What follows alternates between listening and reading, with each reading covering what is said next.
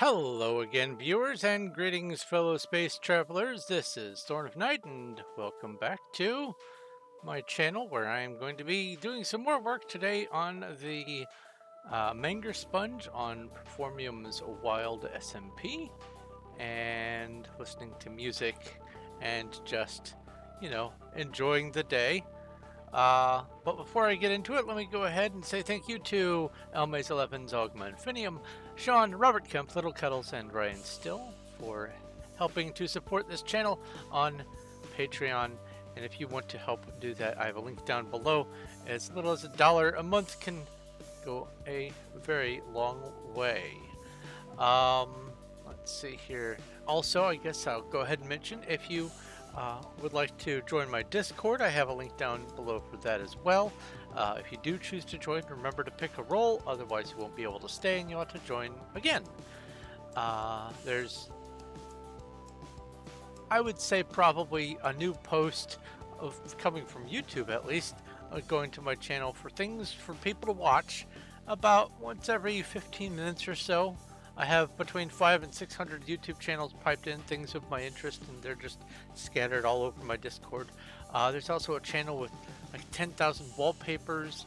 There's little games. There's channels from music and video games and art and science and math and linguistics and all kinds of stuff.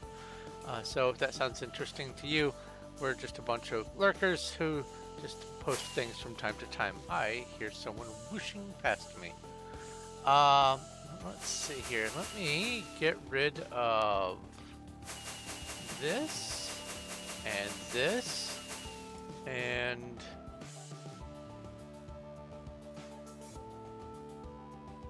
get away from that. I am back here at the Menger Sponge build site, and I've made a bit of progress since last time. I've been working on a few different things on the side as well, and this is the project for today. Not a lot to say other than it's just going to be more of the same, more building, more blocks, and you have the Deepslate. You're saying, oh wait, no, that's not you. You are somewhere. Here, I know how to find you. I'll put you on the platform. TPA here, okay. Or TP, yes, that works too.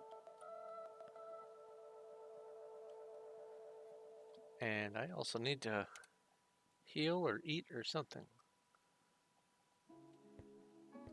Oh. That's something that's really weird.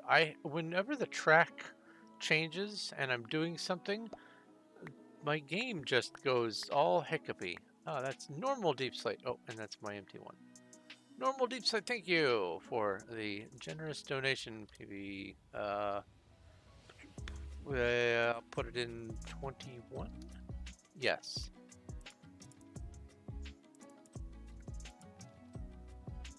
There we go. Thank you, Mui Mui.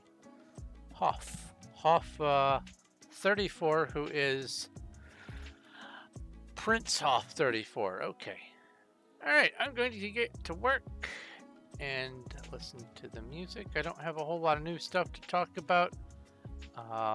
There was a storm that went through yesterday, and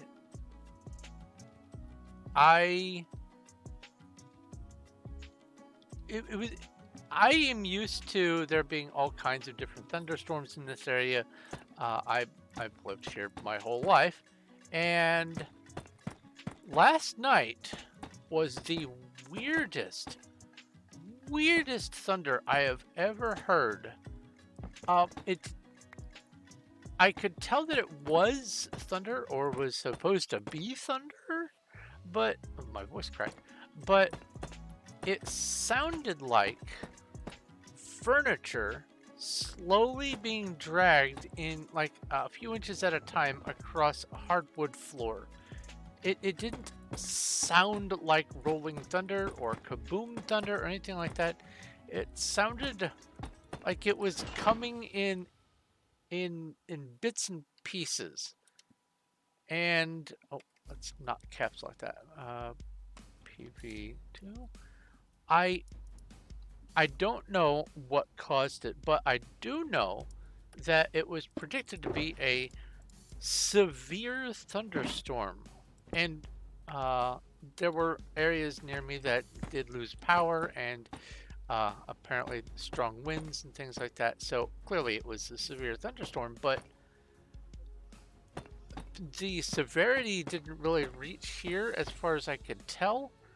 The lights flickered a lot, so I didn't want to risk streaming. Otherwise I would have had a stream going yesterday, because every time I thought, oh, it should be done, the lights would go dimmer, and it never made me have to reset the clock on the microwave or anything like that. It just, the lights kind of dimmed, not even so much flicker. It was a very weird storm system that blew through here. There was some rain. It wasn't too heavy. There was some wind. It wasn't too strong. But the thunder, it sounded like I was listening to thunder on a bad internet connection over Skype. And that's I guess the best way that I could describe it. Hold on, let me put this last little bit in place here, and you want to probably throw things to me. So TP yes.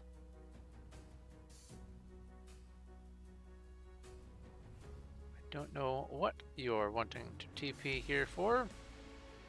I did read that right. Okay, yeah. TP to me. Hello, why are you sad? Are you sad because you gave me Deepslate, not Chiseled Deepslate? Deepslate is Deepslate. It converts. Thank you. I am full.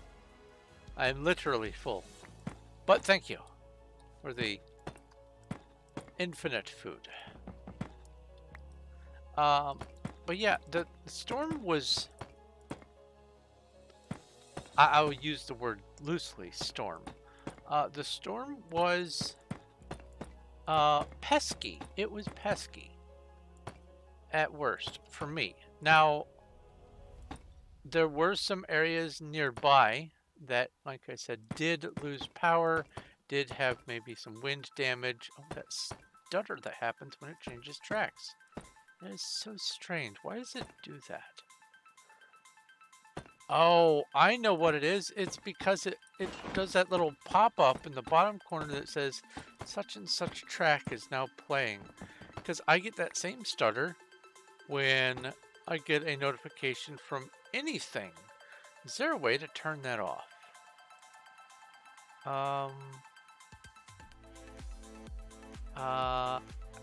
Settings. Somewhere? Tools, preferences. It would be under preferences.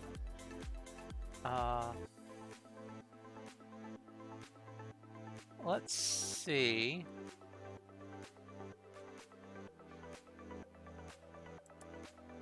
Show media change pop-up, never.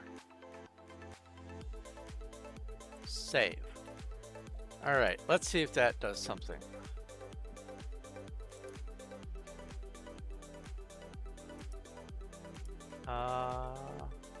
The track will be changing in, I don't know, about 15 seconds, something like that. So I guess I'll just get back to building and watch. I hit save, so it should remember the setting, and let's see if it causes a stutter when it changes track without placing the little pop-up. No stutter! That fixed it. Outstanding. Oh, also, regarding the music, I did not change the volume level on the track that was much louder than all the rest of them, so I just, for right now, removed it from today's playlist so I don't have to yell over it if it comes on and I'm talking. Yeah, that storm was weird. Weird. That's as good a descriptor as I can give it. It from my desk. What I honestly thought was going on was that someone was trying to drag like a dresser or a kitchen table up the street like 1 foot at a time because they were doing it alone. It sounded like slowly dragging furniture, and it was, as far as I could tell, one peal of thunder that would last minutes. And I don't even know how far away the thunder was. I never saw lightning. It had to have been near enough to be able to slightly affect the power, but not enough to put it out. So I don't know. I don't know what was going on with that storm, but it is clear and sunny today. However, in the tray on my computer, it keeps informing me that there are strong winds imminent, and I did not see anything about strong winds on the forecast anywhere, so I don't know. Weather's weird, and it's just going to get weirder.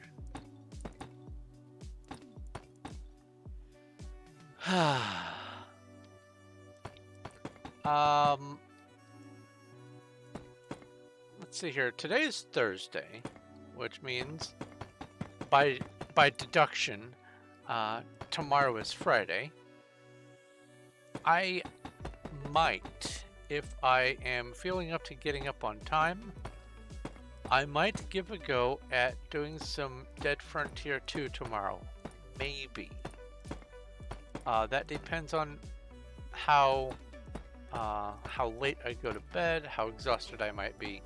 I do plan on streaming something tomorrow, but instead of streaming this Menger Sponge, I want to probably stream my World of Warcraft or I don't know. Let's see here. Huff says, yo. Have I been ignoring a chat somewhere? Tuttle says she's here-ish.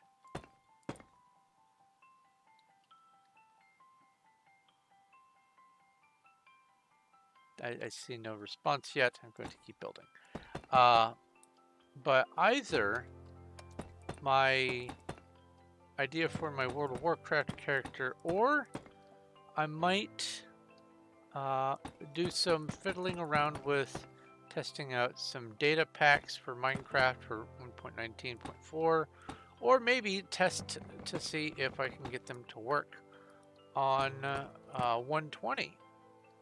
Add some of the new biomes to the mix. Uh-oh, whole paragraph.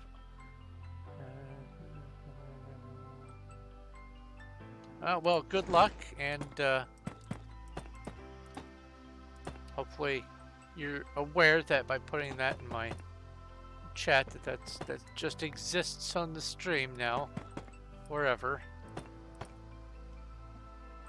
Anyway, I had talked, not yesterday, but the last time I streamed, day before yesterday, about the situation with 7 Days to Die. And I'm going to keep mulling that situation over a bit. I enjoy the game. I enjoy the premise, and it is a lovely game, and most of it is just this fantastic environment. And it can even be fun. But it has seemed like over the decade that it has been in alpha, the devs are trying to shoot themselves in the foot with the fun aspect and just make it solely be a tedious challenge of a game. And if I wanted to have a tedious challenge of a game, I would play Battletoads and try to get past all of the water ski levels. Which, if you've never played that, be grateful. The whole rest of the game, easy peasy. The water ski levels, they get progressively worse and worse and worse, and they are absolutely unforgiving. I have worn out so many controllers trying to beat some of the water ski levels for Battletoads in the past. One time I did sit down and beat Battletoads. It was the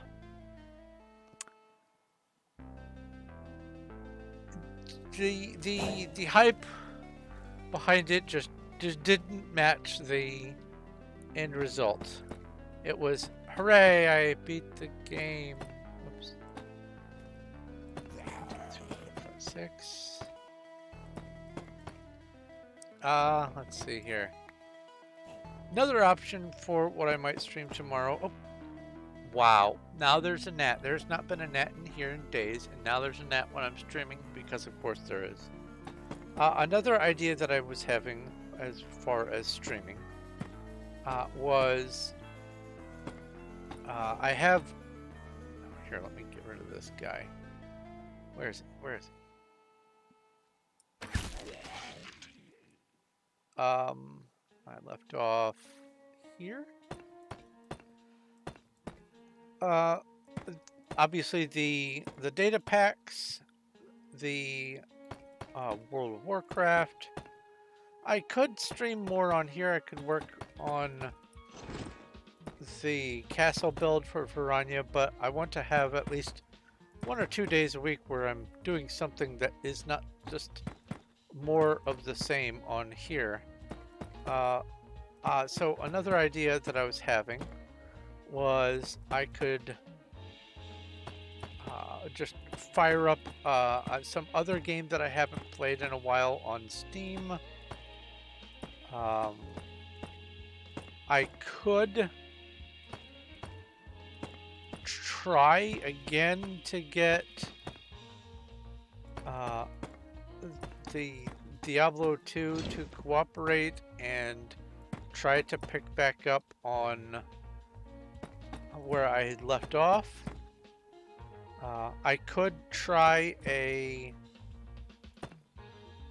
mod pack for Minecraft. I could do that, but there again, that's more Minecraft. So even with the data pack, it would still be just more Minecraft. So I'm kind of leaning towards just doing another game. And I have hundreds and hundreds of games to choose from, but not a lot of them are really, I guess, stream friendly. Not for content rating or anything like that, but just because a lot of the stuff that I have is just, it's not exciting enough to really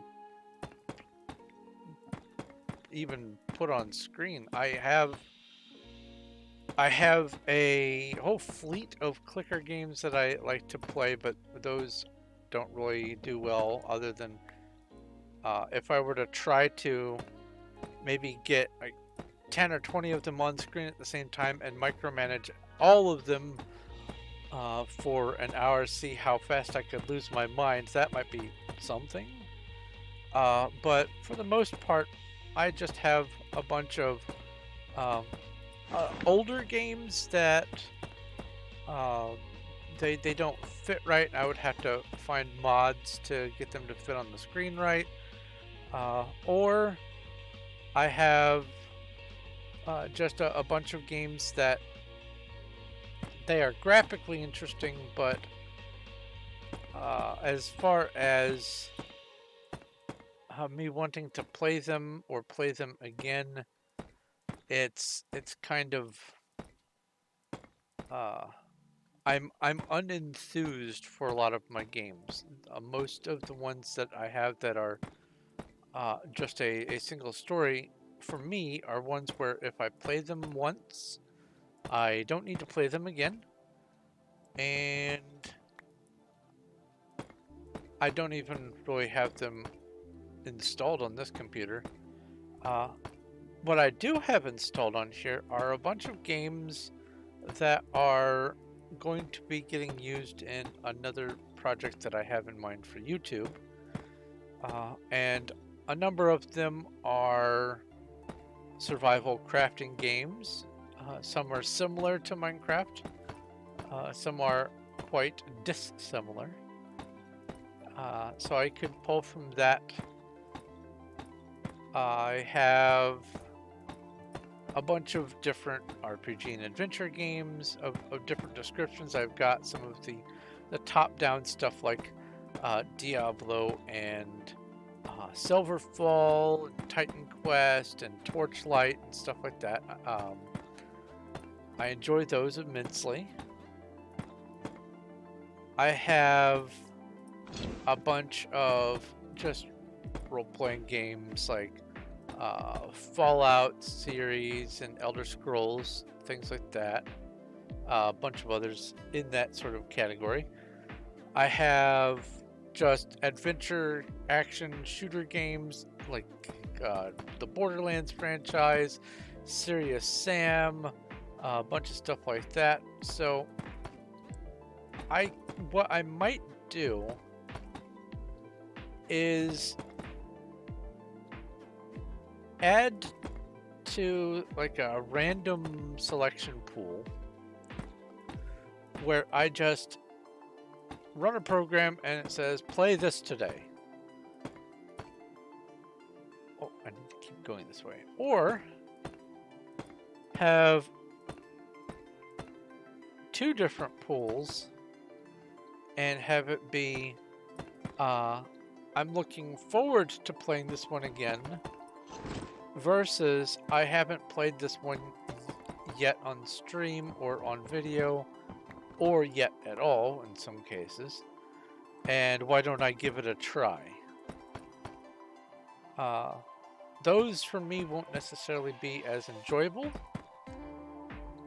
but I might do something like that because I have been pondering the fact that I have hundreds of games, if not thousands if you count all the emulators and stuff like that.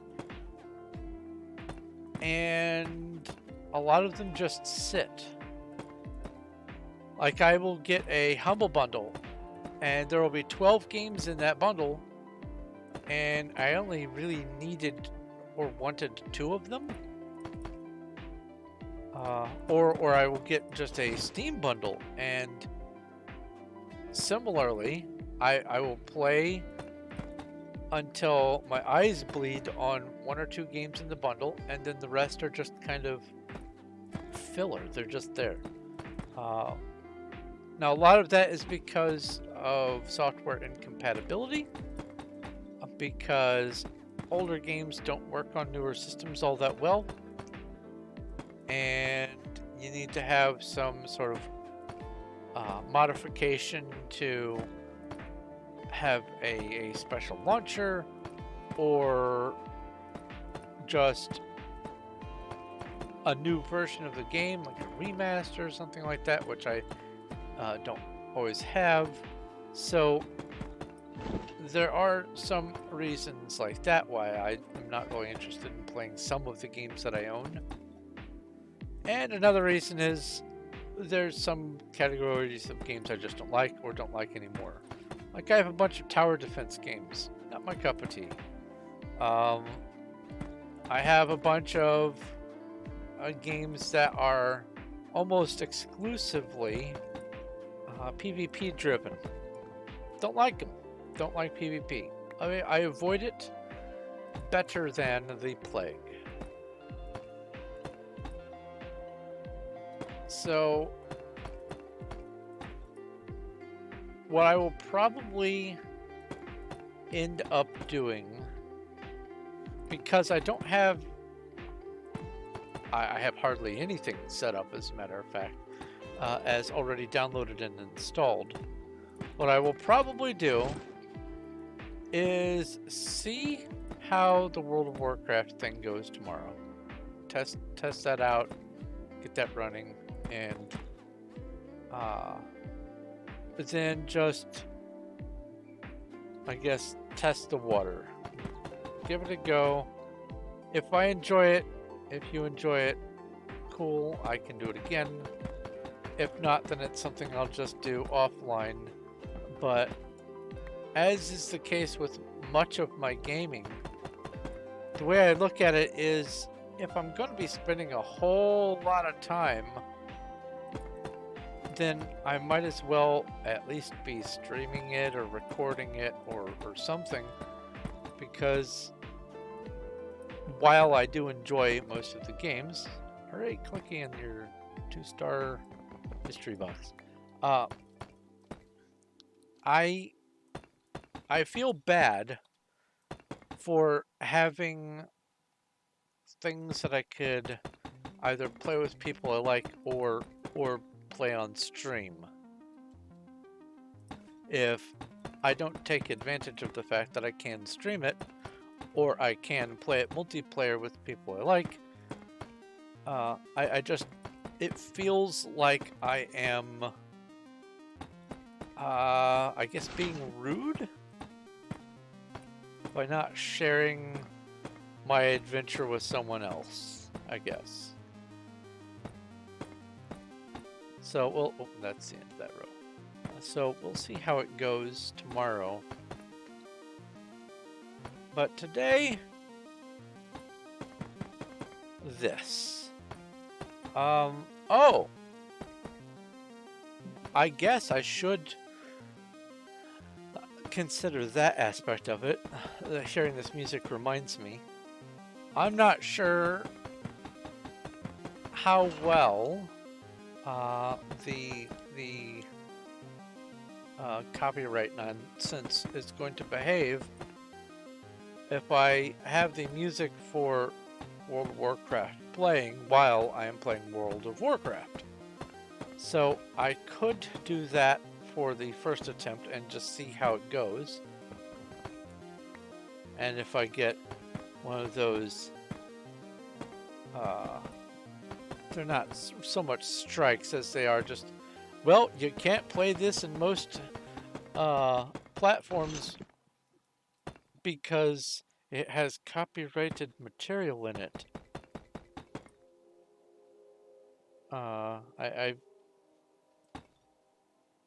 What was, oh, that was Dead Frontier 2.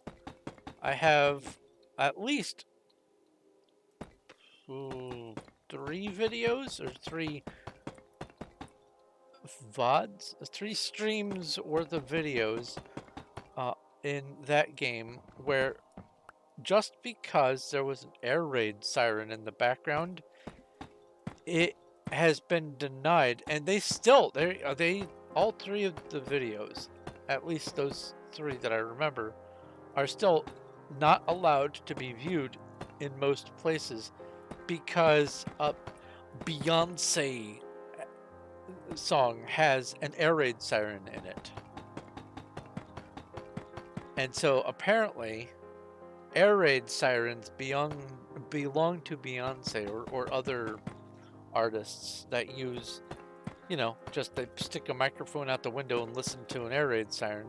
Apparently that's copyrightable. And so on Dead Frontier 2, when the sirens are blaring, that made my whole stream not able to be viewed in places.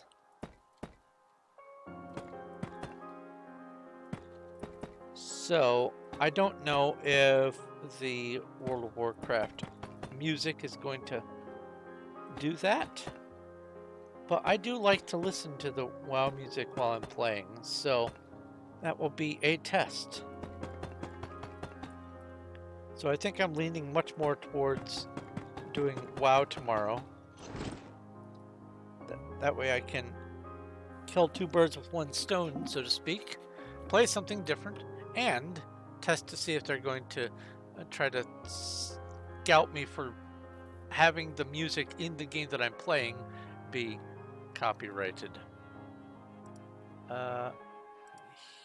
It's cooked duck. It's appreciated off, but I don't need infinite. V3.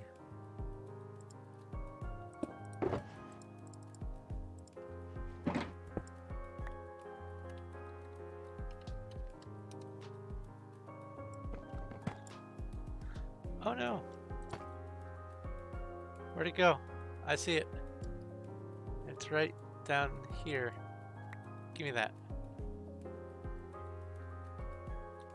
At the scale where I am using these blocks, 3.2 million blocks for this whole project, it may seem silly to go after one, but it's just supposed to be like that. If I ignored one, and I ignore one for each one of these size structures, then that is still, let's see here.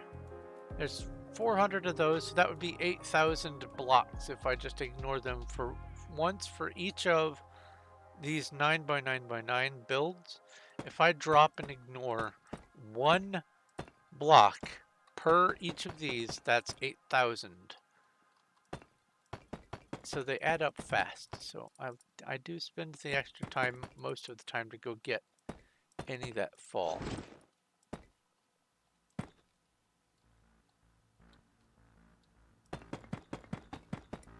Oh! I did set something up. I have space, sure. Go home under. 10-second teleportation delay is ridiculous. I have to talk to RGA and say, hey, what gives?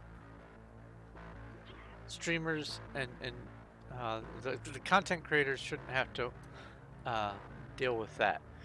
So I recently was reminded that dispensers place shulkers when they have a shulker in them. So what I've done is I have set up a contraption underneath here, redstone circuit, where I pull the cobbled deepslate out of here. I turn it into chiseled deepslate. I put it back in here, and then I push this button. The cobbled deepslate or the chiseled deepslate, once it's full, the shulker ends up in my inventory. I put it in my output, and then there we go. The next one comes in place. And I believe what I had to do was 5 full-length redstone repeaters. Yeah, 5. Because that's how long it takes for this to pop and retract. Let's see here. There's the delay, and then there's that. Oh, when I did 4, it wasn't quite ready yet, so and it took that previous one.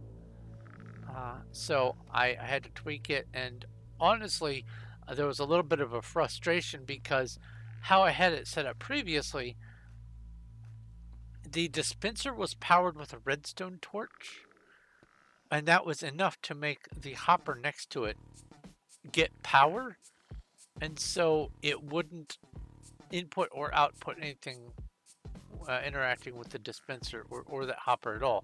It wouldn't pull from the chest and it wouldn't place in the dispenser, so I had to rework the circuitry, but I verticalized it, I edited it, and it works. Let's see here. I don't want to. Yeah. So what I ended up doing is the signal from that comes down here. It powers that redstone, comes through here, and then powers this, which powers the block.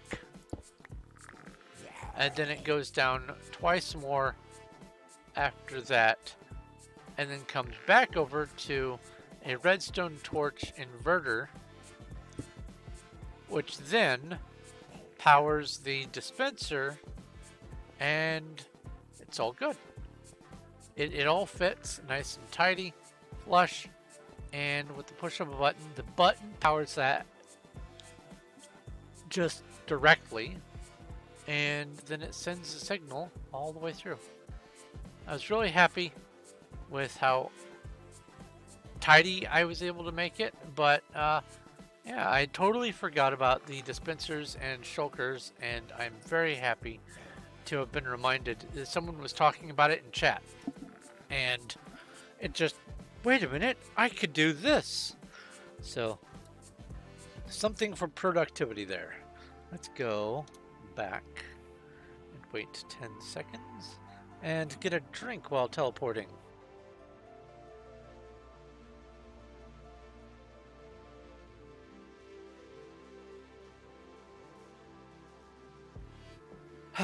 Tea. Yummy, delicious tea. Alright, where was I? Oh, I remember what I was doing. It's 24. I need some torches.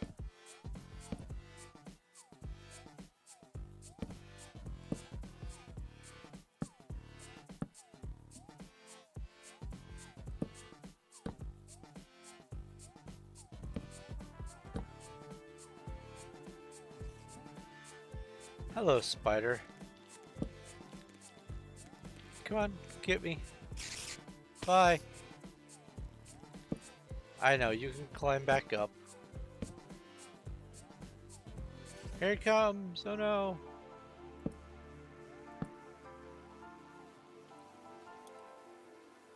Put that back, and now we get back to building. So that was... Okay, so I need to do the layout like this. Oops.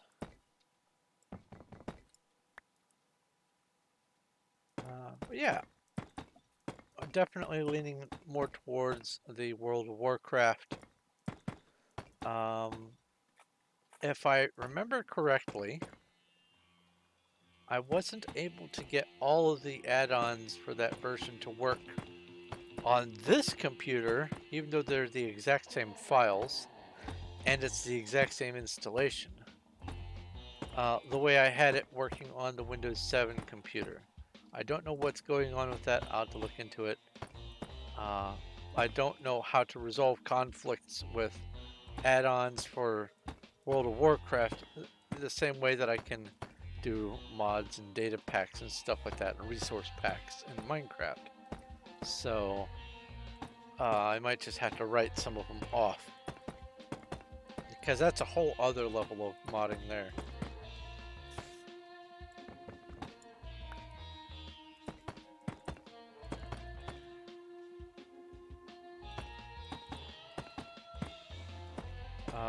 As far as the add-ons are concerned, I tend to keep to the same sort of guidelines that I do for, say, Skyrim and even Fallout franchise and stuff like that. The add-ons, mods, stuff like that that I do, other than in Minecraft, are things that add to the immersion, the lore, or expand on the lore, or some general quality of life improvements.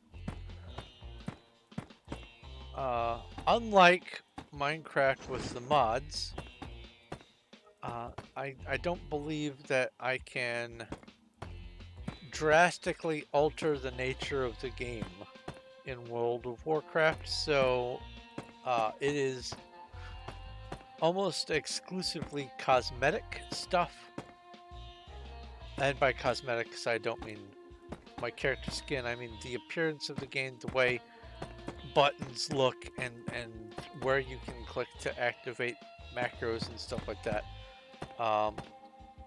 It is just a client-side only experience that has no effect on the game itself. So I don't have to worry about making some overpowered thing. Hello, EE. Is that a capital I or lowercase l? It's either Eoksh or Laksh. And it's a 50-50 chance. And Joe Sadler, hello. Nanu.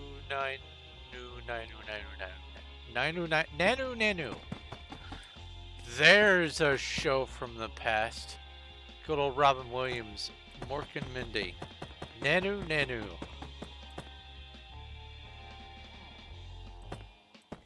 Haven't thought about that show in weeks. But yeah, the thing that I'm hoping to do with my World of Warcraft idea is, firstly, I don't play Alliance characters, and it's because I have this headcanon that the Alliance are bad guys, which is supported by a lot of evidence, but individually the characters are just people in the world, so it's on the player whether or not they behave as a bad guy. But I have decided that I'm going to do some limiting challenges. Oh, that was a double place. Some limiting challenges for my character playthrough, and turn it into a sort of a different feel of a game. It's going to be much more laid back. I'm going to be, I guess, more immersed. There's that again, immersion. And I'm going to, instead of doing the whole, haha, I've arrived, I'm going to talk to every NPC and grab every quest in the world all at once. What I'm going to try to do is, unless it is clearly obvious that multiple quests are meant to be done in the same location at the same time, I am going to try to do one quest at a time and see where it leads me. Also, I am playing a dwarf.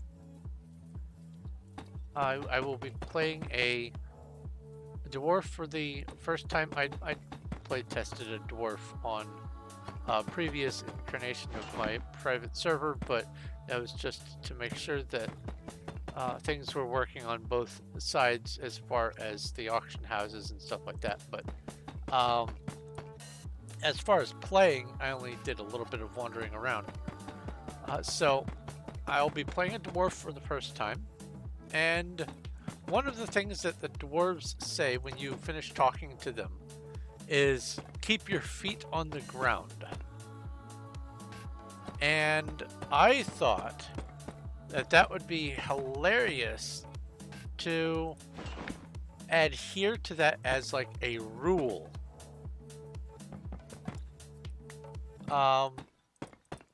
So unless absolutely necessary, I'm going to not jump. I'm going to not take a flight path. I might use a slow mount. We'll see how that goes.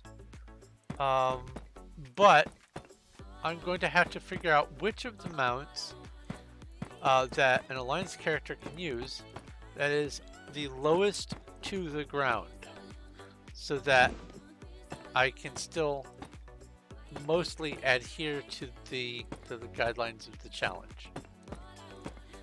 And additionally, it's going to be in first person. Most people play World of Warcraft like this, and this is going to be hard to. Aha! Oh, that was terrible. But I want to be playing WoW like this for a number of reasons. The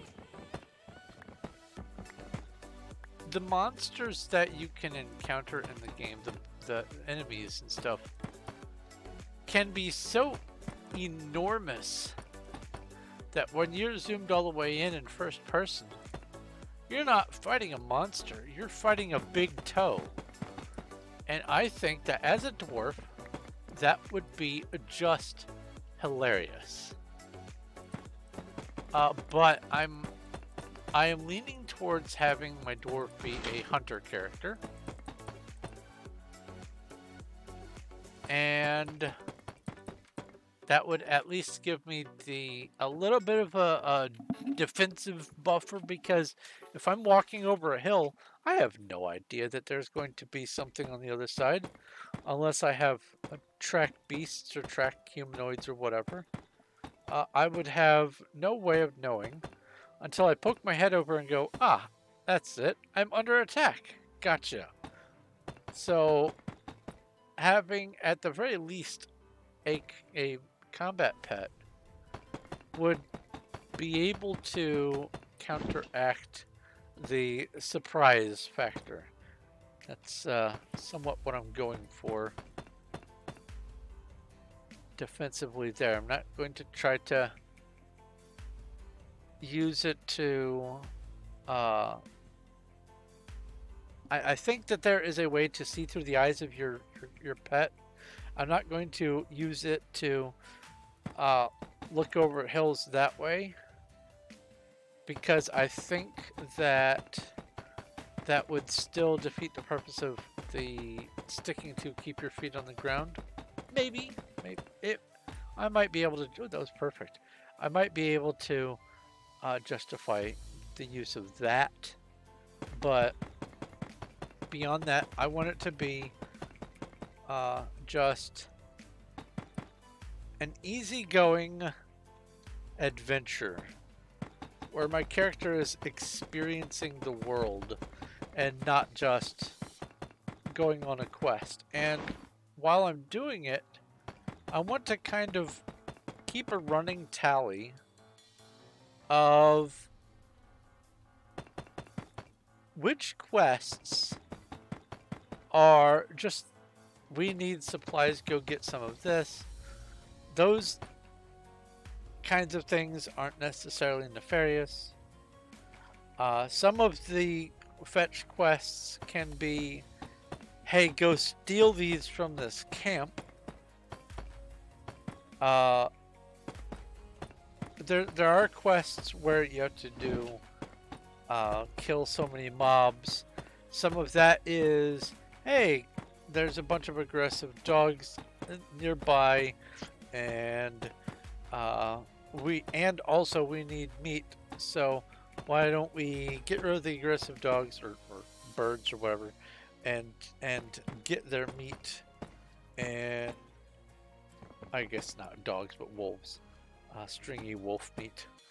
But there's stuff that's mostly benign and or mostly just local, but then after a while it starts expanding to the world of Warcraft, where all right, now that you've finished helping your spawn area, go to the capital city and recruit yourself into the army of the Porter Alliance, and now let's go fight some of the opposing faction stuff. So it ramps up toward being more of a us versus them. And what I want to do is I want to kind of compare and contrast how much of the normal questing, or any of the questing for that matter, is going to be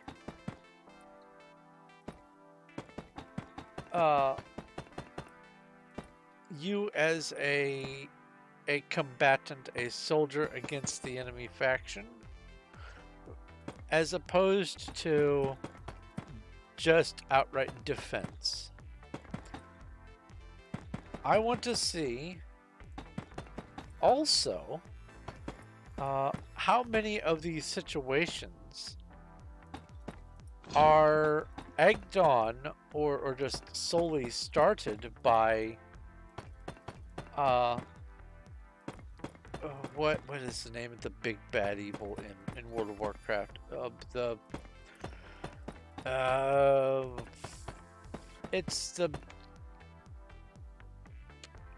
big from the other dimensions, the race that wants to just destroy all the life on the planets and all that kind of stuff. I can't remember. I'll have to refresh my memory. But anyway, a lot of the things are little groups that are being puppet mastered by someone else. And in those circumstances, how many of those, I'm wondering, are the effect of actions taken by the Horde or actions taken by the Alliance? For instance, in the first expansion of World of Warcraft, you get the Burning Crusades. And there's the whole Dark Portal, and the orcs have come through to try to flee the big bad evil, and they're looking for a new home, and already, even though they are mostly trying to just stay out of everyone else's hair and do their own thing, they are being harassed by the opposing faction, at this point the Alliance. So they join up with the Horde, and the whole thing goes from there. But the whole reason why the Dark Portal has been opened is because the Alliance Guardian, I believe is the correct term, in Stormwind City, or wherever, maybe they are in Karazhan. But anyway, the main mage that is the guardian of the realm or whatever has become corrupted because they messed with a bit of dark magic and it let the big bad guy in. And so they were convinced to open the Dark Portal and spread the influence of the big bad dark evil, the shadow energy, whatever. And if they had just not let their actions take them over, then it never would have happened in the first place. So, direct responsibility for the opening of the Dark Portal goes to Alliance. Next, and I'm also in that, I'm not counting the orcs because this was before the orcs joined the Alliance. The orcs were just over in Draenor minding their own business and becoming enslaved, but that was before there was the orc presence in the Horde. So I'm still counting the fact that they even joined the Horde as being the fault of the Alliance anyway. But then there is, in the next expansion, the Wrath of the Lich King, a human, once again Alliance, wants to basically be a punk and have their own way. And again, it's a power struggle kind of situation. And Arthas, the human, becomes the Lich King. And the Lich King is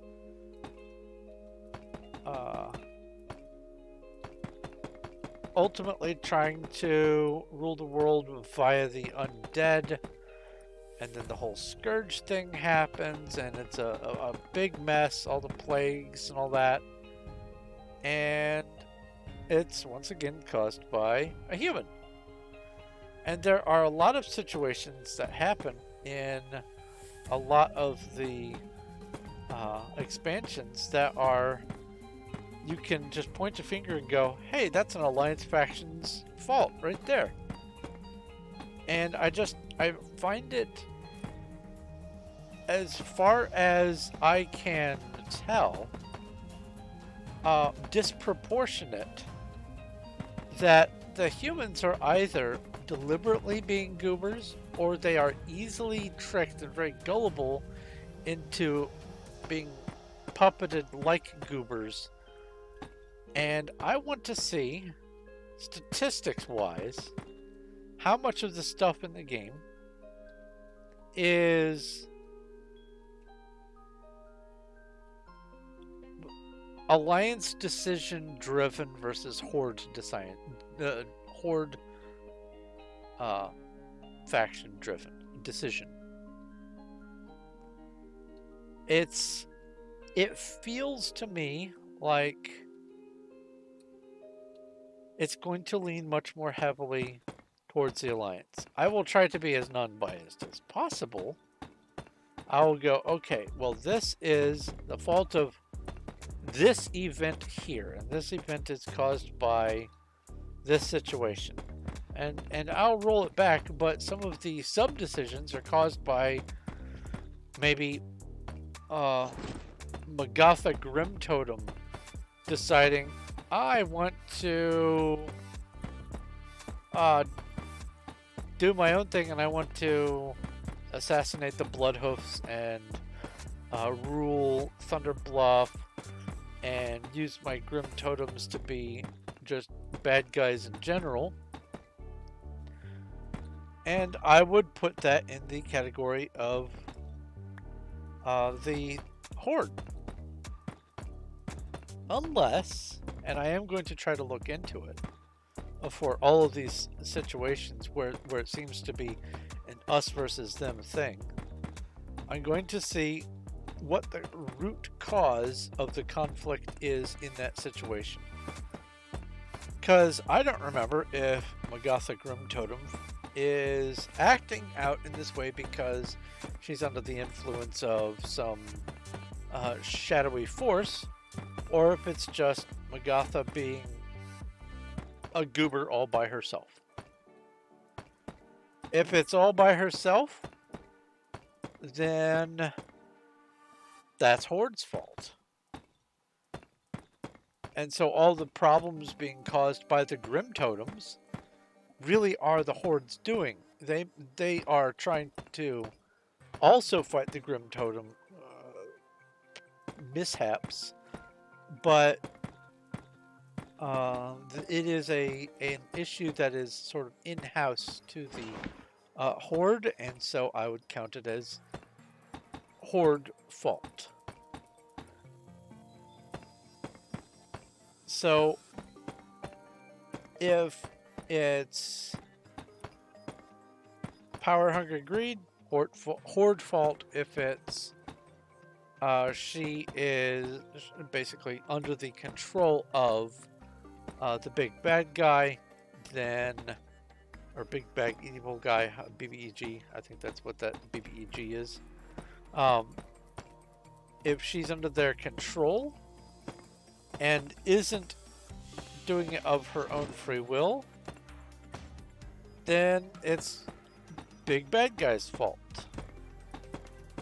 Now,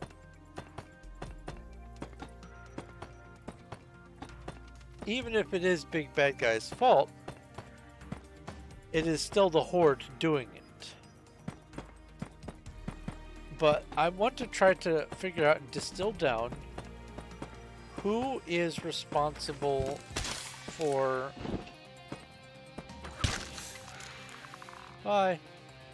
the nonsense that's going on from place to place.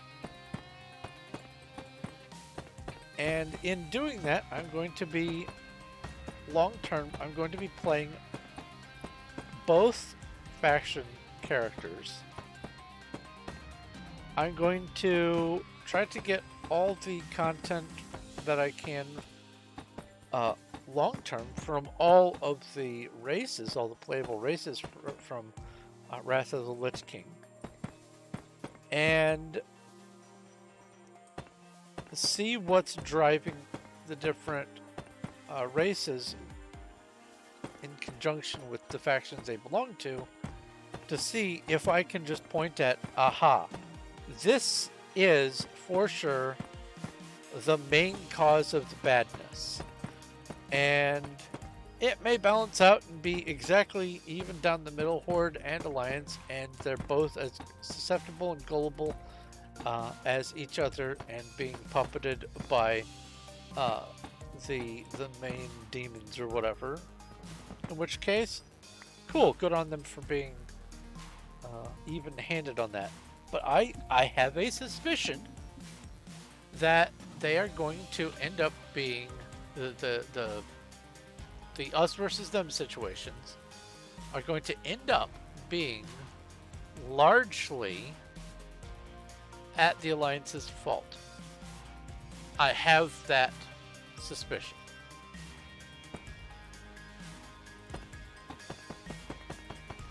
But I don't know, and that'll be some of the fun, finding that out.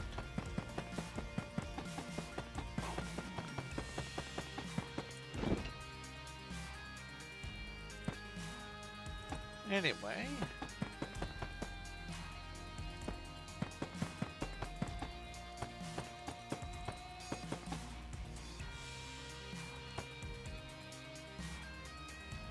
I'm almost done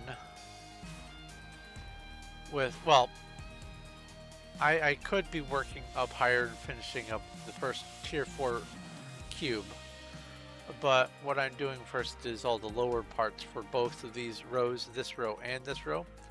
So I'm going to be finishing this off, and then I'm going to be putting the big cube that goes here, and then I'll be moving up to this row, and then I'll do that row, and then I'll do the middle. And once that's done, I will have the first 3 of the tier 4s done. It's a long way off, but I can see the progress that has been happening in the build, and I can feel the momentum going, and I can't wait to get the first full tier 4 up, because there's only 20 of those.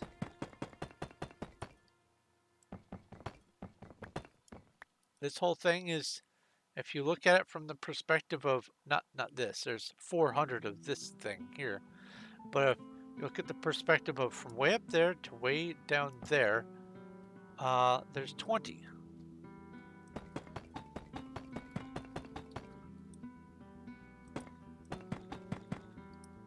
Now I have for sure built way more than 5% of these overall, and Cuddles has helped with the base a whole lot, the base plate. So there's way more done than just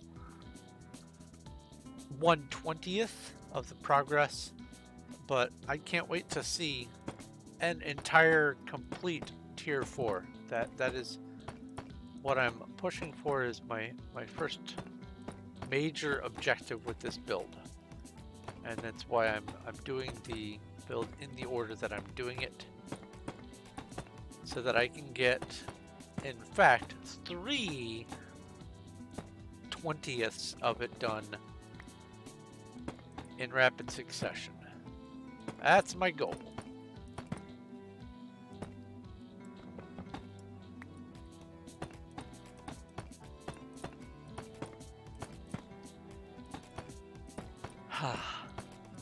Oh, I have not looked into whether or not, if I were to change the visualization for the Chiseled Deepslate, if I were to use the transparency thing to be able to punch a hole in all of the sides, if that's just going to make an invisible block from the perspective of looking through it, or if it's actually going to do what I hope it will. I know that if you get your head inside the block, it's all invisible. There is no internal surface, but I don't know how it'll work if it's like a deliberate one thing after another. I'm not sure.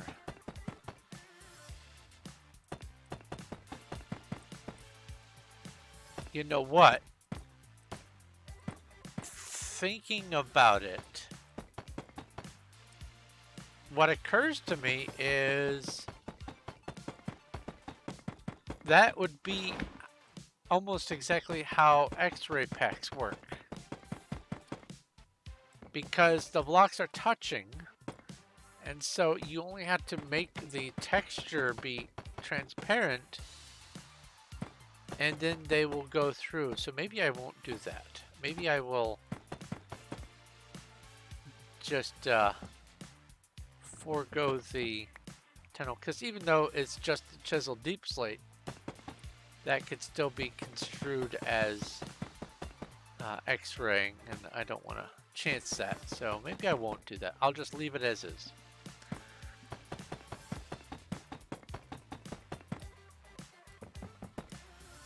Maybe I could build this on some other, like a single player world, and demonstrate it that way.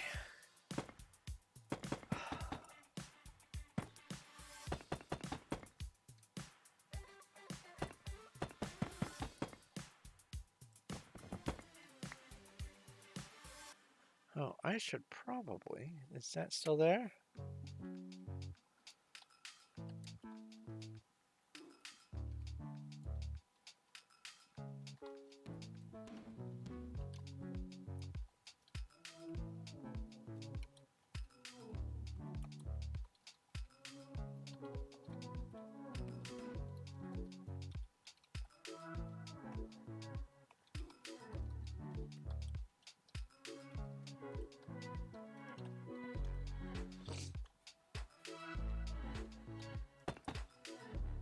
I forget where it was.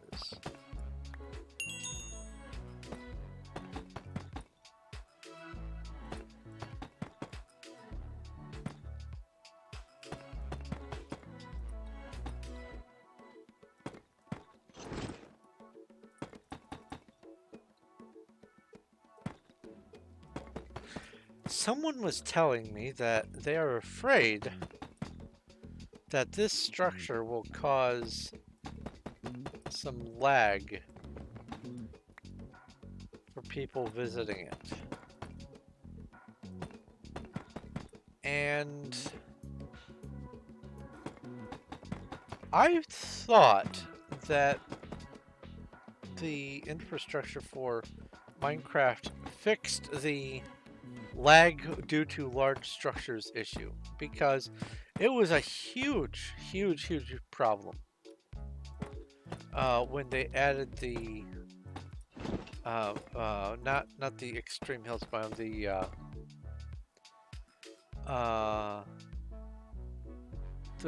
what are the plus size biomes with the super tall mountains and everything? I can't remember the term for them collectively, but anyway, after they added that, it turned out that by trying to run one of those worlds, it would just tank people's computers. And I thought for sure they did some sort of fiddling with the code to make it so that the large surface areas are no longer an issue. Might be wrong on that. Maybe they were talking about it and couldn't fix it, but even on my last computer, I would just wander around and I'd see some pretty big stuff. Oh, I almost unplugged my mouse. I would see some pretty big stuff, and I wouldn't really have any lag or issues. Most of the lag that I would get back then was if I would walk past someone who has a million item frames or a whole structure made of chests and signs or something.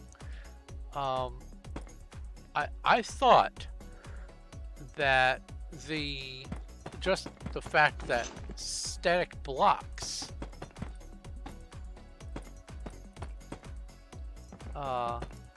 I thought that is no longer a lag source. What's this? From incredibly small structures.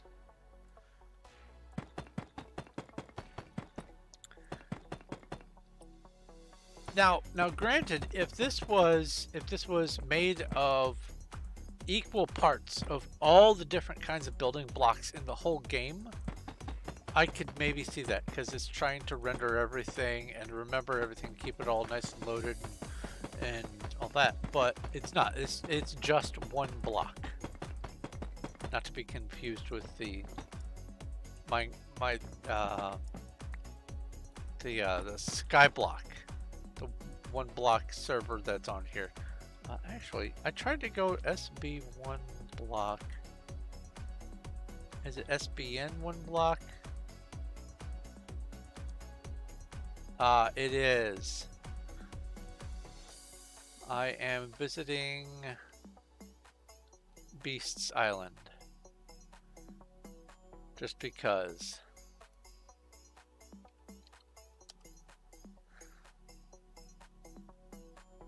I don't actually have anything on there. That is the only skyblock on the server anymore. Very sad. And what was it? P-weather clear.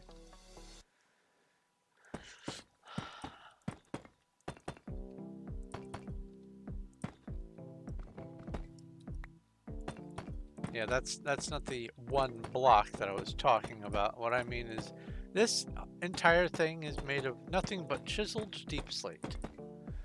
It doesn't have to calculate anything special for it. It's not an animated block.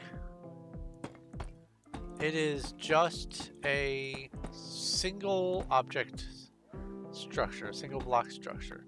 So I can't imagine that it would be too taxing if that thing happened that I am understanding happened. The whole making it so large structures no longer tank systems.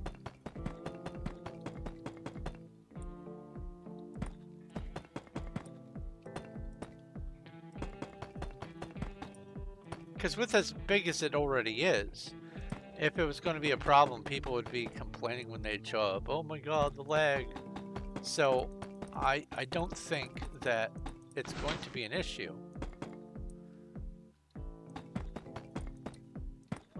Because I would have heard something about it by now. With as much as has gone in.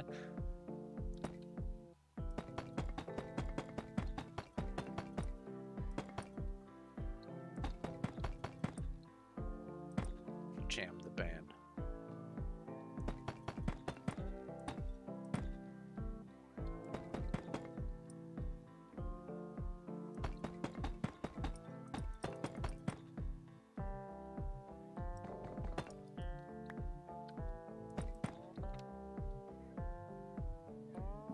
grab another drink here.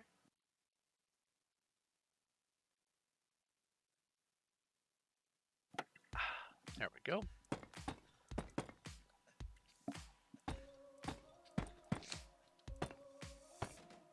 Pineapple pizza is on.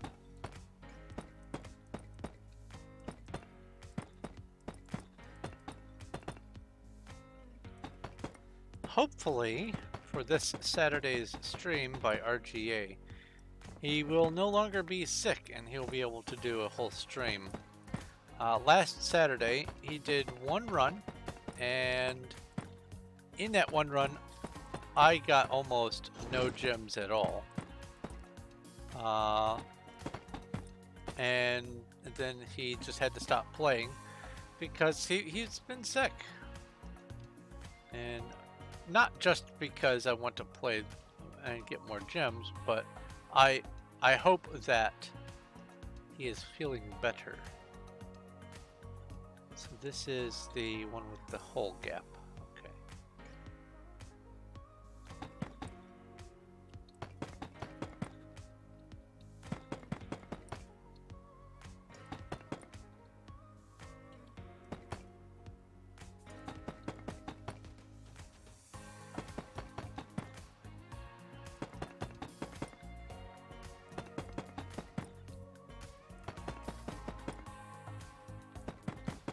Oops.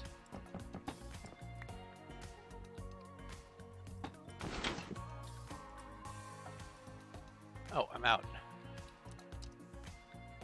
Put you in there. Pull the next one out.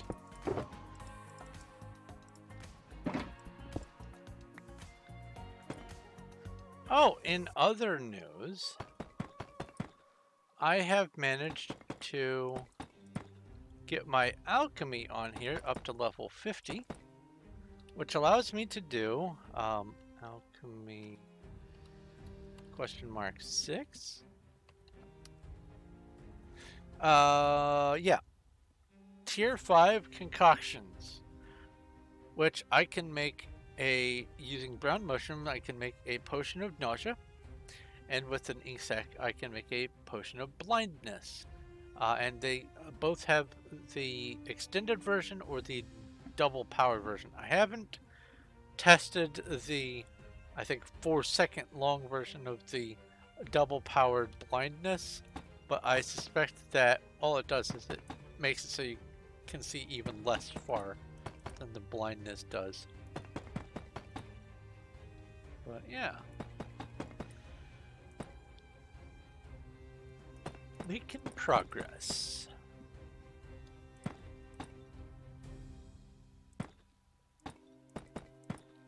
No.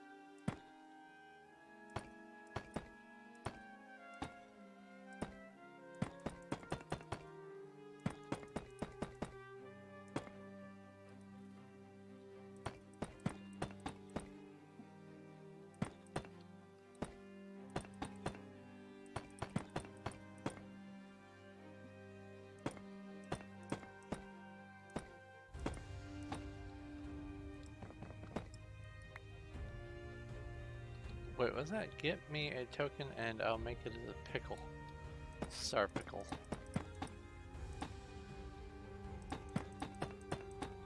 Tokens on this server are redeemed on the website to make special items like the coring drill, for instance, or the axe that we have. You can go and pick from the list of enchantments. You get 5 enchantments up to level 10 for the standard token. You get 10 enchantments up to level 20, 25 for the elite, or no, it's 30 something. And then for legendary tokens, you get level 50 enchantments, and that's what this one is.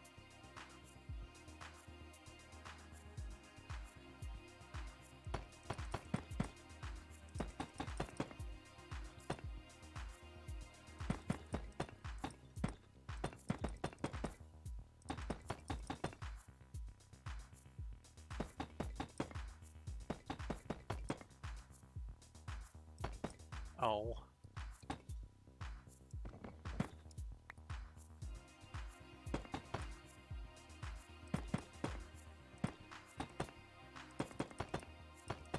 So I started work on a story recently, inspired by a video I was watching regarding sleep disorders, namely sleep paralysis.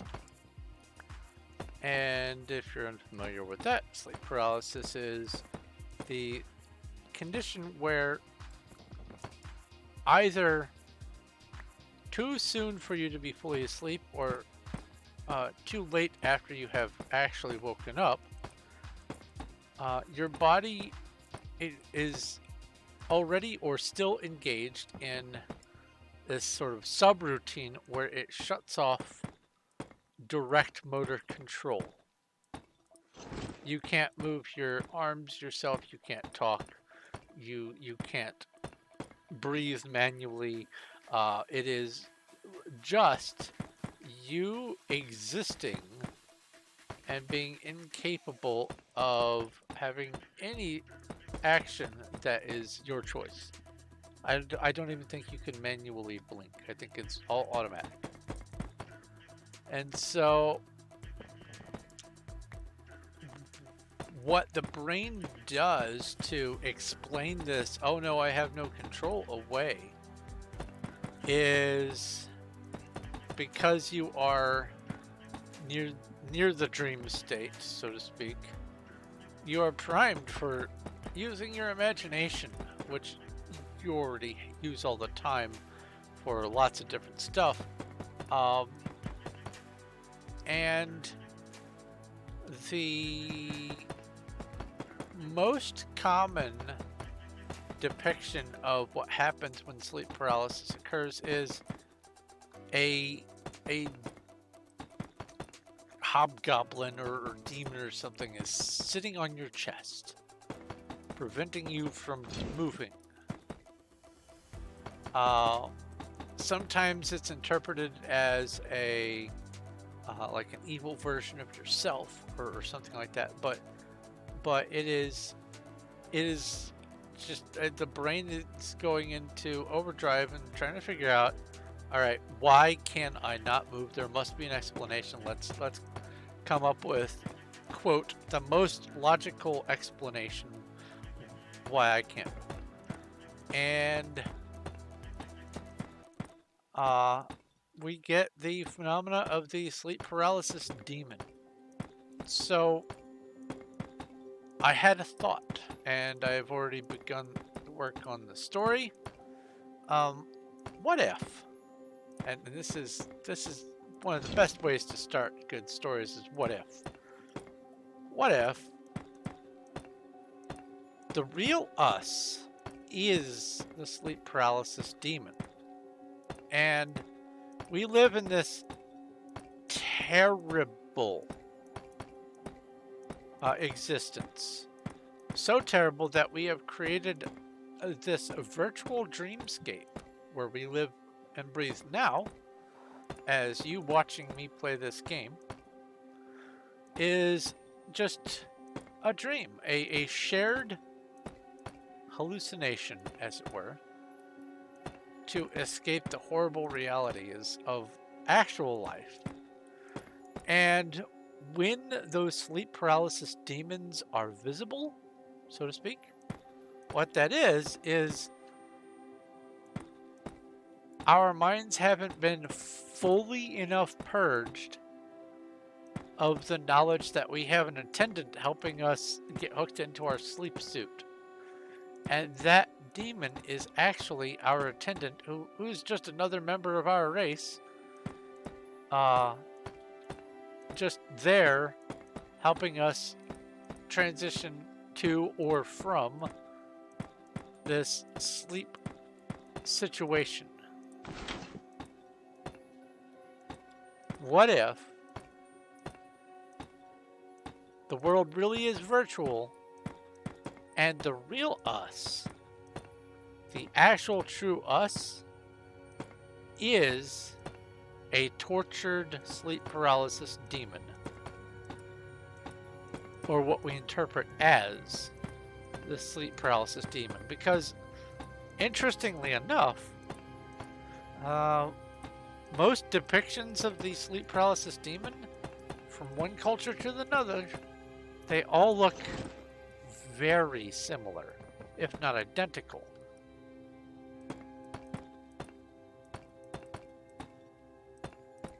Just a thought that I thought would make a pretty interesting story. So that's something to look forward to. It's not long enough to stand out on its own, what I have planned for the story, so it's going to have to be part of a compilation, which is where a number of my stories are relegated, is just going to have to be part of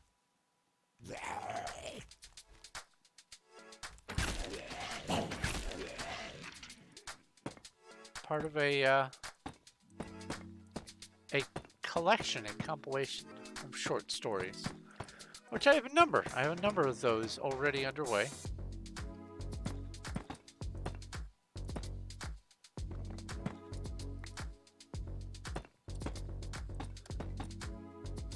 But what I ought to do is focus on one of my books and just get the next one out. I need to be doing that.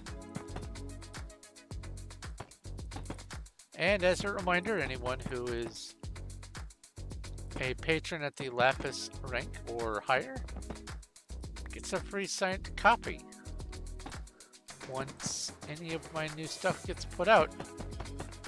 I will mail a signed copy to you, if that is your wish.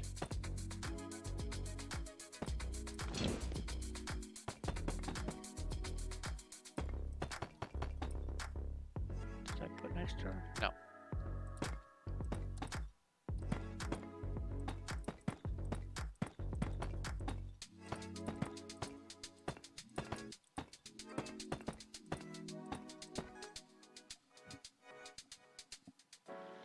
So today, thankfully, I did not begin my stream starving. So I'm not, at least right now, I'm not being driven by the need to focus so that I'm not hungry. So that's a good thing.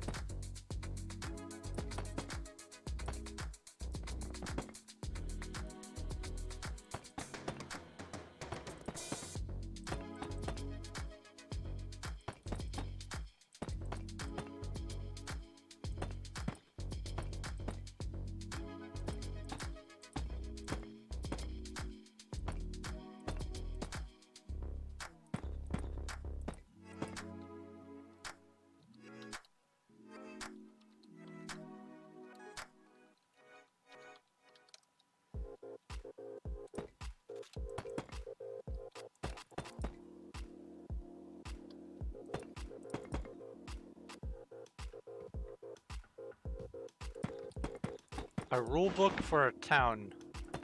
Crimson, are you making a homeowners association?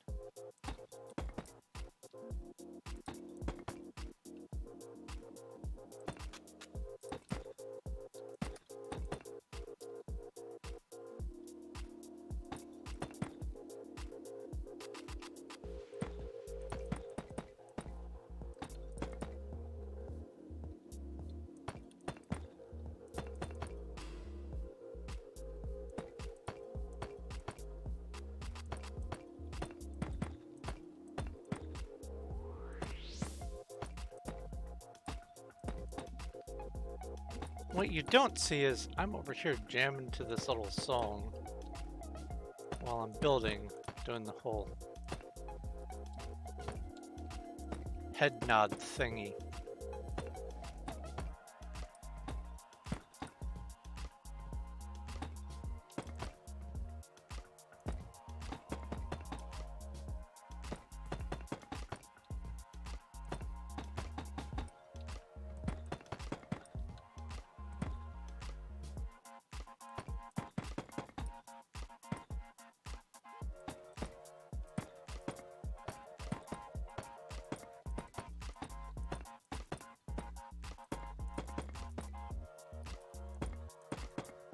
Oops.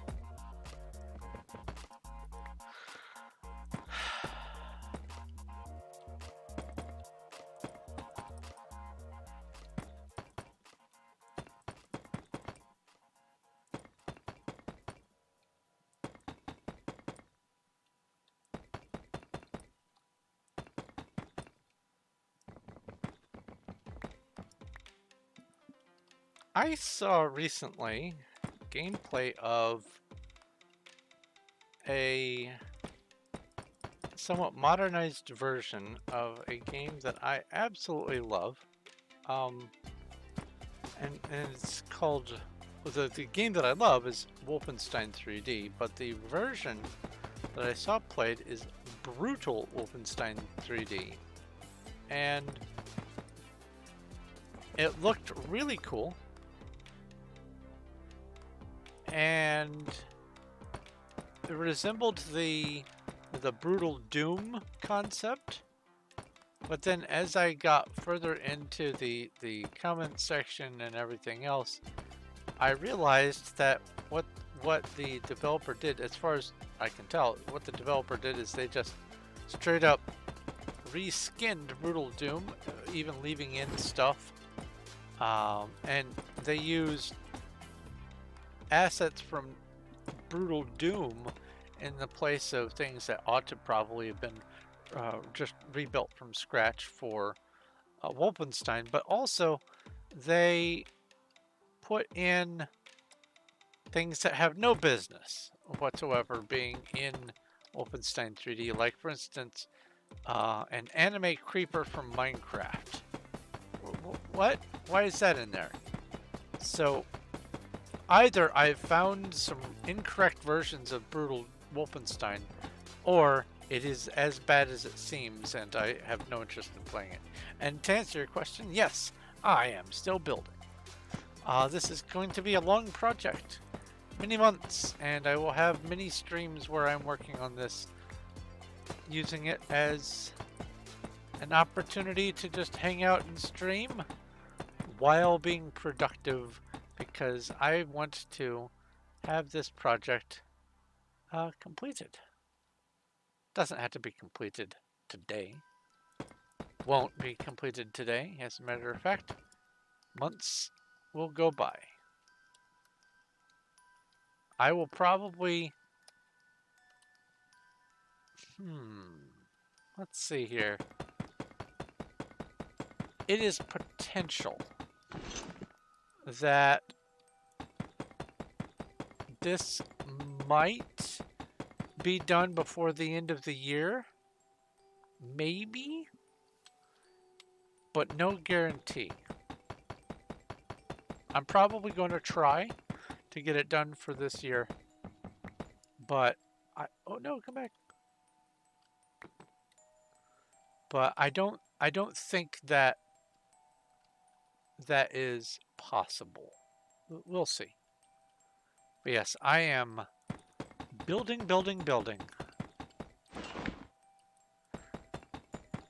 That's the thing about 3.2 million blocks, is they take a minute to put in place.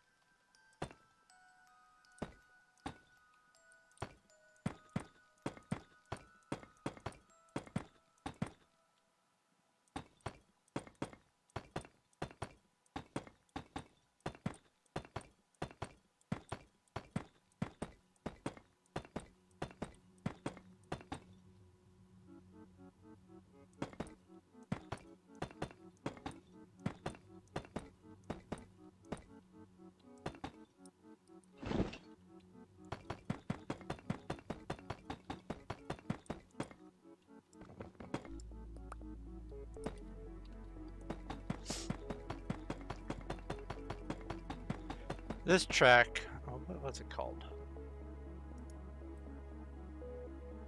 Beginnings, intro. I don't know. But this track reminds me of space.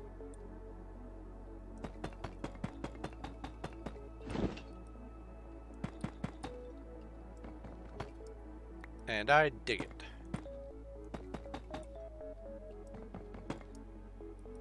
Yeah. Caught it mid-fall. Awesome. Wow, this flyback up really gives you a sense of how big this place is.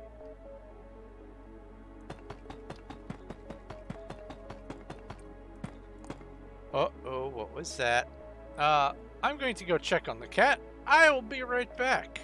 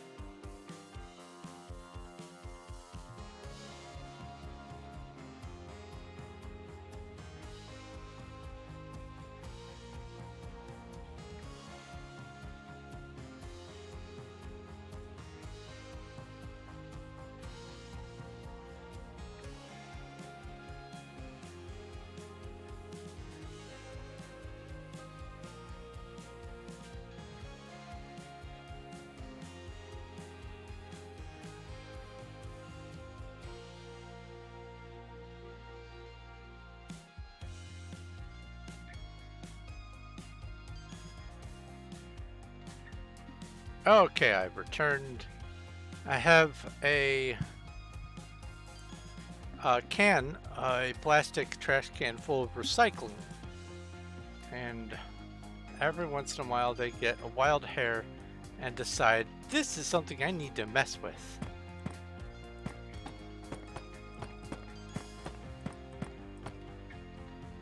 Did I?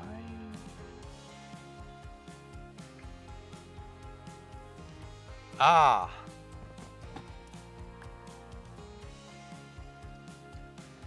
This is the wrong... Okay.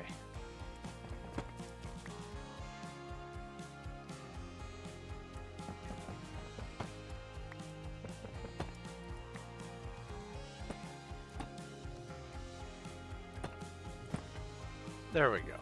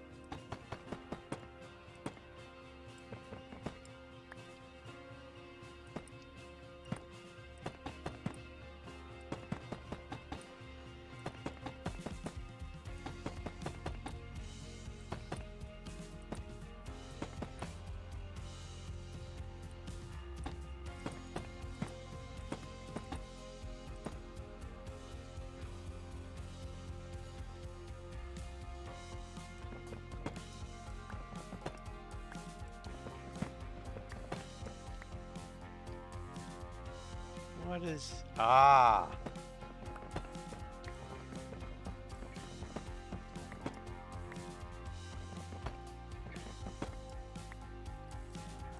And that one goes there. So that's 1, 2, 3, 4, 5, 6. 1, 2, 3, 4, 5, 6. Okay. There we go.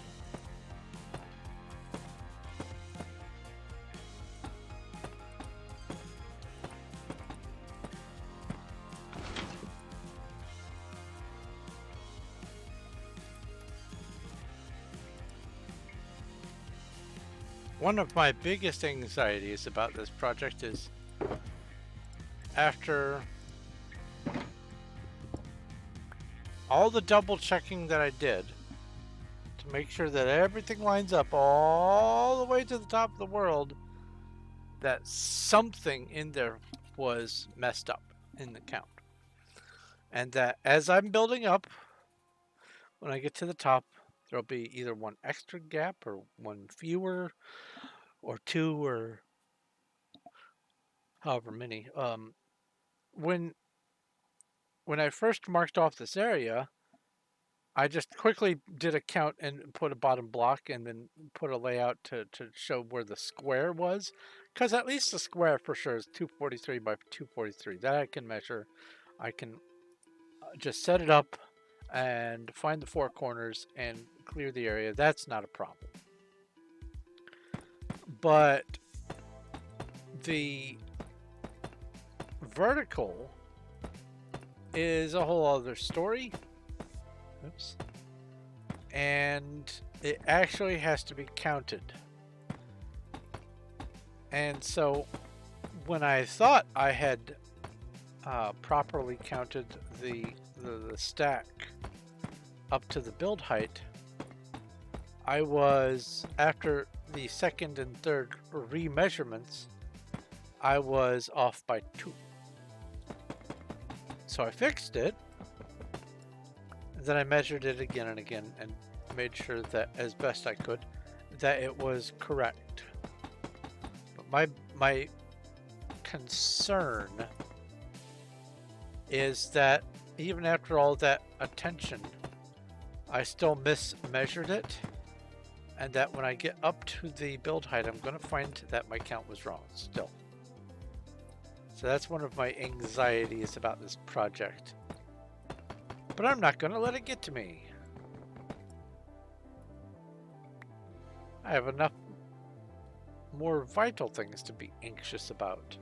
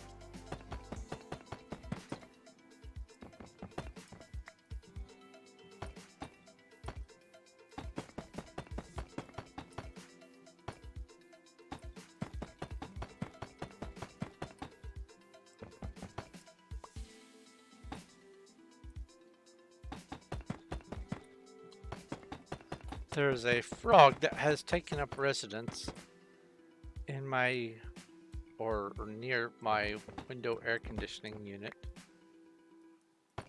And it has decided that now is the time for chirping.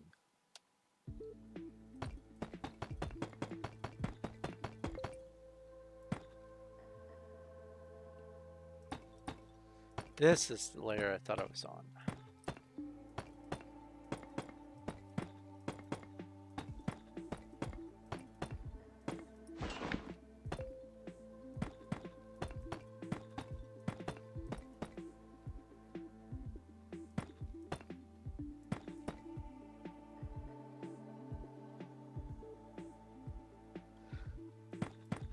Not paying full attention to what's going on in chat. I'm probably missing something humorous or maybe even important. I don't know.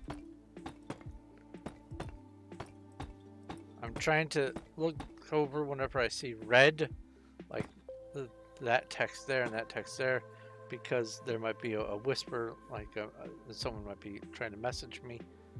But I've not really been paying too close attention.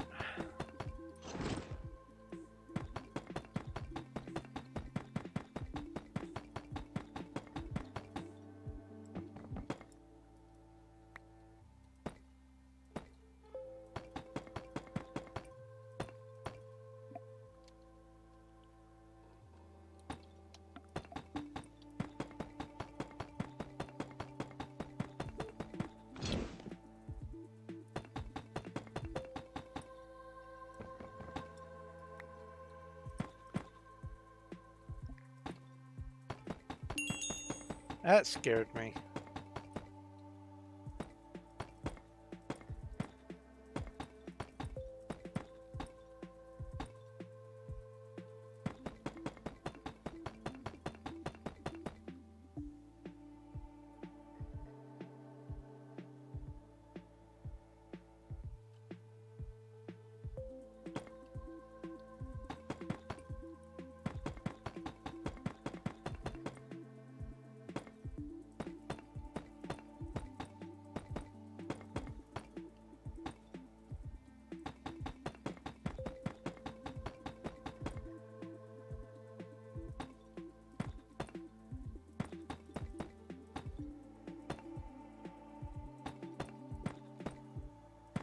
So, recently,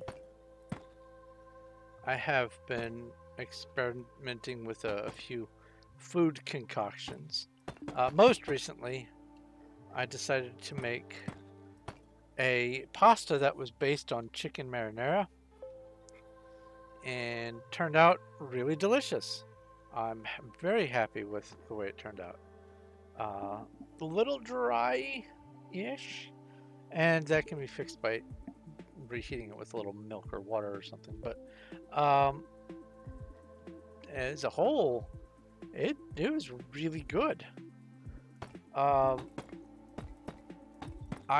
basically just used some grilled chicken.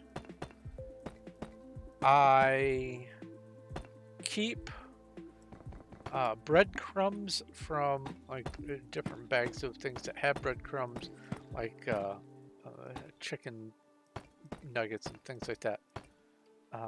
And I keep the leftover breadcrumbs from the bags in its own little like a Ziploc bag, and I used about a cup and a half of that.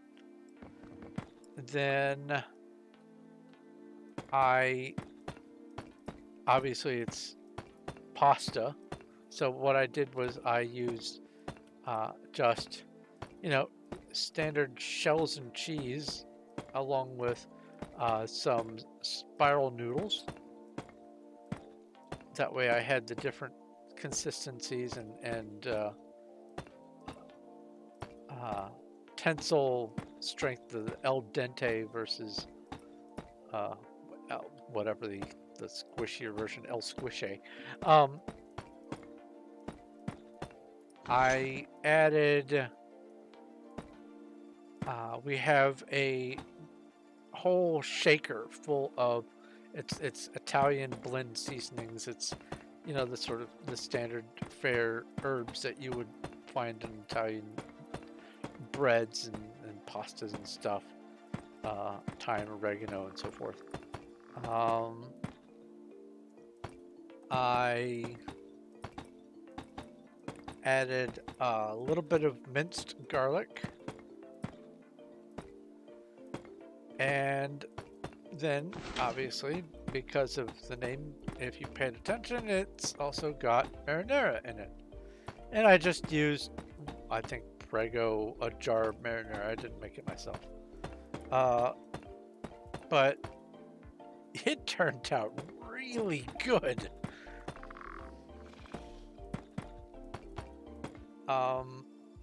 Before that, based on a GIF that I saw, and yes, I pronounce it GIF because I'm not a monster. Um, based on a GIF I saw, there was this thing that they were taking a sheet of dinner rolls that you'd buy, like the 3x4, just 12 dinner rolls in a tray. They cut them in half, put the bottom half in a casserole dish, and then put in varying ingredients, and then put the top half back on, and like slathered it with garlic butter or something. And I saw that and I thought, you know, that's a wonderful idea. So I went and got some dinner rolls. I got also some marinara for that. I got a thing of frozen, already made Italian style meatballs. And I got a batch of slices of provolone cheese. And put the bottom half of the rolls in, put in a little bit of butter, just a little, and then put the let's say a dollop of marinara sauce on each one of the rolls and spread it out, and then put in 3 meatballs on each roll, then another small dollop in the middle of the 3 meatballs, then a layer of provolone cheese, and finally just a little bit more marinara so that the Italian seasonings and the Parmesan, we also add Parmesan to it, that's right, the powdery stuff, so it would stick. And then put the top rolls on, put some homemade garlic butter on top of that, brushed it on, popped it in the oven, and oh boy, it's easy, it's quick, it's some cleanup, but generally low mess. And boy, is it tasty. For now, I'm calling them casseroles because dinner rolls. But there's probably a better name for them. But boy, I have some ideas for different versions of the theme, different variations. Some with chicken, some with meatballs again, some with beef. One is gonna be sort of like an Arby's roast beef, but not quite, or Lion's Choice, take your pick, roast beef sandwich. And I'm gonna make some au jus to go with it. I have some ideas. A garlic chicken with grilled onions on it. There's me and garlic again. Or barbecue chicken with grilled onions also works. Grilled onions, maybe some mushrooms. I have ideas. So, delicious things. I find that cooking for myself not only is cheaper in the long run than getting pre-made stuff, but also you have a lot more leeway with if you like a certain thing a certain way, you can make it that way.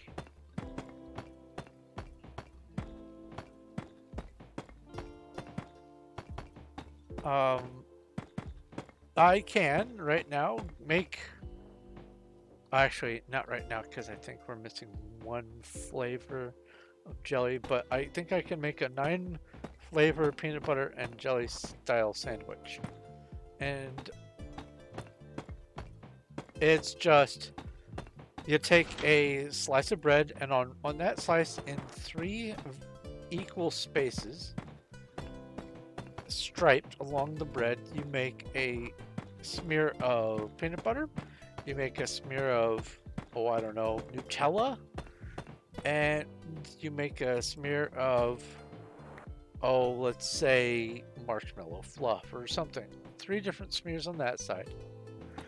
And then on the other slice, you put 3 smears of different kinds of jelly. So maybe grape and strawberry and apple or something. And then you put them so that the stripes are perpendicular to each other when you press the sandwich together. And presto, you literally got 9 different flavor profiles on one sandwich. And that's not the sort of something that you can really get from a store. It's not much more of a mess than just making a regular PB&J. And it comes with the possibility of having a whole bunch of different flavors that you enjoy wrapped into one little package. The joys of cooking for yourself. And also, buying pre-packaged is way more expensive than pre-cooked. Eating out, oh, that'll bleed your bank dry. Make food yourself. Way cheaper. And usually, especially if you're even moderately competent in the kitchen, better. Just overall, better options, better quality.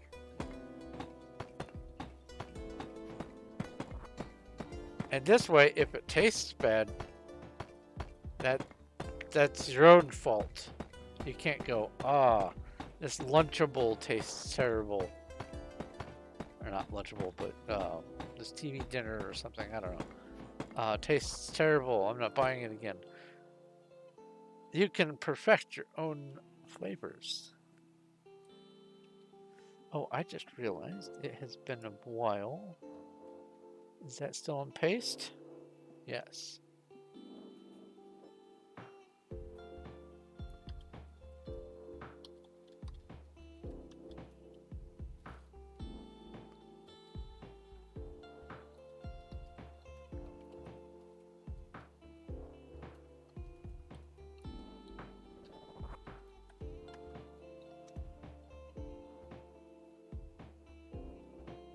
Okay.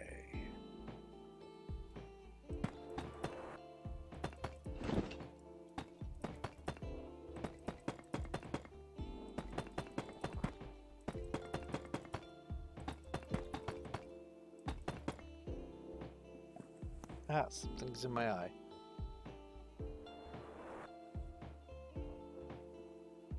Kamikaze eyelash. I love the human body. This is just a wonderful meat prison.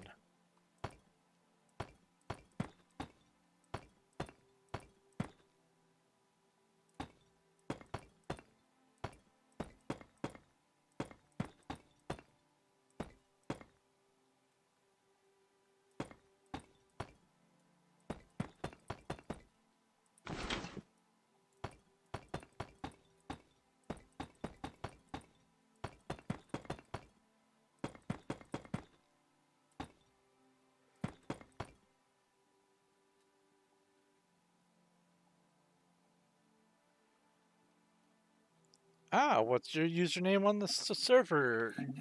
G0?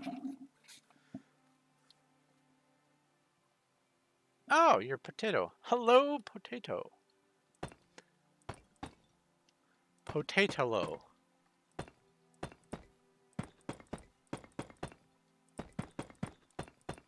That track has a long stretch of silence at the end of it. I don't like that silence. I might trim it out. Because the music is still playing. It's just, I don't understand including dead air in a track like that. Pad playtime or something? Who knows? Here's Johnny.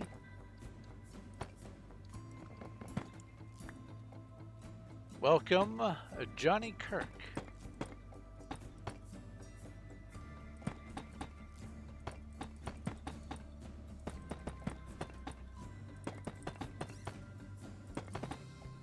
What was that lag?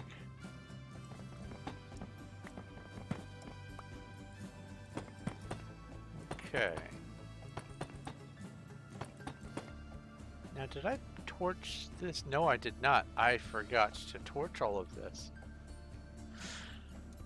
Okay, so let's see here. This is going to get stacked on, so I only need to do the one set of torches. Clear vault 24, bring these out. And then...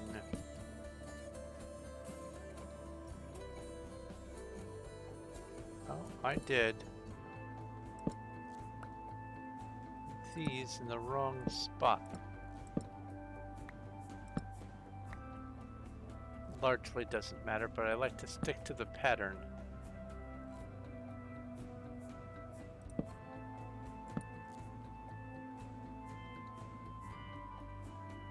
Wait, am I?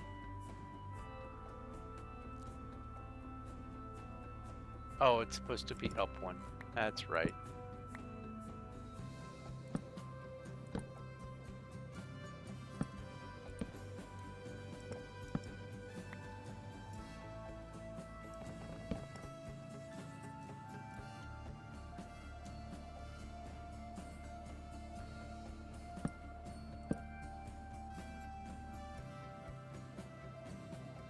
One time you did a test on the server.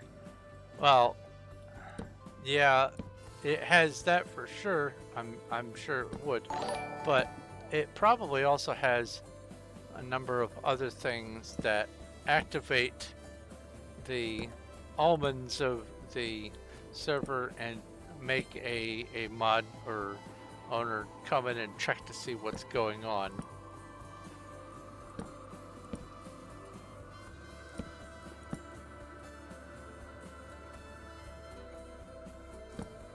And also, thank you for the subscribe, Johnny Kirk. Welcome to the crew, fellow space traveler.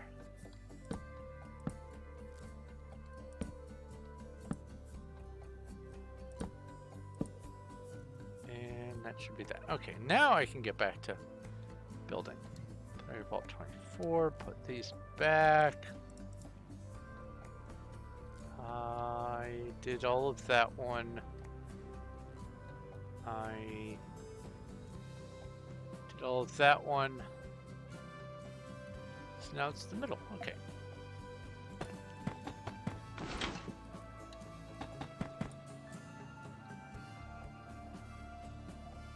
Ah, Blaze Ninja. Okay. Hello. Oops.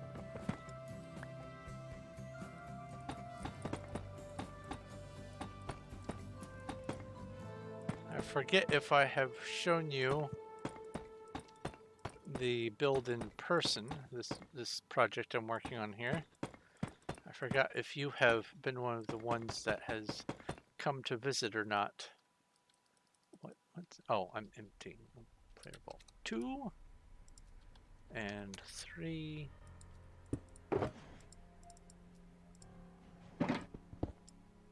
You can get a sort of an impression of what this is from watching me build it, but it's hard to get the full feel of it unless you're actually looking at it sort of in first person, being able to see the size and scale. Because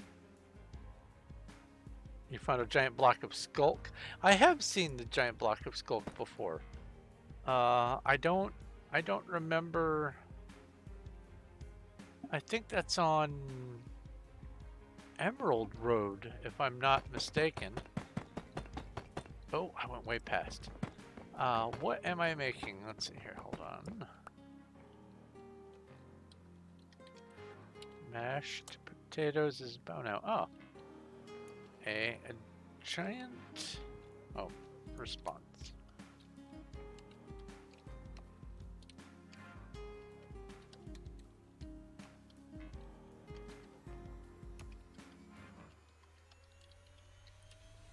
3.2 million blocks. Size 243 by 243 by 243. That's a good enough summation, I think.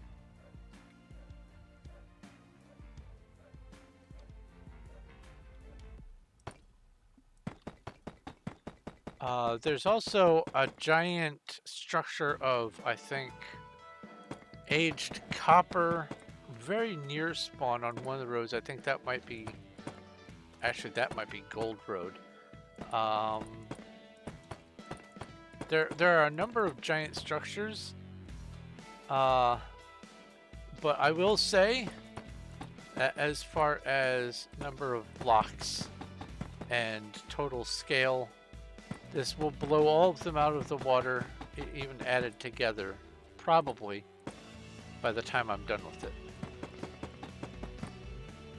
Like if you stand in the dead center of this build, you can't see any of the edges, because they limited the chunk render distance on the server to 4 chunks. This is utterly massive.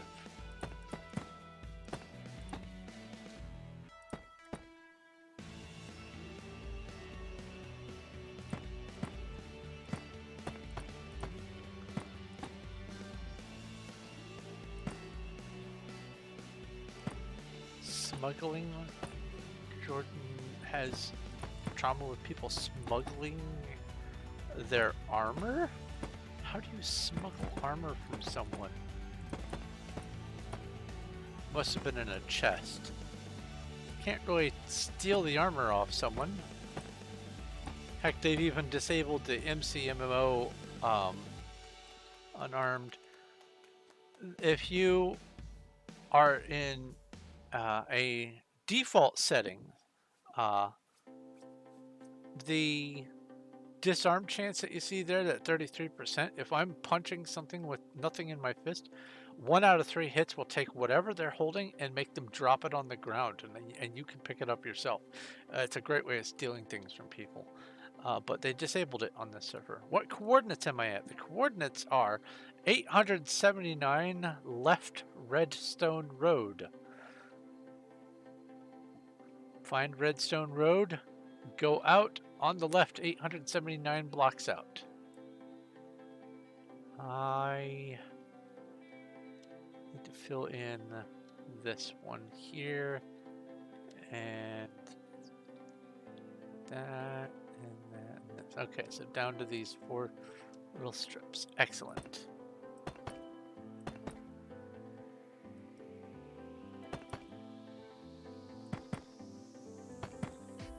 That's one thing that I need to get busy on, and that is find the coordinates for all the shops that have the different things and make a directory. I plan on adding a directory with coordinates or address book style, whatever, onto my Discord so that people can just go, all right, I need to go to this place, look it up by player name, I don't know, Serha or something. I want to find a dye shop. Okay, Serha. The coordinates are this address, this road on the left. Or right, or whatever it is. Actually, I think the dye shop is supposed to be first thing on the left on Gold Road? I don't know. I've not really been there. And I need to. I need to make the directory. I need to just walk down all 4 roads and be nosy, see what's in each shop, be as thorough as I can, and see if they're meant to be like public shops, or maybe an amusement ride, or, you know, a trap, because I think there's a couple traps. I know there's a couple traps, in fact. But it'd be nice to have a directory and an address book. That way I can just, if nothing else, I can answer people when they ask, are there any shops for such and such? I can go, yeah, there's this one, this one, this one. Diamond Road, okay.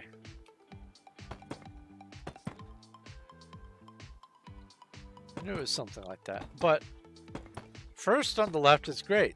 You can say first on, or second or third on the left or like that. But let's say you're 14th on the right. No one counts that. No one even really knows, is this one claim or is this two claims? So it's going to be better long run to have some sort of address system based on coordinates. So for instance, this is, I'm at the back. So I'll come over to here. If I wanted to send someone to this build here where I am, I'm going to have a road that attaches here. Oh, did this despawn or unclaim? No, no. Dang. They are forever claims. This would be, if you look at the coordinates, I am at 800, let's say 880 left, because it's on the left side of Redstone Road. If I wanted to give someone directions to Daniel's shop, right here, I would say the coordinates are 835 left Redstone Road. And actually, does Daniel's shop have concrete in it? I don't think. Blah, blah, blah. Hello and welcome to the crew bow now. No, I don't think there's concrete in here. Oh, it's so bright. Oh, that's right. I need to make a bunch of targets. Here, let me take a screenshot of this as a reminder. I need to spend a day and go through my screenshots and delete the ones that are reminders and write down the reminders. Candles, lots of candles. Lots of candles. Yeah, no concrete here.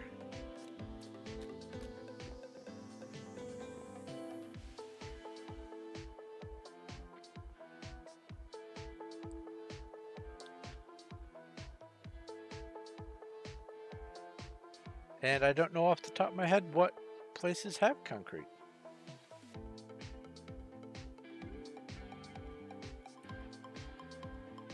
Which is something that my directory that I have planned will be useful for listing. Someone can just hop on, go, I'm looking for concrete, do a search for concrete, and it should bring up any relevant entries in the directory. Who knows, I might even just make a Performium address book channel, that way it's just full of those things, and the each entry has a list of what the attractions are for each place. Did I go past it? No, I did not. It goes to here. And that way it's not going to interfere with the rest of the chat. And I can just keep adding to the main directory and have people be able to look it up as its own little channel.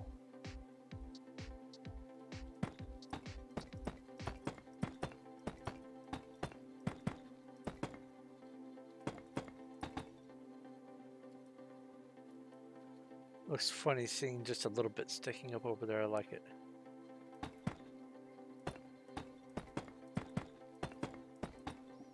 And this project, by the way, is a Menger Sponge. It is a visual representation of an equation, a geometric equation that basically says, take a block and remove the center third, or the center ninth, I guess, a tunnel out the middle of it, and then do that for each direction. So up, down, left, right, front, back. And then what you are left with is, like if I'm looking at one side and I divide this into a tic-tac-toe, there would be 9 sections and I take out the center. Then each one of those tic-tac-toes, I could divide that into 9 pieces and take out the center of that. and then zoom in, take out the center of that, and zoom in, take out the center of that. Well, that's what this is. Only instead of zooming in, I'm zooming out. I start with a block, and then I turn it into a 3x3 with the holes in the middle. Then I turn a 9x9 into a bigger version of that, and so on and so forth. You're at 800 Redstone Road, near the giant cake.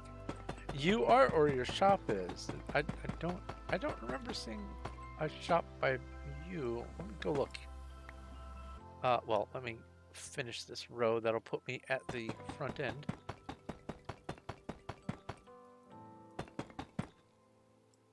Oops.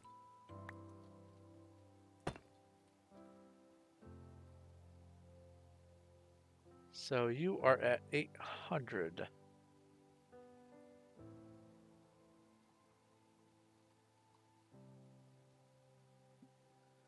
$800 would be roughly there-ish. It's DJ Harpoon.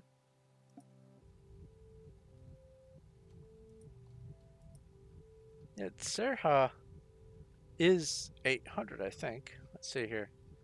Yeah. So you're saying you specifically, not your build or something. Okay. But yeah, I think that is a fantastic way of giving directions. I am at 300 right Gold Road. Someone just goes, Gold Road, look on the right 300 blocks down. I think that is sensible enough that it could work. And I'm also partial to it because it's my idea.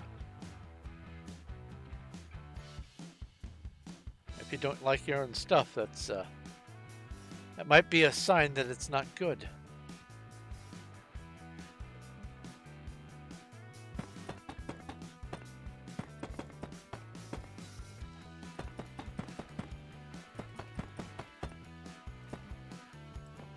But apart from just building a gigantic fractal, because I love fractals, I am also doing this so that when it is done, built into it is going to be an elytra course that goes through some of the blocks.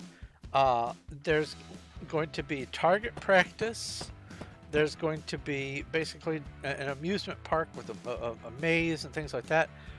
And that's just in the block itself. There's going to be an observation platform, maybe a fireworks show, but also underneath, because this only goes down to ground level. That's the ground down there. I'm also underneath. I'm going to have mazes, maybe a roller coaster, little gimmicky kind of games that you can win prizes.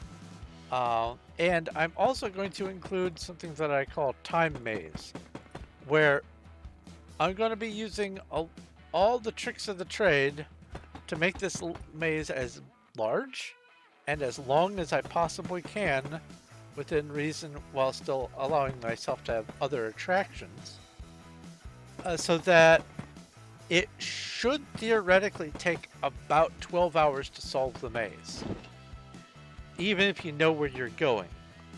And at the end is going to be a one-way drop that has little doors that close and open above you as you go, that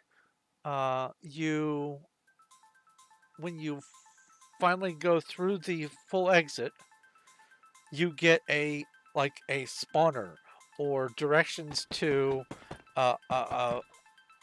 a treasure hunt for a netherite kit, like a full shulker of netherite kit out in the wild, or something, some sort of like a right click item, or I don't know, a gapple. My base plate maze, Cuddles, was good, but you could solve that in less than 15 minutes if you knew the route. What I'm talking about is it is going to be one wide, all the paths, and there's going to be every trick that I can apply to make it slow, as slow as possible. I even have a design to make it so that you can't effectively use fly in it. Which means,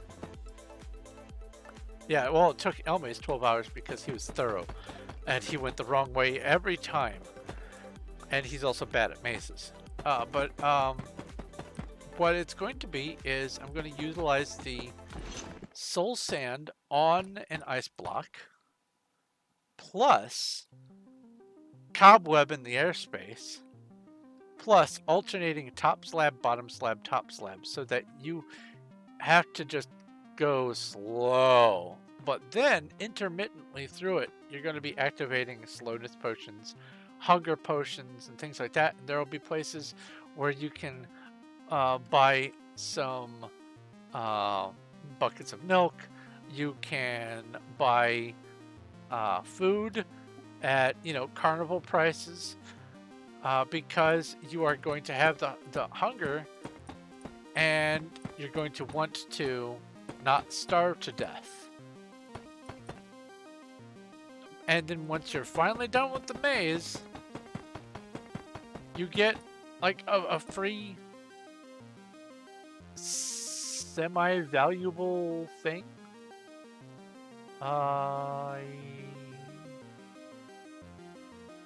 This is the one that's supposed to have the airspaces. No, come back.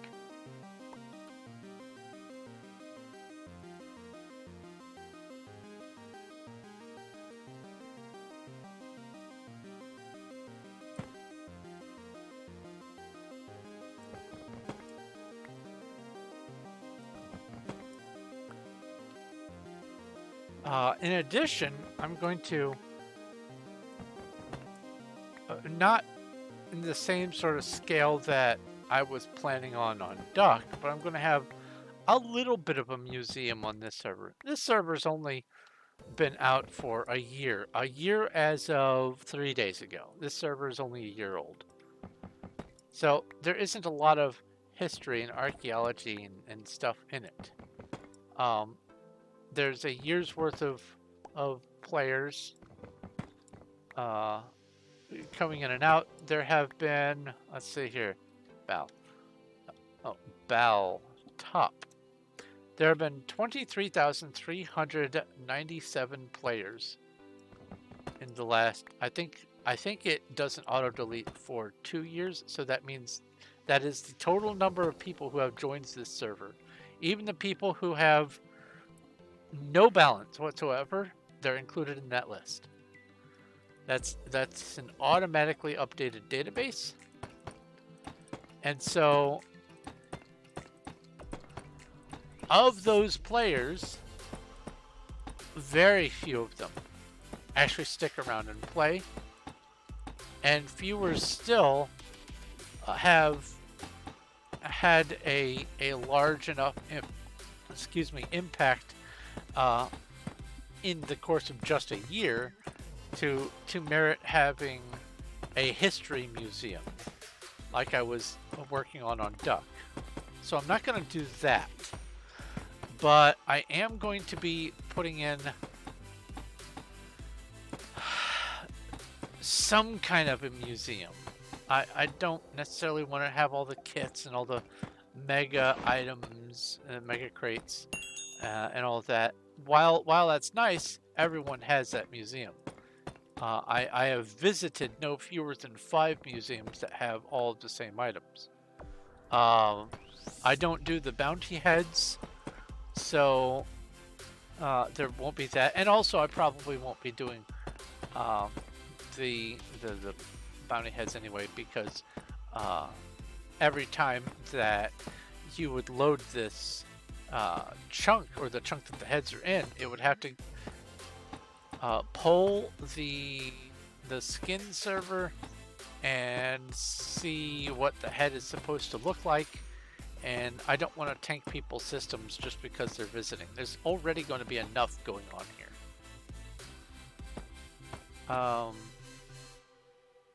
So I have some ideas for museums.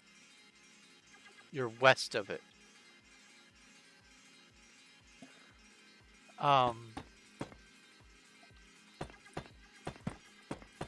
I it's going to be hard for me to decide what I guess makes the cut of the museum, because I don't want to step on other people's toes and say, oh, okay, well, I have my own museum. Why don't you come visit me? I don't want to do that. I want to just have my own thing. So what I might do is, part of what I was going to be doing on Duck was I would take a screenshot of someone's build, and then I would take that screenshot and import it into a grid that I could squash it down to 128 pixels. And then I would turn it into a map. And I was planning on building the maps to show in sort of a museum, a display museum that way, to show what people's builds look like, and some information about the player, and the size and the location, the address for it, things like that. I might implement that, because I was really looking forward to doing that on Duck, and I'm kind of looking forward to doing that sort of thing here. Oh, did I drop a second one? I'll go check. Nope. All right. I heard one pickup, but I didn't hear two. Oh, you found the glass thing at the entrance, so to speak. You can set a home there if you want. I set it so that you have that the public has access trust to be able to set a home there, if that is of interest to you.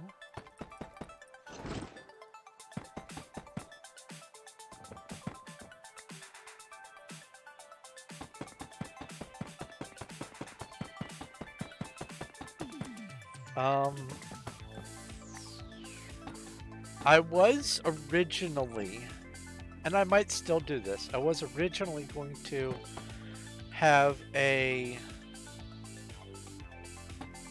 showcase museum of, here's a small room that contains everything that you can build with oak, and here's a small room that contains everything that uses green dye, and try to make an actual room. I might do something like that. I might do that at the very bottom, actually, come to think of it, because that would be far enough away that it shouldn't render from ground level and interfere with people's lag.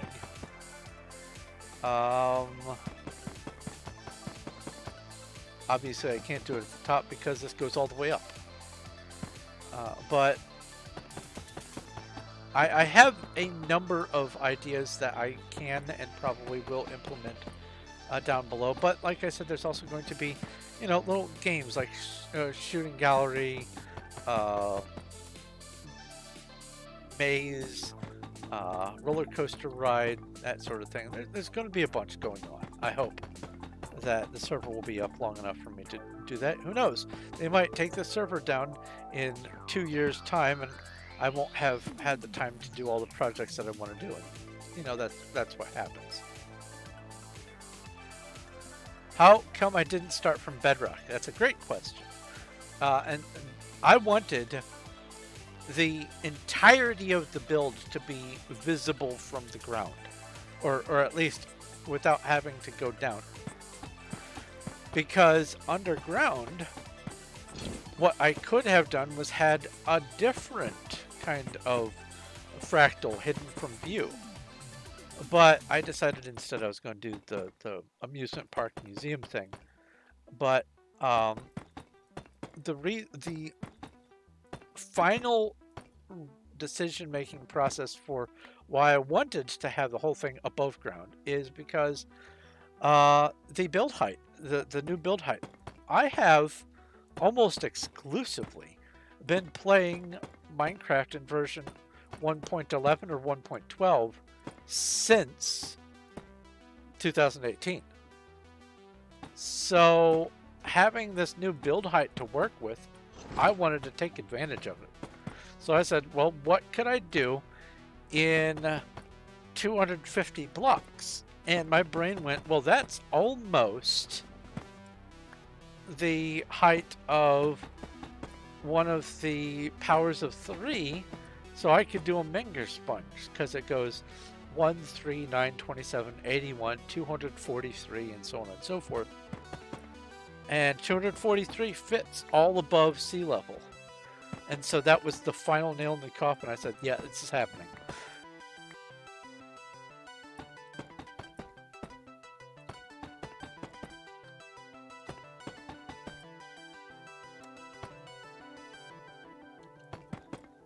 I have this sometimes intrusive habit of examining things from a numbers perspective to see what category, what similar thing it might be associated with, either directly or just convolutedly. And 250 versus 243, that struck a number nerve in my brain.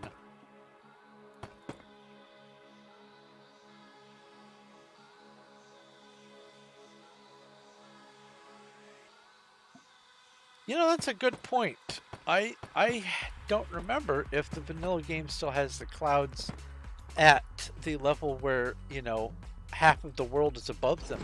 I haven't looked at that yet. This build might be an eyesore compared to the clouds.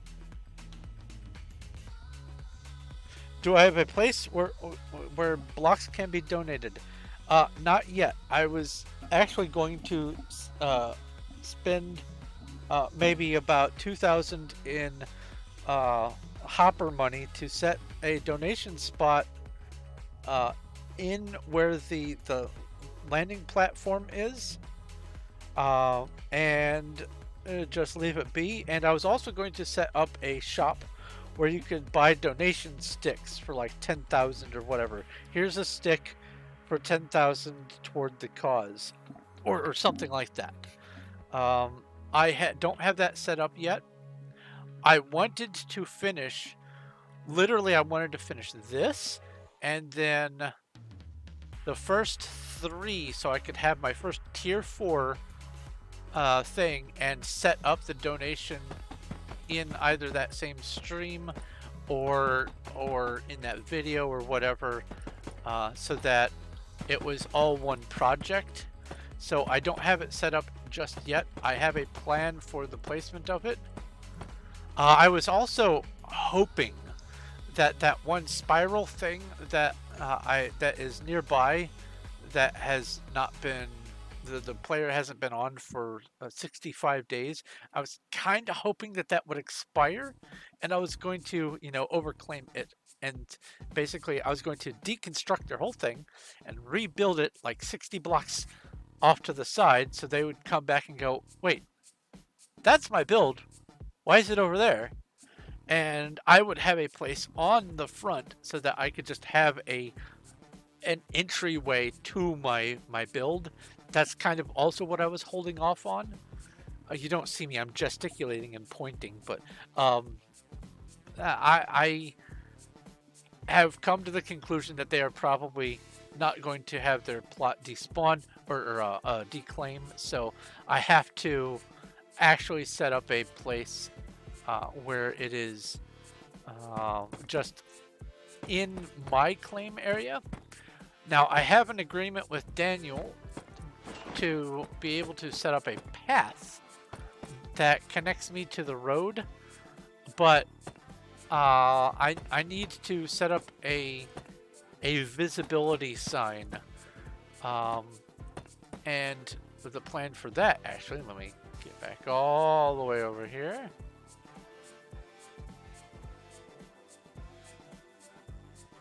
Through here, straight through this way, I have this claim here, which connects all the way up to the back of Daniel's, I was planning on in this claim putting a great big vertical sign that drew attention this way. Because if I come out to the road, my build is invisible. You can't see it. Anywhere on this road, you can't see it. All the way here, not visible. I have to come all the way to here. Right there. I have to come all the way to here from the road in order to just stumble upon it, and even then all you get to see is maybe this. So I want there to be a sign that is visible from the road, which this area would be, and use that to draw attention, because all of that is visible. If I unload that far chunk and come up here, there we go. It is visible to that. So if it comes to here, visibility from the road, anything from here to there should be visible. So I'm going to put a big sign there, and I was thinking having the donation area either be on this stretch or under here, because this will be the entry to start exploring this place. So long story short, I don't have a donation spot yet. I was planning on a couple of things to trigger me setting up the donation spot. Should I have a donation spot if I'm going to be building with 3.2 million blocks of chiseled Deepslate? I probably should by now, but I have been kind of holding my breath before I make the final decision. And now that I see that they aren't going to unclaim, I have now made my decision where it's going to be. And I'm going to also, probably the next stream or something, build the sign that I need to have out front.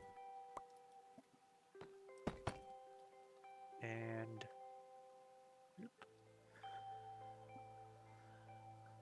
so that's something new to slate in for a future project. Always have things going on. I'm always busy doing something or other, even when it seems like I'm not. If I'm just sitting AFK and I'm not letting something like grow or whatever, it's because I'm busy doing something in my house. I don't like to sit still. Busy, busy, busy. Which is why projects like this actually can get finished in a way more reasonable amount of time than estimated. At first I was like, oh, this will take a year, and then this much has happened in like 2 weeks. So yeah, this is gonna be less than a year. Maybe 2,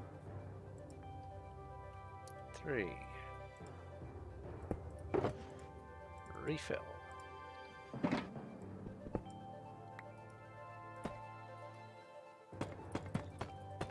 One thing I do wish about the crafting system, a lot of mods make it so you can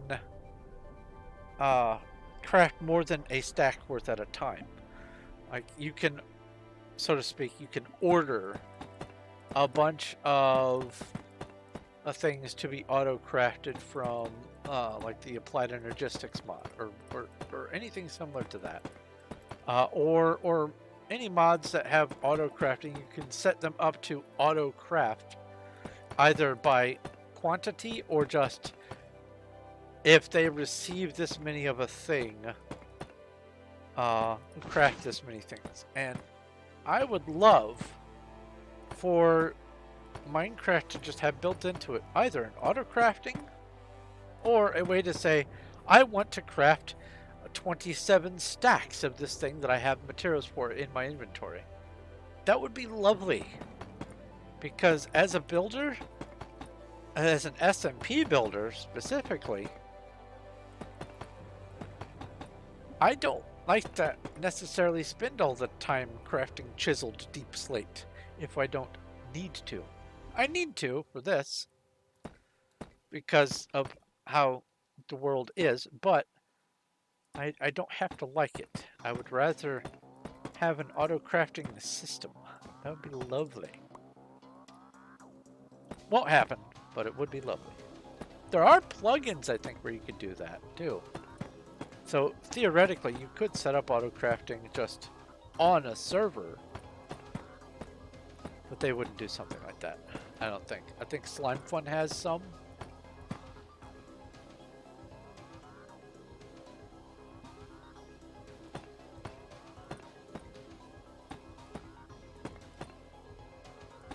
Are you having fun examining the base, G0?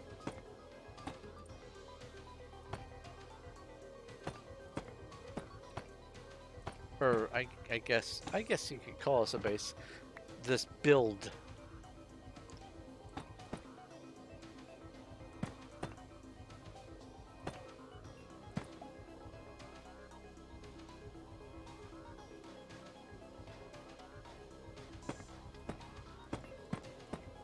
My brain saw mangrove in chat and was trying to justify why I thought I remembered seeing it. It was right there. Someone's talking about navigating a mangrove forest.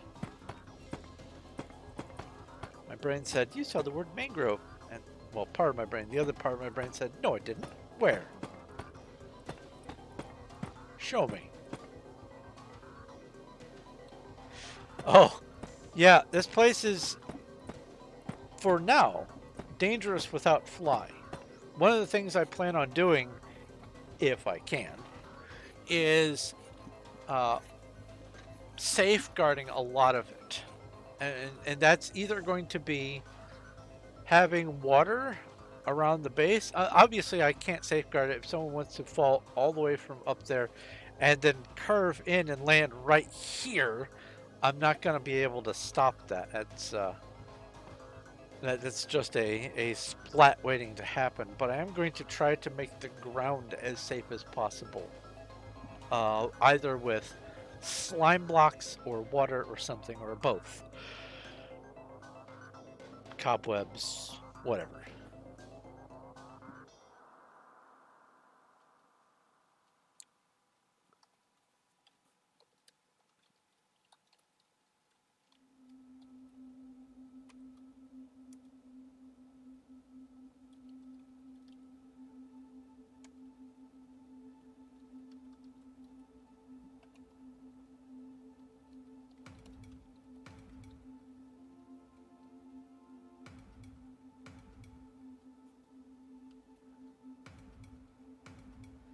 Wow, their bounty's 250,000.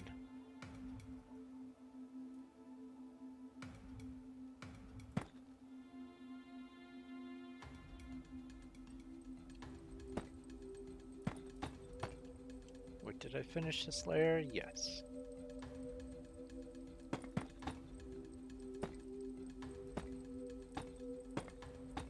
I normally don't pick on people with bounties, but you know, it was thematic. They were complaining about everyone having their head.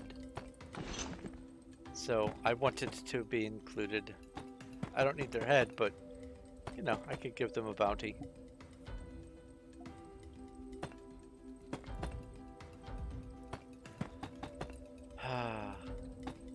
I'm just glad it's not storming again today.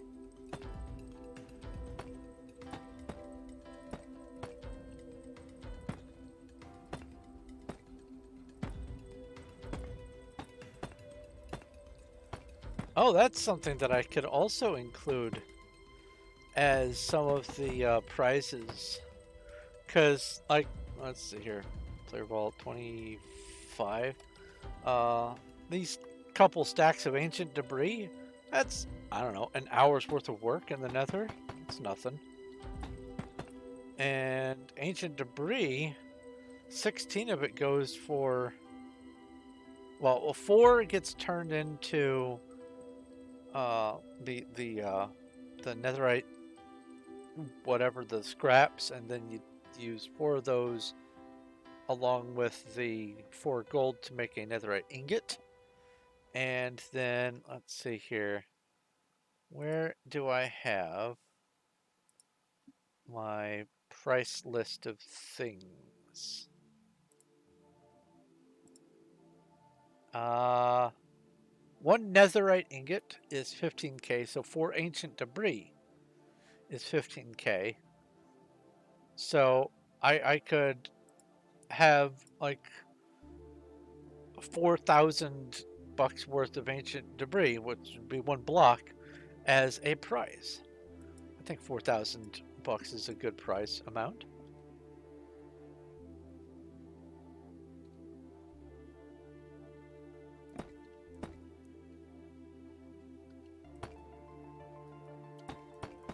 Ah, the always crouching. Yeah, that is handy. Being able to toggle crouch like that, that is handy for building. Not as handy as, say, fly when you have access to fly, but it's definitely very handy. And it doesn't prevent falling to your death if something hits you, because, you know, that knockback just picks you up off the ground anyway. So I don't even think that it would count as having advantage. So good on you. I hope.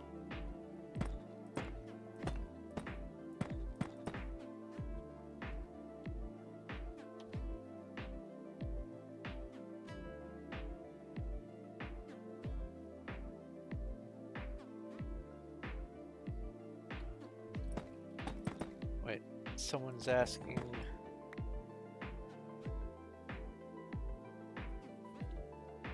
How many bones you need, Merfer? There are skilly grinders.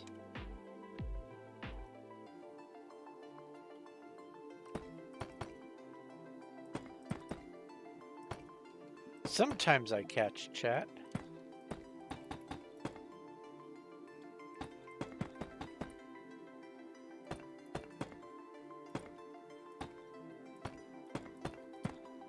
I'm at a copper tower.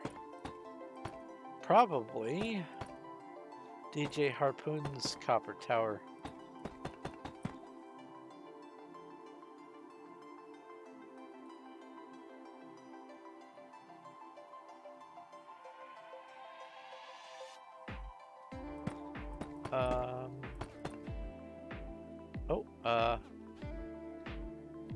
Here, I will, this is safe enough, question mark. I'll put you right here. TP, yes. And I'll hold still. Here.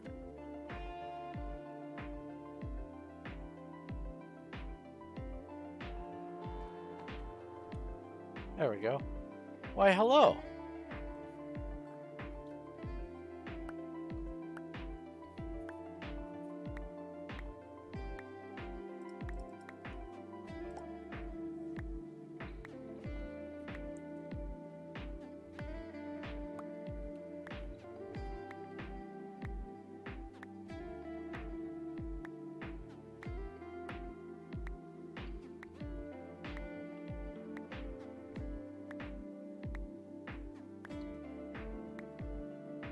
Oh my. There's more coming.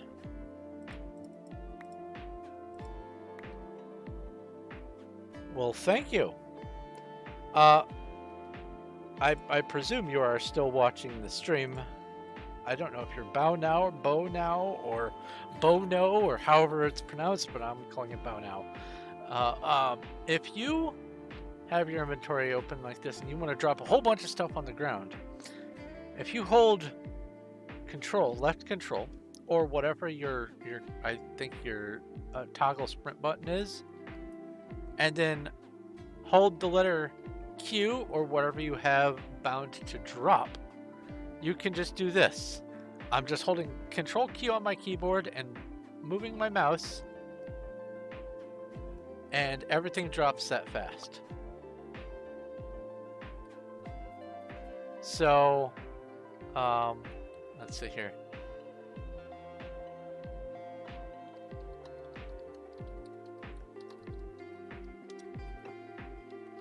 I'll meet you there.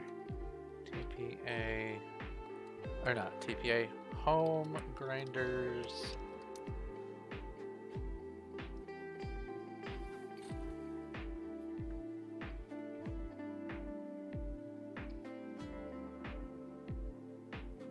There we go. And then I will do this and go TPA here, Marifer, and I have to count because 10-second timer. Do. And what's the address of this place? This is 453.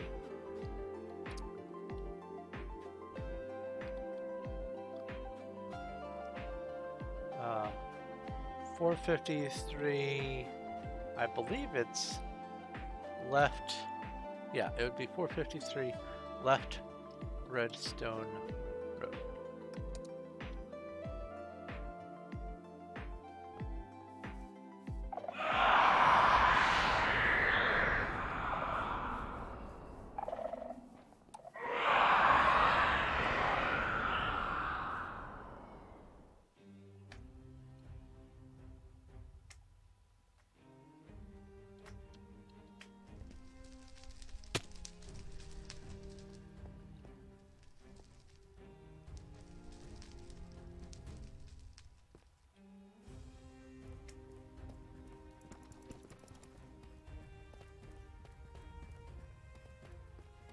Skelly Grinder.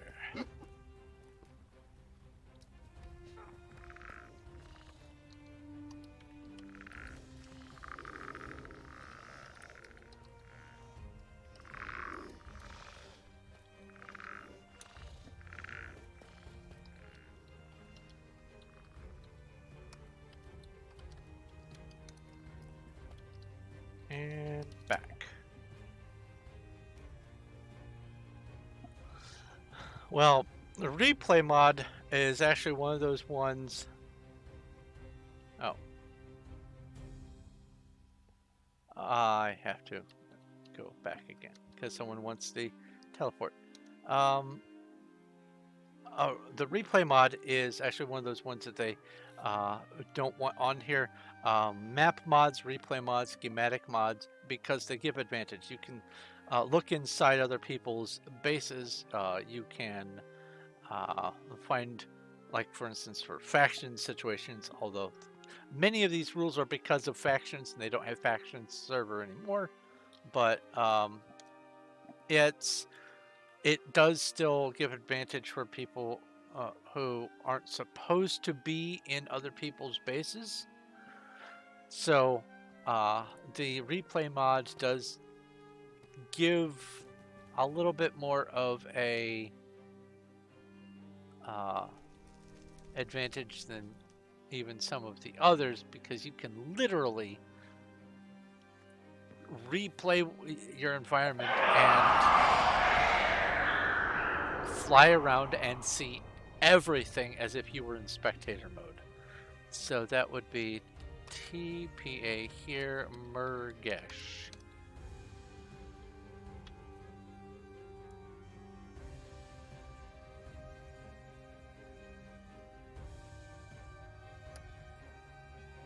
All right.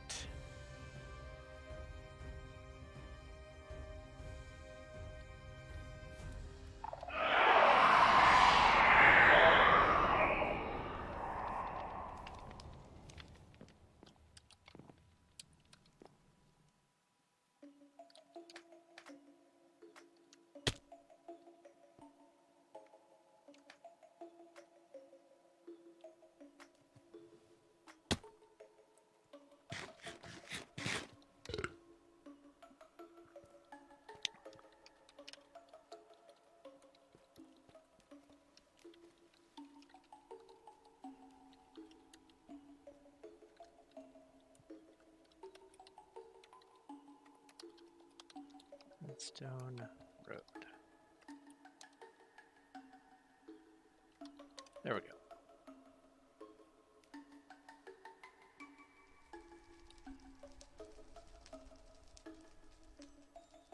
And And I just wait for the teleport. There we go.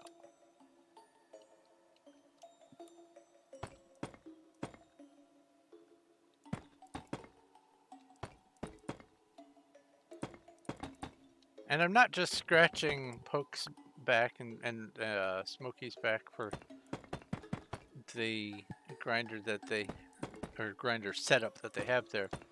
It's also because, you know, it's a very nicely set up, generally safe public grinder where you can just go and work on skills or get drops at your own pace and leisure. They're not charging you.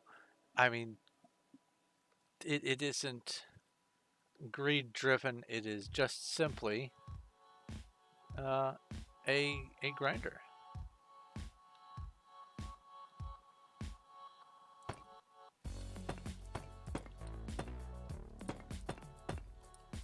I love this track because even though it's called something like the Beatles Return or something like that, it sounds like the Stranger Things intro, and I just love it.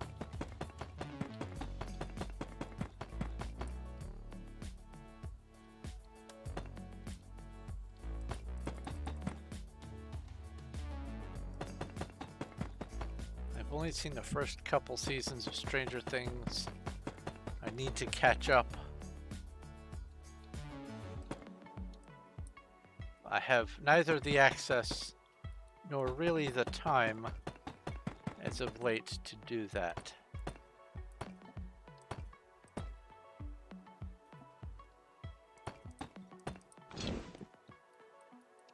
Oh.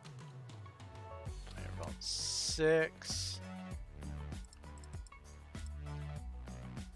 If Bono is trying to kill you, then try to kill them back.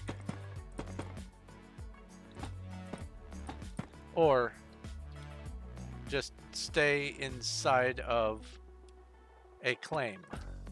You're invulnerable to combat if you are inside, well, player versus player combat if you are inside a claim, anyone's claim.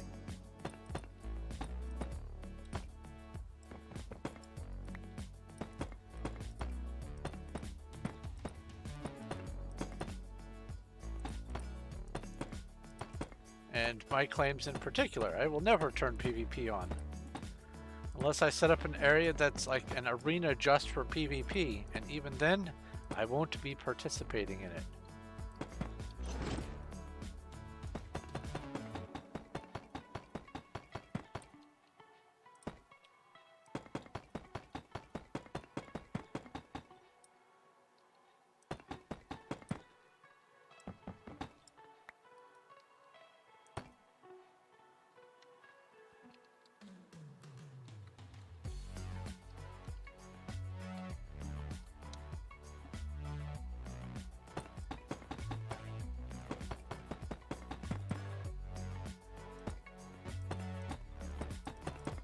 Oh yeah, RGA can also supersede claim PvP, which was hilarious because RGA punched Cuddles and just died because she has thorns. She has the same or nearly the same amount of thorns that I do. If we get hit, whatever hits us just goes bleh.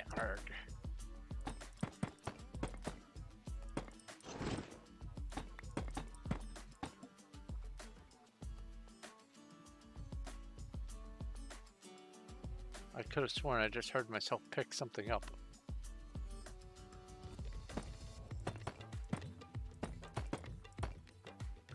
Alright, this layer is the layer that gets the torches.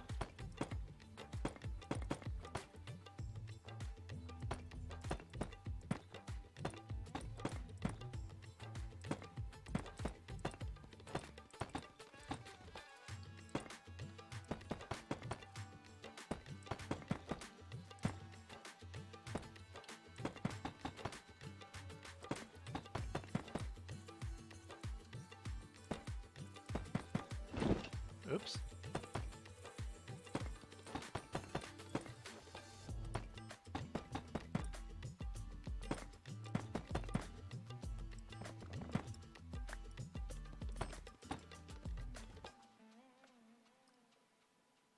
Oh. Ah. I did pick something up. Thank you. Bow. Bow. Bow. Bow wow. Now?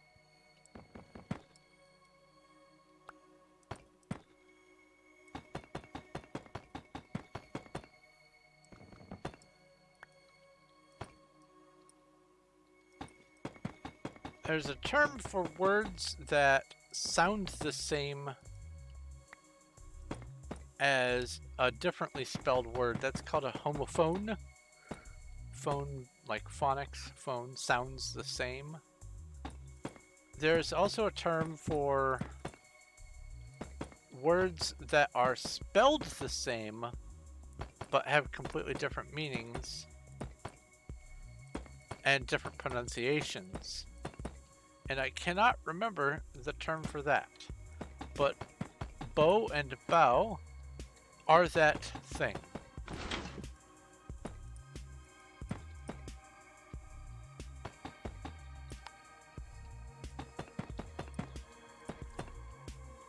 I wish I remembered the term for that.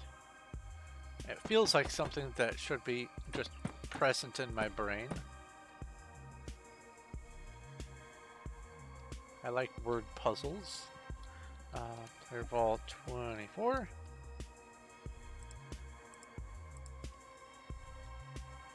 Okay, and this.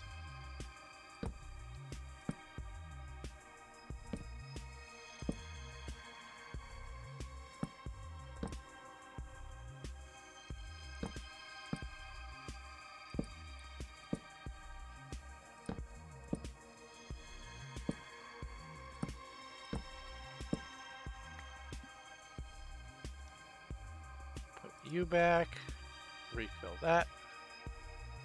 All right, now, because this is going to be open space here and here.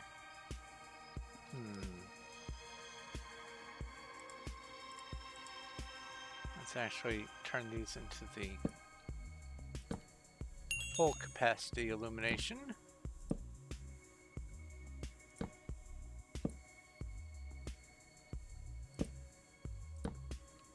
Because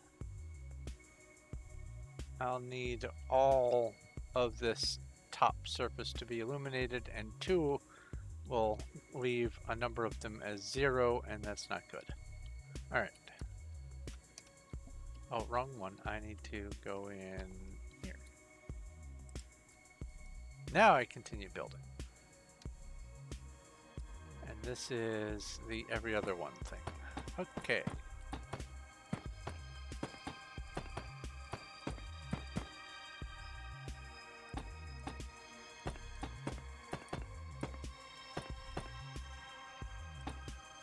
Oops.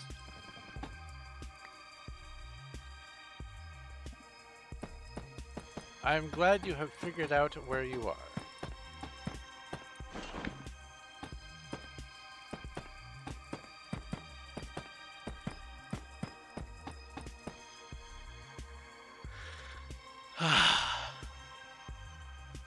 This is the last section of me working in this area at this height. After I'm done with this, I'm going to be up there. It's going to be, it's a whole other vibe when you're that high. I mean, already, this is nothing to sneeze at. I'm way above the trees. But up there, oh boy.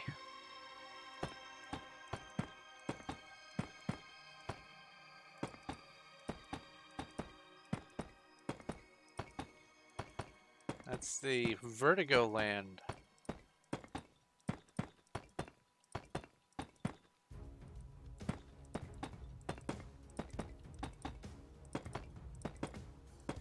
Another term for vertigo is high anxiety.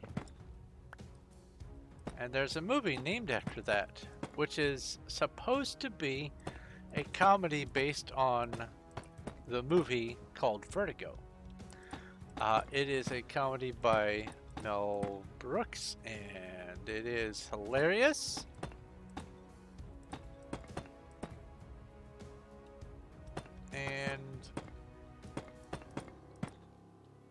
back when I was a bit younger, I had it on one VHS tape, which contained High Anxiety, Blazing Saddles, and what was the third movie that was on that tape? It wasn't another Mel Brooks movie. It was. Oh, my phone alarm. I can't remember what the third movie was. It was not.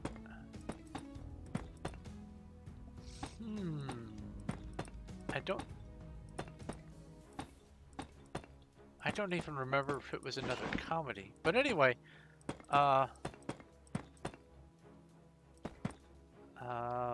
I remember. It was Remo Williams.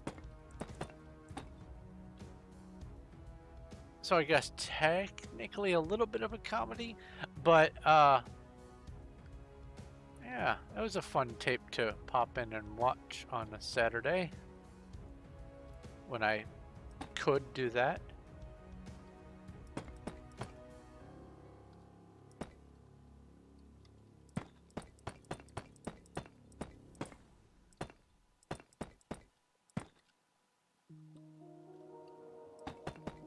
Ah, this is a fun track. Oops. Oh, got it.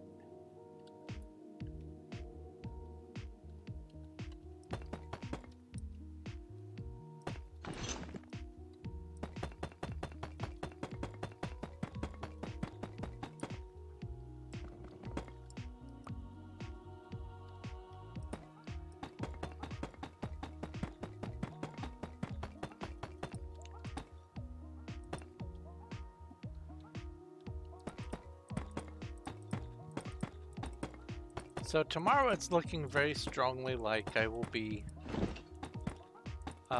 trying to stream World of Warcraft with the music on, starting the dwarf character with the challenge limitations that I'm imposing on myself. No flying, like no flight paths, unless I absolutely must do a necessary quest for advancement that requires flying. I'm not gonna. Like for instance, there are these quests where they say, all right, go to this flight master and take a flight to this place and drop off these goods at this city. I'm not gonna. I'm gonna go on foot.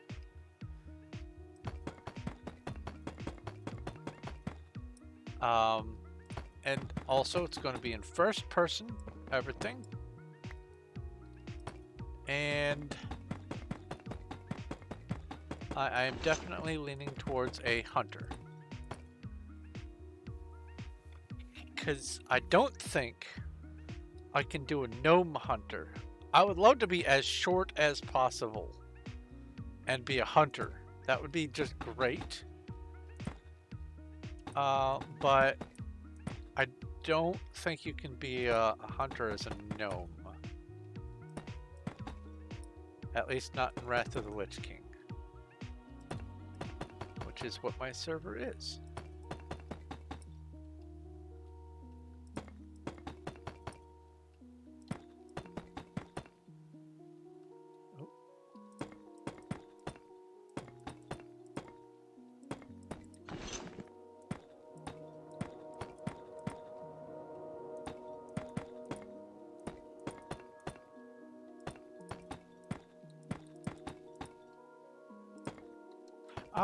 News on here, on this server, I have managed to have a talk with Verania about the rest of the castle build. They've confirmed that the interior is being taken care of. it's not even going to be following the follow-up guide from the person who put together the build guide for the castle. And so I don't have to worry about that, thank God. Because I certainly don't have enough candles to match that guide, or some of the other blocks that are in with that. But also, they have explained the layout of what they're going to do with the rest of their planned build, and we have worked out how best to organize the terrain to allow for pathing and just terrain blending and things like that. So that will be put into place over the next few weeks. I'll be finishing that project up, doing the terrain building for them. I'm not going to scramble and do it and stress myself out and it needs to get done in 2 days or whatever.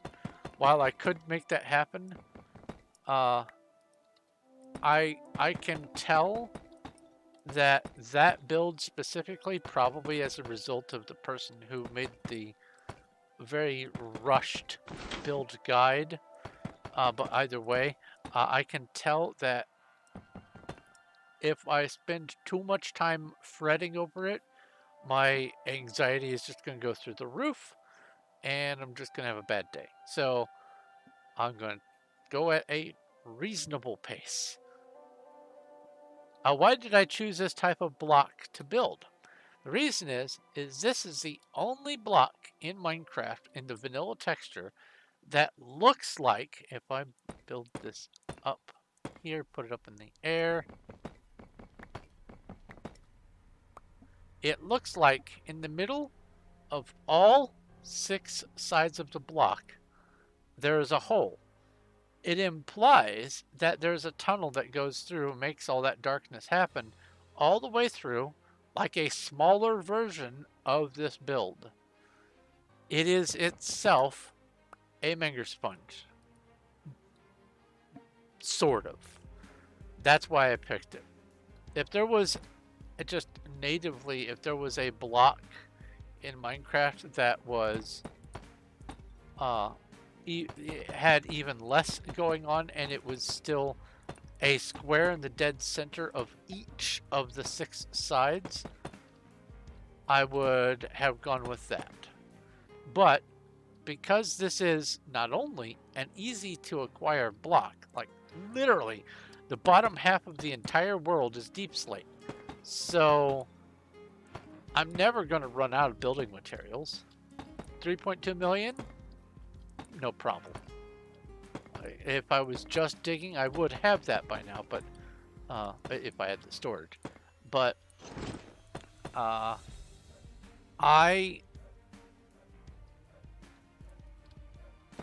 picked the block because it is visually, it matches the criteria for the build itself,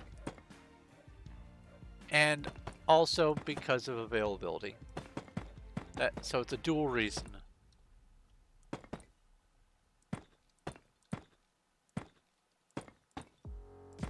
Deepslate is the whole world.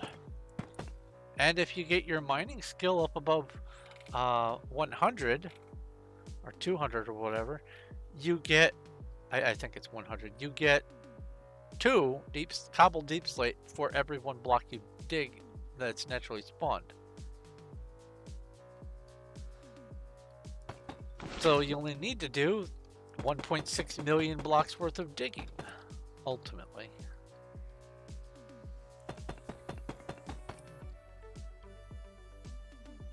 I thought that looked wrong. Wait, didn't this song play right at the beginning of my stream? My stream should have like 4.5 hours worth of audio. Weird. Shouldn't need to be repeating, unless Unless this is true random. If it's true random, then yes, obviously it should be repeating.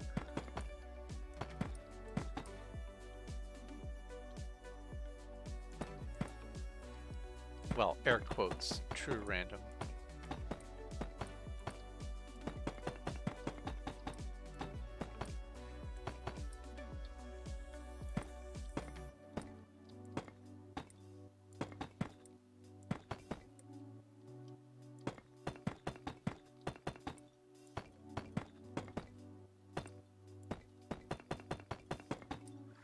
Ah, okay.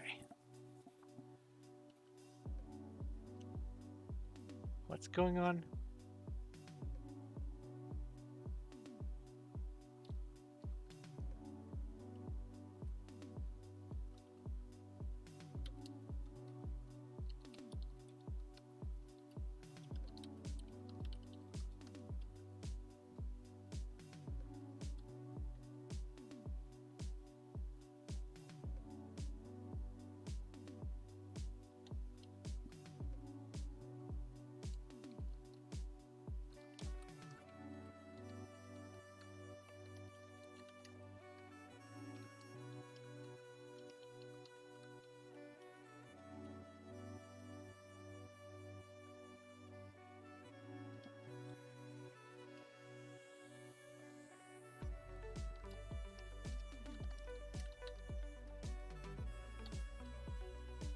I noticed something going on in chat. There was a conversation about griefing, and I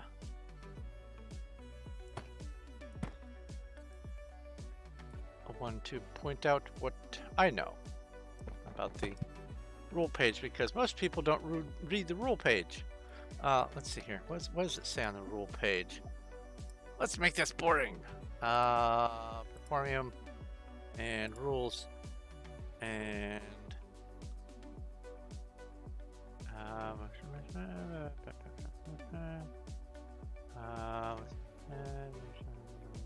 SMP servers. Okay.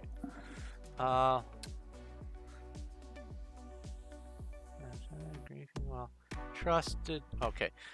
SMP servers, server-specific rules. SMP servers obstructing entrance to or use of the end in any SMP or roleplay server is griefing. Griefing while trusted on a plot is not allowed. This includes destroying someone's build or plot in any way. Claiming around other people's claims with any type of malicious intent is not allowed. Bypassing spawn protection in any way is griefing. TP trapping for bounties is not allowed and will be treated as griefing. There's also no PvPing in claims or harassment on claims for bounties. This includes spawn camping. But let's see here. Let me just go ahead and go copy.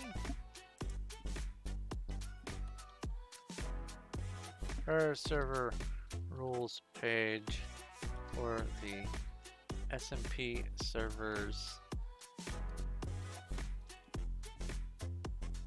Quote and quote.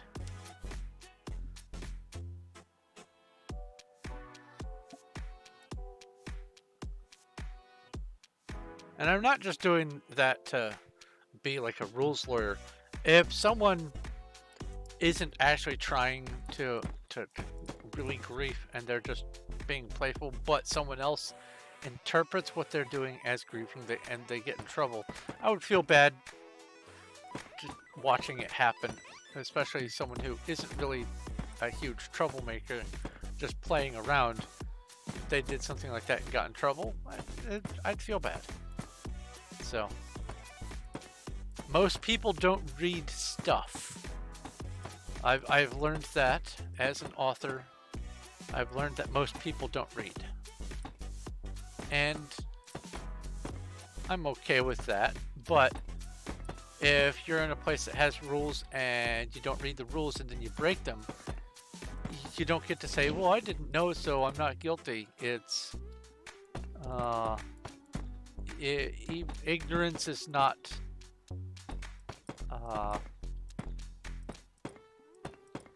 it is not an excuse when it comes to stuff like that. So I like to keep people less ignorant.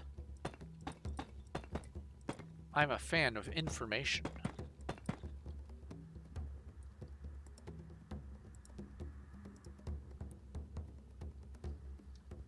You have half a stack of chiseled deepslate for me. Okay, well, if I place blocks wrong, if you want to either /trade, or if you want to teleport, then wait, you probably don't have rank, so you probably can't teleport. But your name here is G0. I don't. You aren't sneaky. You are Blaze?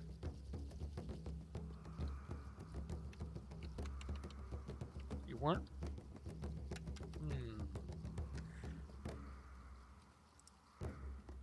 Why don't you message me in the game, and then I will either initiate a trade, or I will teleport you to me, or whatever.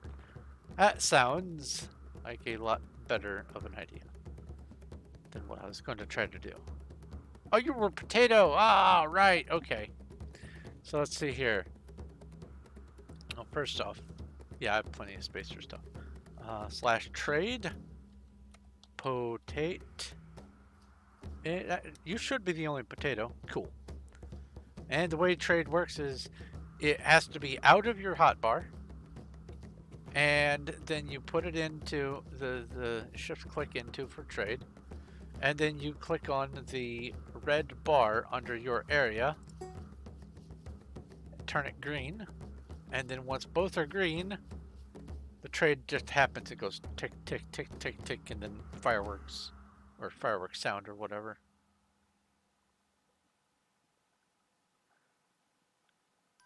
So just click your red bar.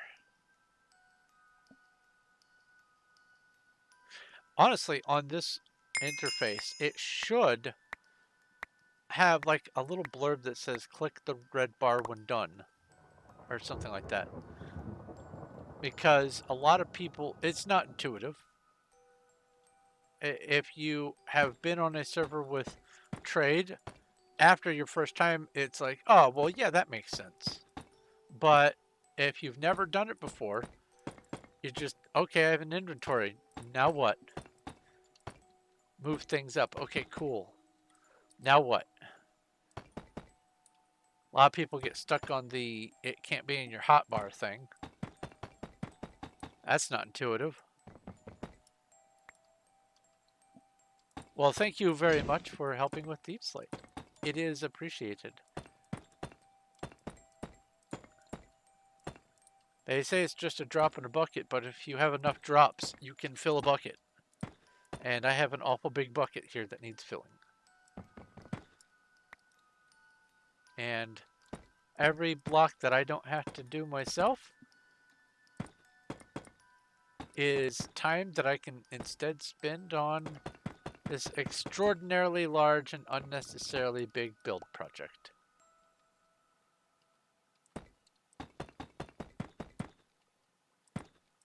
Oops.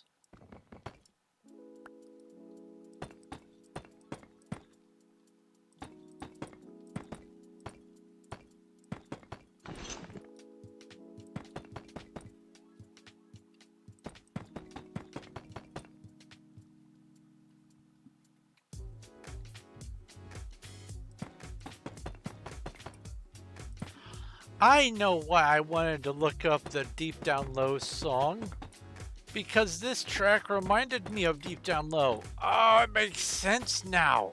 Yesterday, I just spontaneously, after I was done streaming, I was like, I want to know what that song is. There's this bizarre song that sounds similar-ish to this. Only more techno-y. And it's this guy who goes into like a diner or something, and he's either on something or he's having a breakdown or whatever. But everyone else that's in the establishment, like their eyes start getting distorted, or their mouths or whatever, and everything is just really weird. And It's just a fun little video, and I could not for the life of me get it out of my head, and I could not remember why I started thinking about it. Now I know. It's this track.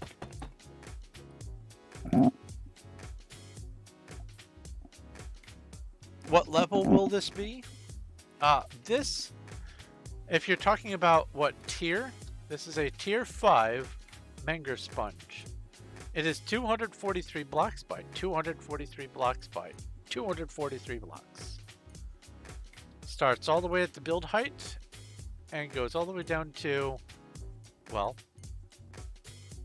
like a couple blocks above water level. Like you can see the ground right there.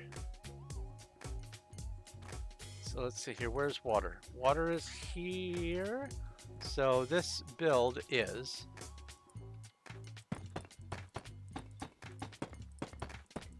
13, 14. It is 14 blocks.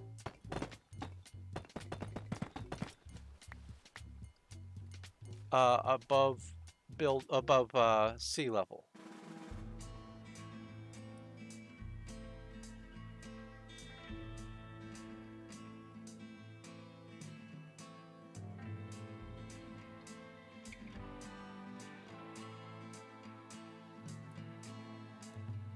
That, okay, now I do this one, okay.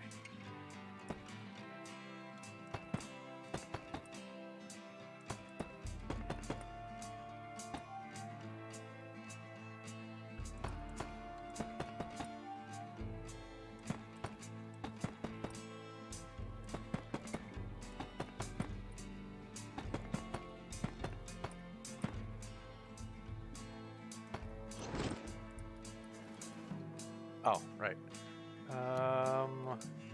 Maybe 6? Yes.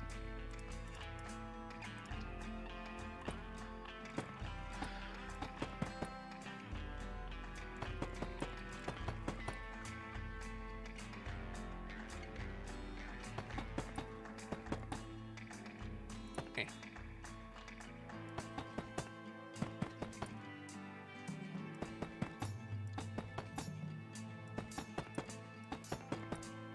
Oops. Oops again.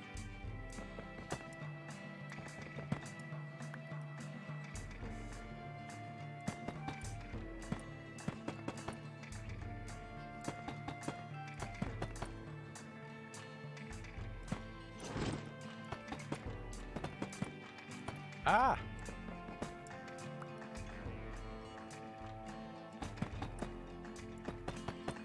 There we go.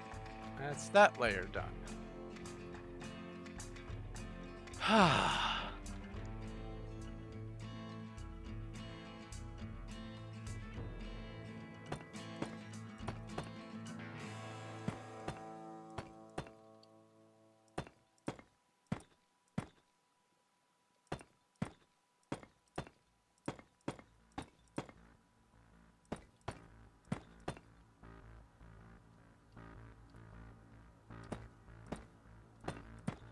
I think what I might do is, oh wait, what's this?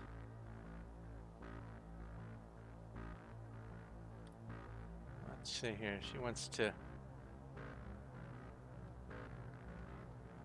see if things are lining up right.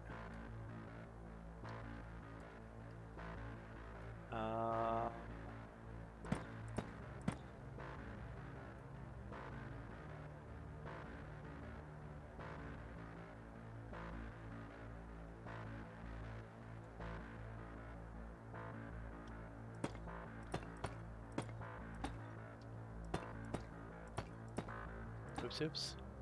Oops, oops twice.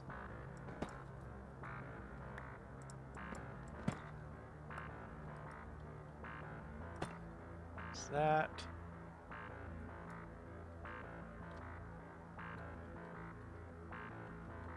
There's this. Cuddles is helping with some of this build project.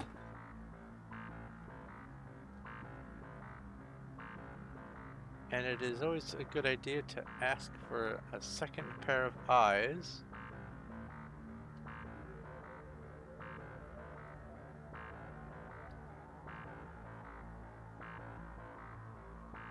everything looks good. I obviously I haven't checked to see where all the torches are and all that kind of stuff, but that's I'm planning on once more of this is done, just spending a couple of days and going through and very boringly checking every place where torches need to be and making sure they're in place. So I'm not worried about the torches as much. The build, yeah, it looks like you're doing just a fantastic job. Thank you, Cuddles.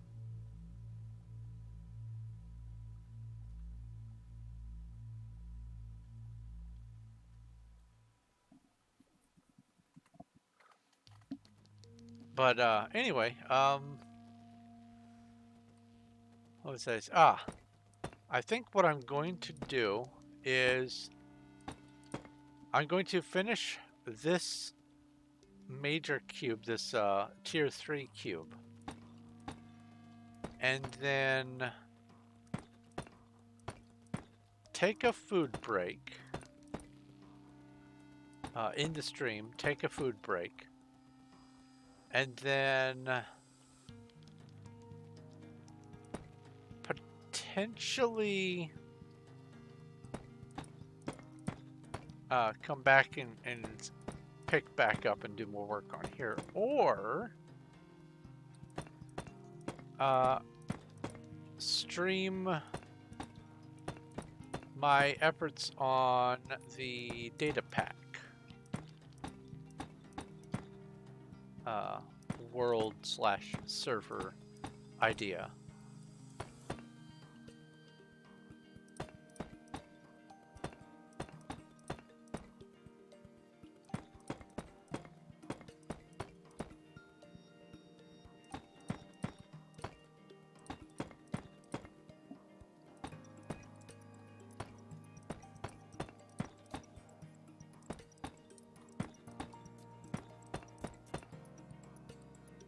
Because I have noticed that I'm starting to get hungry, and it's approaching 4 hours, so it'll be pretty close to 4 hours by the time I'm done with this cube, if not a little bit past 4 hours. So I think that's also a good pause point, and I'm not just going to pause my stream so that I can eat. I'm going to actually stop the stream and then eat, take a little bit of a break, and then decide what to do from there. So probably I'll be doing more streaming after this one, but I do recognize that my body is starting to say, hey, we like food, right?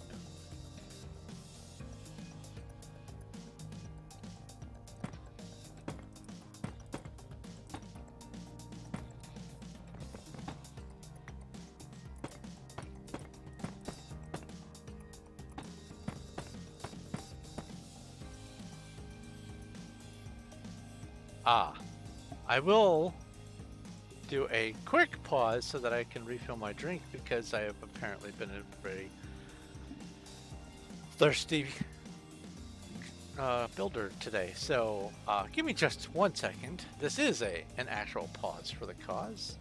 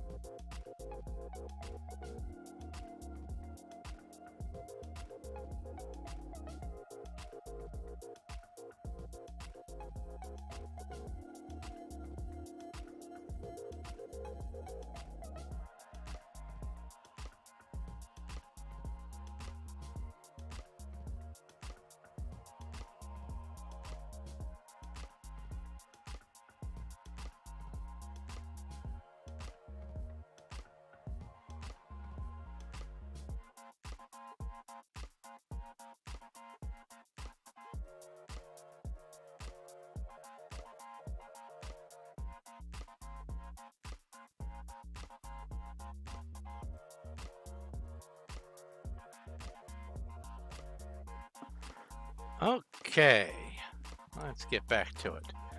A lot of people do not like unsweetened tea. There's a lot of people who are drink snobs, I believe is the colloquial term. They either say, it's coffee for me, or it's tea for me, or some people are cocoa for me, or whatever. I like all three of those drinks, and I like sweetened versions of all of them. But when it comes to tea, I have grown fond of when it's cold tea, having it be unsweetened. Now, I like sugar with my hot tea, but cold tea specifically, I do unsweetened. And that is because some time ago,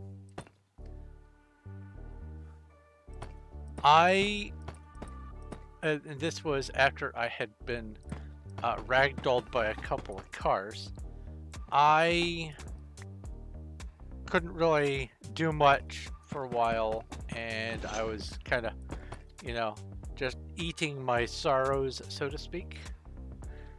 And what ended up happening is I blossomed in weight, and I recognized when I could no longer fit some of my clothing that I needed to take some drastic steps, and so I just completely cut out soda, sweetened soda, as well as all of my, I missed a spot, as well as all of my sugar in tea. And almost a month later, without doing any other changes, just cutting out the sweet sodas and the sweetened tea. And as I wouldn't drink the artificially sweetened tea, that stuff's gross anyway. But I lost over 40 pounds without doing anything else. No other changes, no exercise added, no other diet changes, just cutting out sweet tea and sugary sodas. 40 pounds just gone. And ever since then, I have not really gone after sweet tea. Vault 2. Wait. No, not 2. 24. I'm looking for the torches. So they go in these corners here.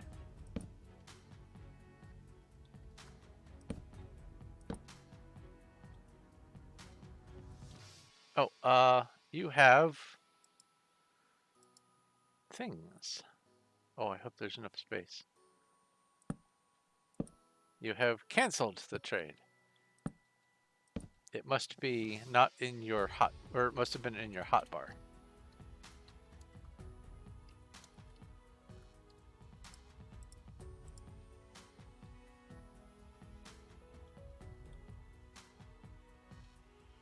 All right, so this is that. Okay.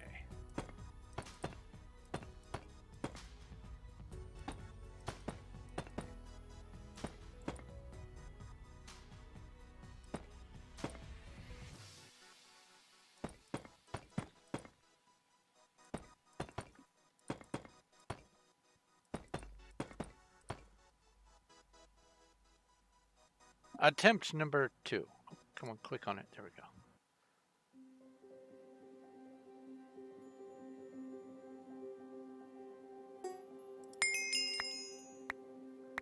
Well, thank you very much. Every little bit really does help.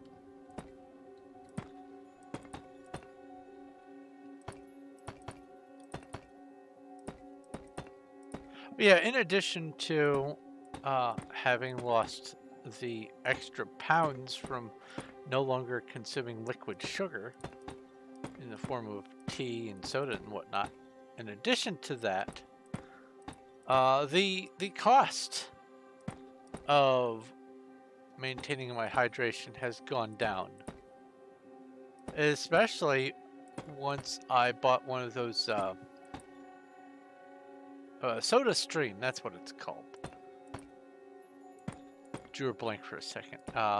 Where you just take, tap water, squirt some CO2 in it, and suddenly you've got seltzer water. You can add maybe a Mio to it, and presto, you've got a yummy, flavorful drink that is not going to be adding pant sizes to your wardrobe.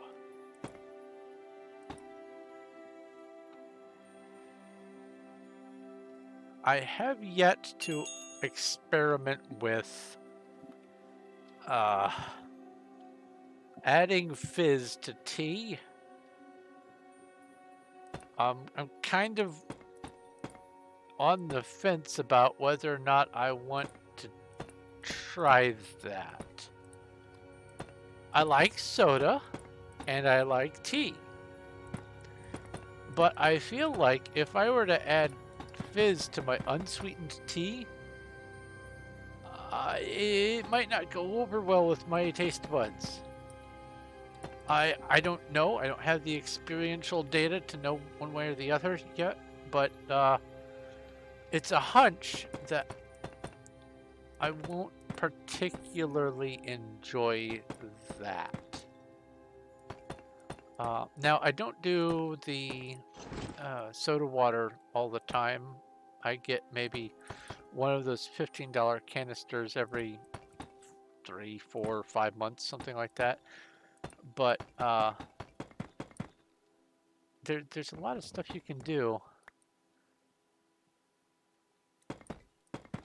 with it. Make homemade sodas that you wouldn't normally have available, including just turning juices into sodas. And some of them do better than others, but bubbly apple juice, pretty good. Bubbly grape juice, pretty good. Bubbly prune juice is prune juice. Bubbly cranberry juice, okay, especially if it's some sort of flavored thing. Most V8s are interesting.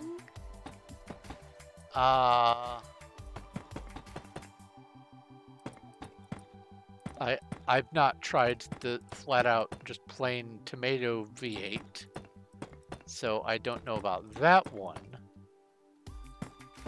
I'm sure that would also be interesting in a different sort of way. But yeah, adding a little fizz to a drink can really kind of mix things up and give you a whole other beverage experience. Hashtag not sponsored. Coffee and soda. Now, yes and no. It depends on what kind of coffee. Unsweetened coffee, I have tried it unsweetened. For me, it is terrible. Sweetened coffee, okay.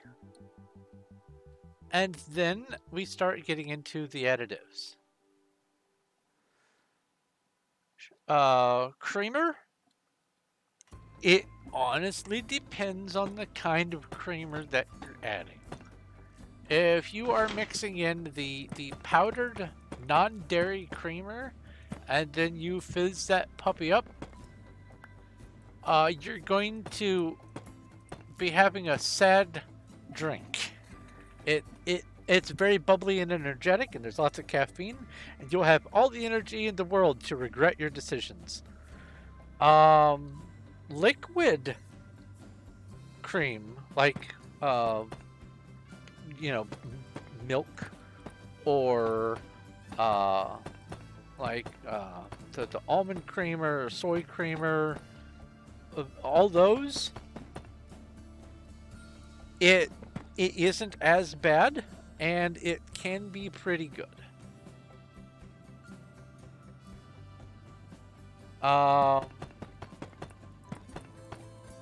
but once you get past the whole creamer decision, there are those. Oh, what's the brand of the flavors? Hold on, I have to go look this up. It's in the kitchen on the counter. Give me just 1 second.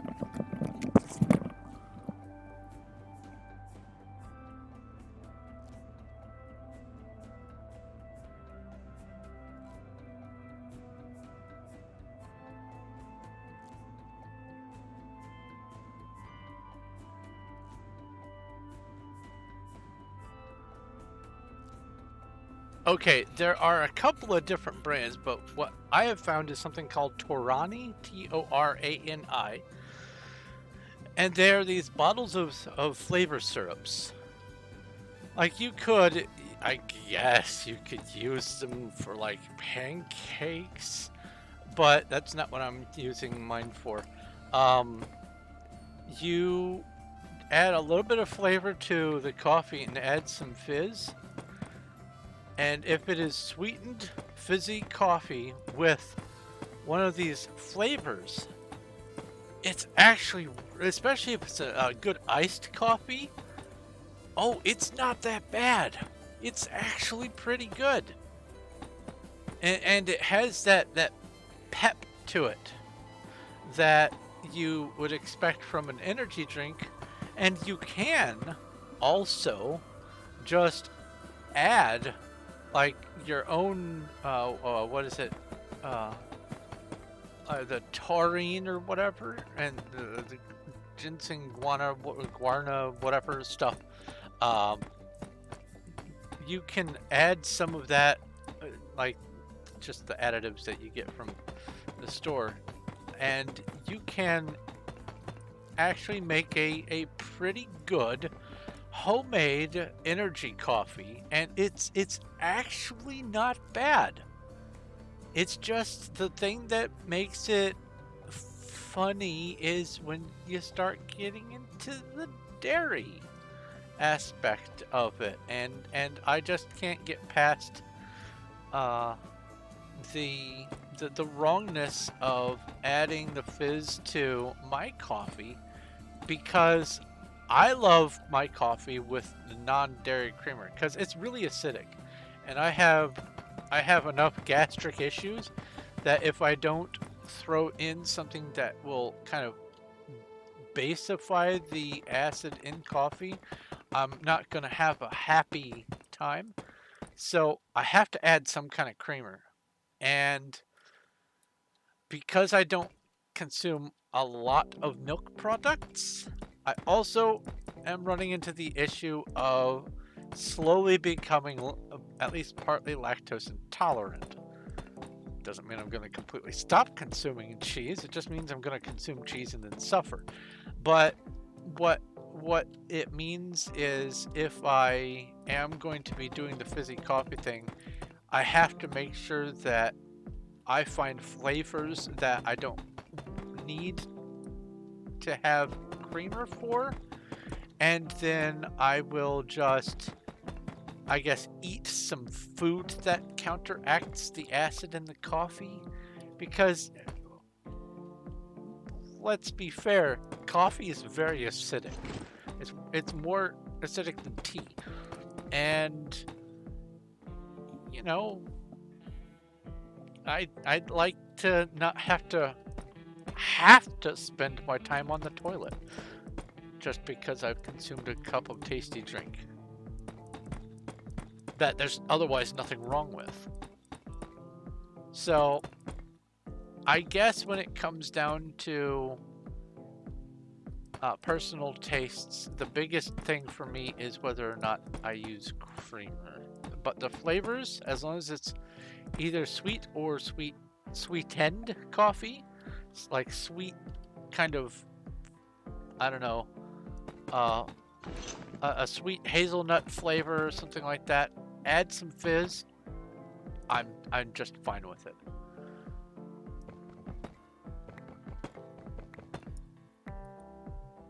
Oh, you have more chiseled deep slate for me. I did not see that in chat.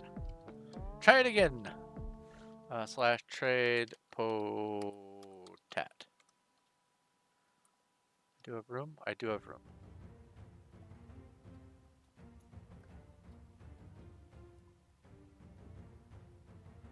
Oh, there needs to be stuff in there. Haha.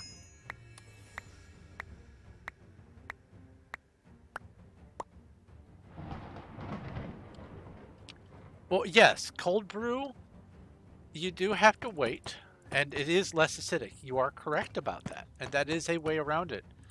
An actual viable way of surpassing the excessive acid. But you do still need to... Did I put these in the wrong? I did. This is supposed to be...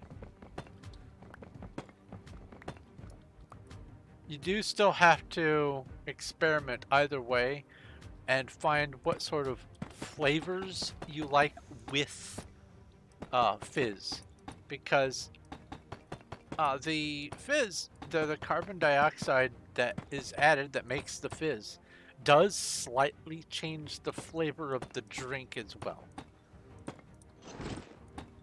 I want anyone and everyone to get a soda stream and try it out and come up with their own drinks, because I've had a blast with a blast with making my own little soda things. I had a pineapple orange juice soda not too long ago that was just great. It hit the spot, man.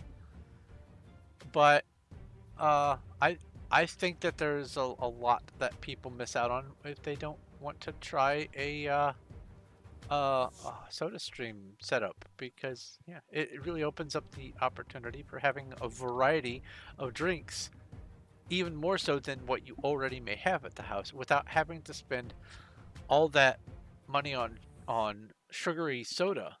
You get your own homemade soda with flavors that you can pick and choose. Like, I could right now go make a black cherry and blue raspberry soda. Not gonna, because I have my tea. But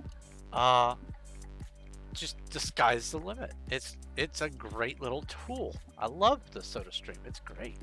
It made me start drinking a lot more water too. Hashtag not sponsored.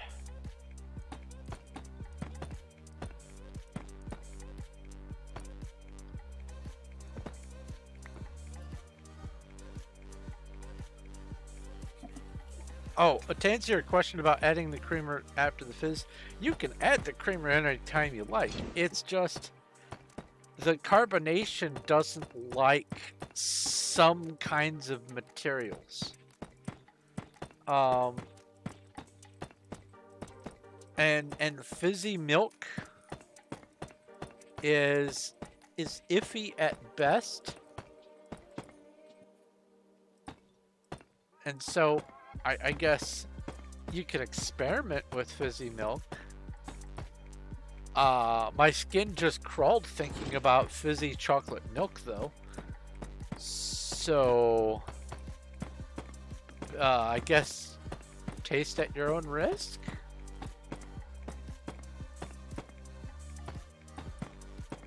Fizzy cocoa. See, that would... Cocoa would take out the milk, and it would just be chocolate and water. And I have had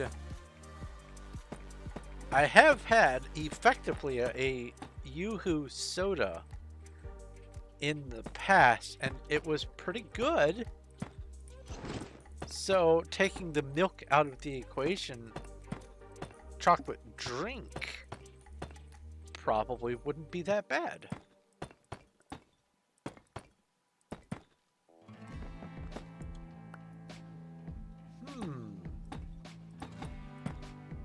I might have to get some... Well, actually, well, I mean, I would try it, but I wouldn't be leaning heavy on it because there again, that would be a heavy sugar drink. And it's real easy to gulp down sugar if it's in a drink form.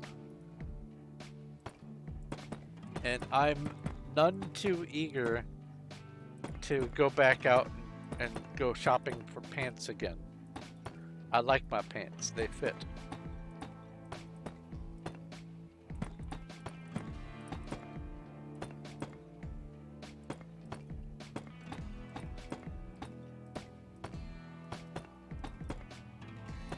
I guess when it comes down to it, ultimately,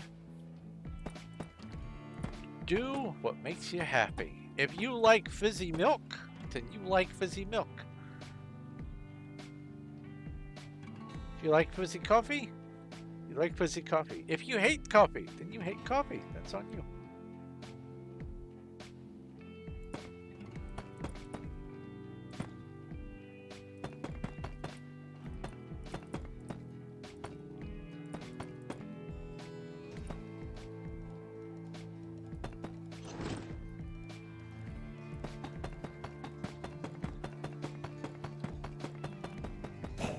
Oh, I'm way past. 3. There we go.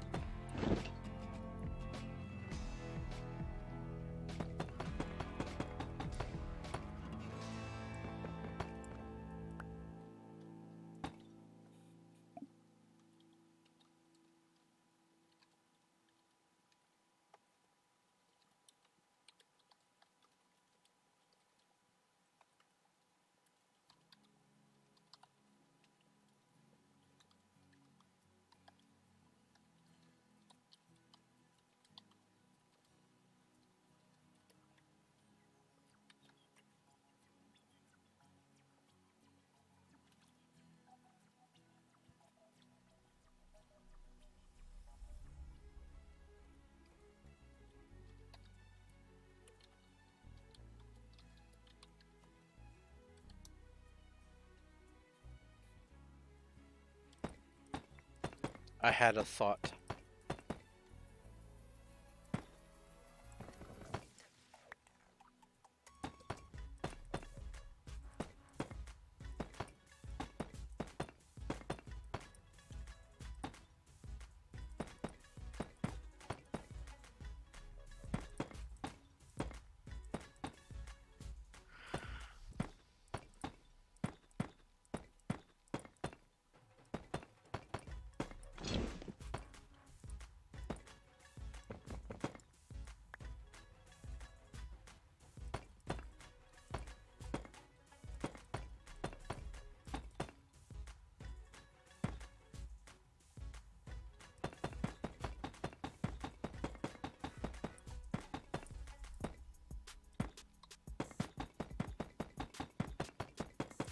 A heist room?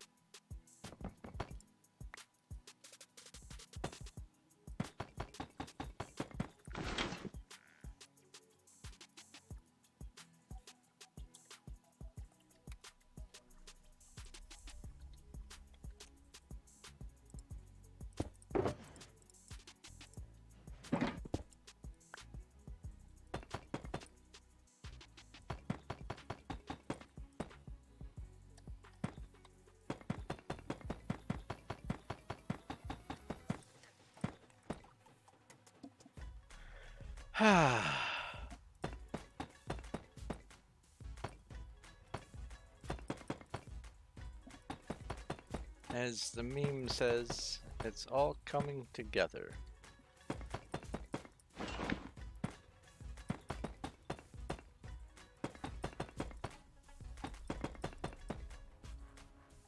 Now I know there's going to be a point where I have caught up to all of the chiseled deep slate that can be made with what materials we have, and run out of cobbled deep slate to make more chiseled deep slate. But for the moment, Kels and I are tending to stay ahead of the curve. But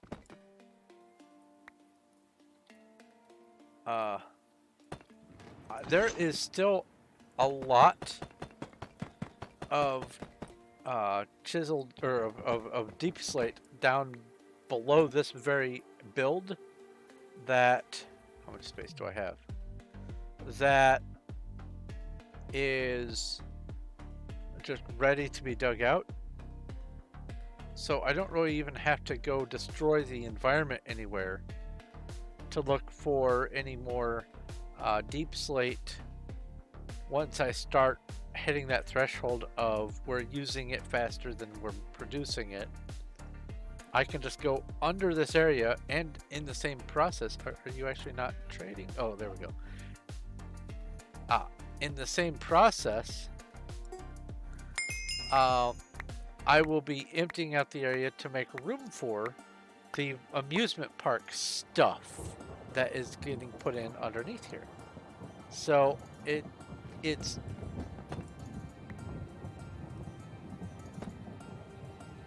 either way,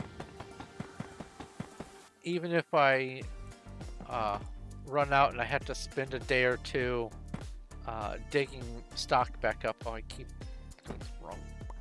There we go. Oh, I know what's... I have gone in by one row. That's what it is. Derp derp.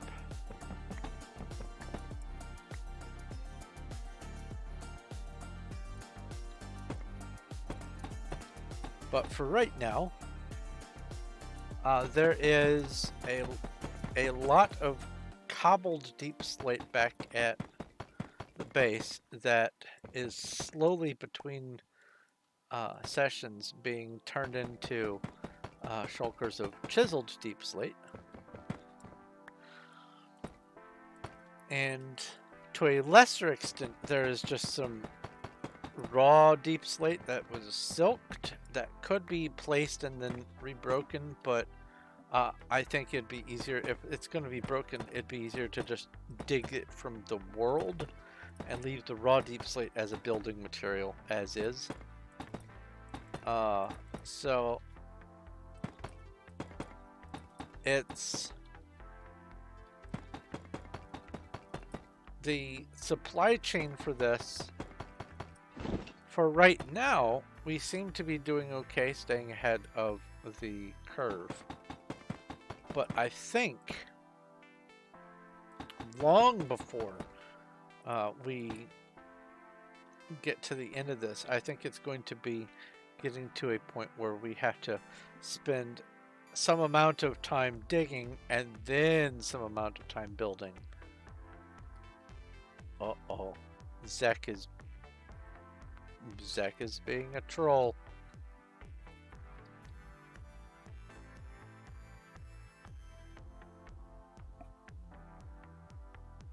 Nah, I won't comment.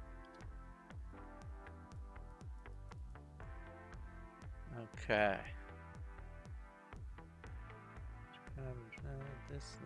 So I'm doing that layer? Yes, okay.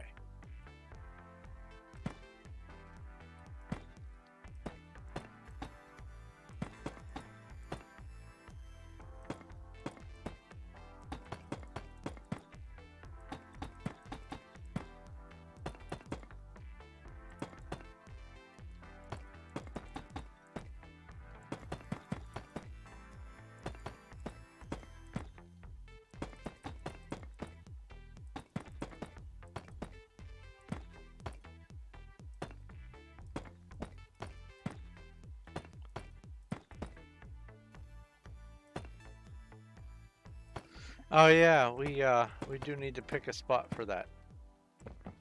You are correct, Cuddles. After this stream, we can bang our heads together and try to figure out somewhere nearby for that. Because I would like it to also be attached by like a walk tunnel or something with some signage that leads from one attraction site to the other. I think that would actually be a pretty nice little thing.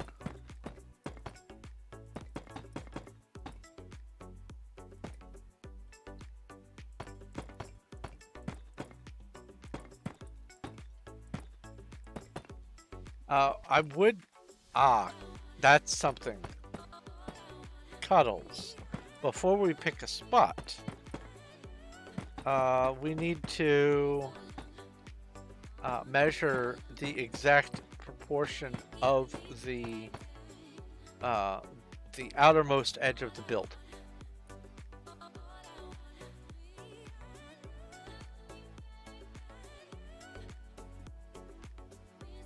Because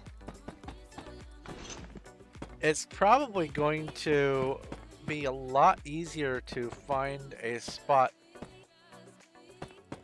that is of smaller size than my big old 243 block claim. 243 on the side.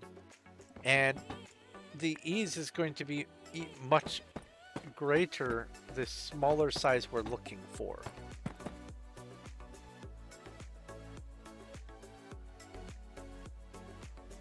A lead to my super slow maze. Ha ha ha. You crashed. Oh no.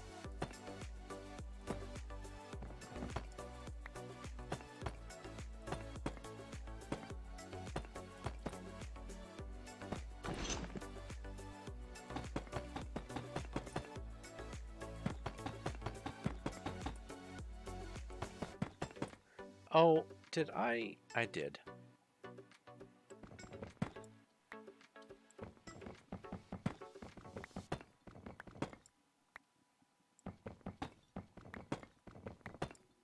There we go.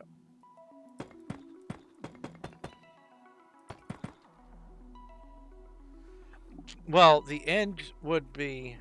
Oh, you mean the end of the maze have one lead into the... Have the end of the maze lead to your park. That would be funny.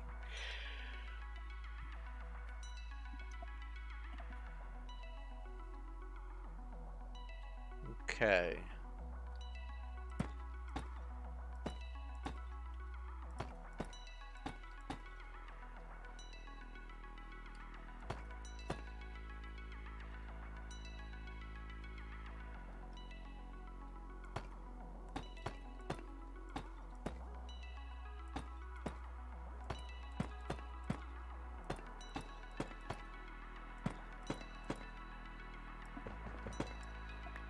Ah, there's a question.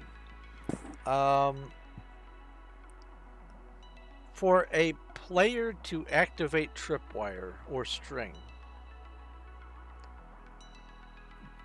does it have to be access trust, or can just walking over a string or tripwire still behave as normal, unlike a pressure plate? That's something that I need to test.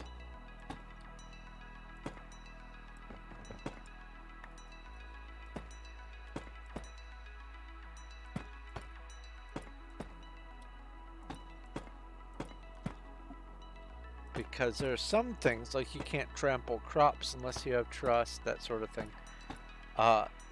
The player body interaction may not be permitted without at least access trust.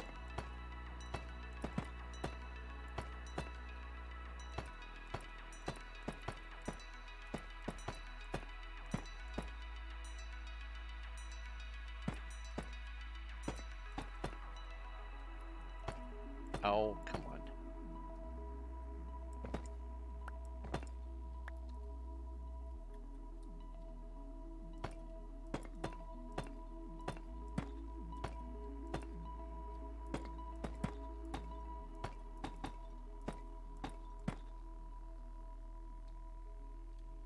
Okay, we're getting there.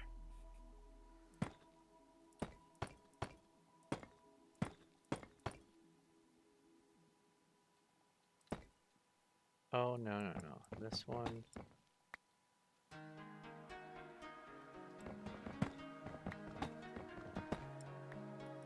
Is this level here.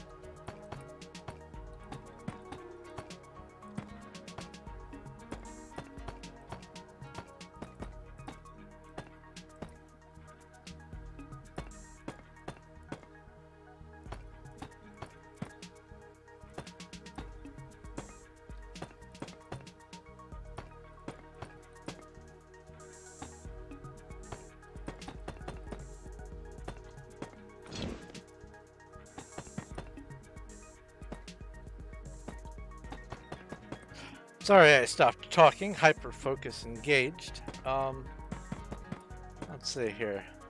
I had a couple of things that I was going to talk about.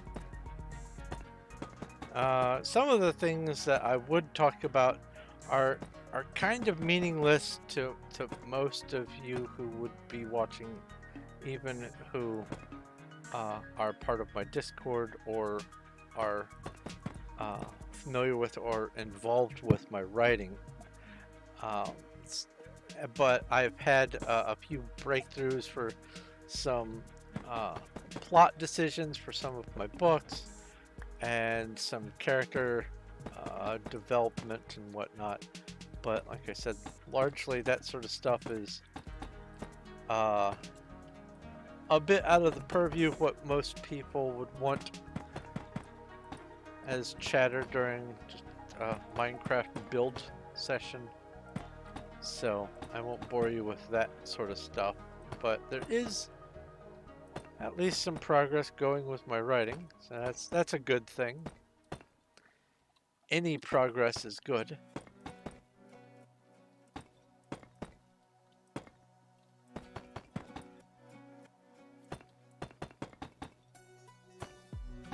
For a while I was trying to hold myself to about 2,000 words a day minimum, and I was somewhat sticking to it, but forcing myself to have to write that much, it ended up with being more of a trial of what can I write about. What subjects? Okay, control or not control? F3B. Where is it? I found you. Hitboxes. Forcing myself to write on a particular manuscript that I don't really have any ideas for the next scene to write about. It is starting to become torturous there. So then I would split my words between several different projects, and while that works to a certain point, I still have to follow the guide of what am I going to be writing about. I could fill the void with 2,000 words and it be about nothing at all and not help me get any of my projects actually done.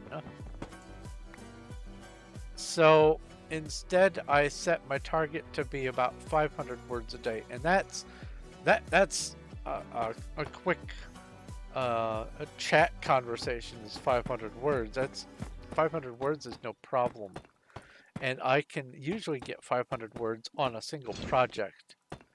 It was just the 2,000 words, like 6 pages or whatever. It was becoming a bit too arduous for me to stay on top of it every single day. While I have a lot of things I want to write about, I want to try to get the brunt of my writing on a certain number of projects because they are closest to getting completed. And if I find myself getting distracted into writing on another project, while yes, I might be able to get that close to being completed, but it might also suffer from the, all right, I got 90% done, now what? What happens in this spot that I said I'll deal with that later? Well, now is later. Later has arrived, and so what am I going to do with this scene now? How am I going to connect this to that? And then I just end up with 100 manuscripts of 90% done. What I want to try to do is get one or two of them 100% done and published. Because it's nice to say, I've got 2 books published, but it'd be better to keep getting books published.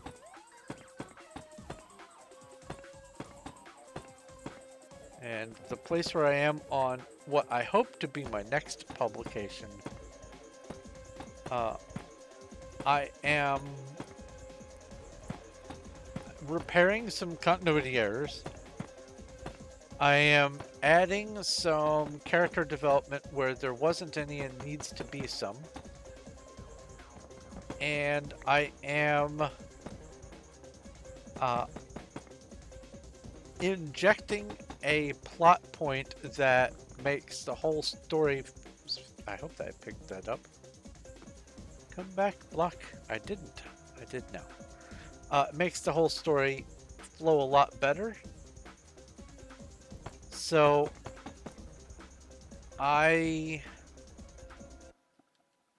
yes, it's that one.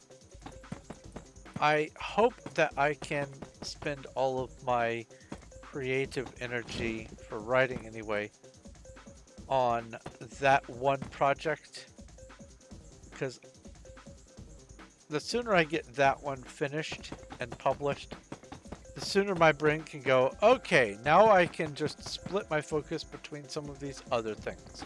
I've got this one done.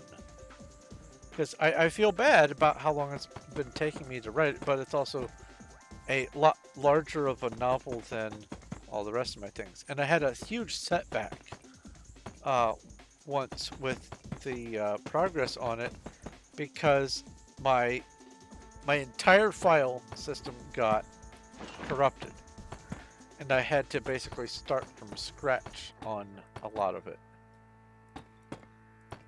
So that kind of sent me into a bit of a funk, and I didn't even want to look at my manuscript for the longest time. But I've gotten past that point, and I've been slowly grinding away at editing and compiling all of my notes and everything.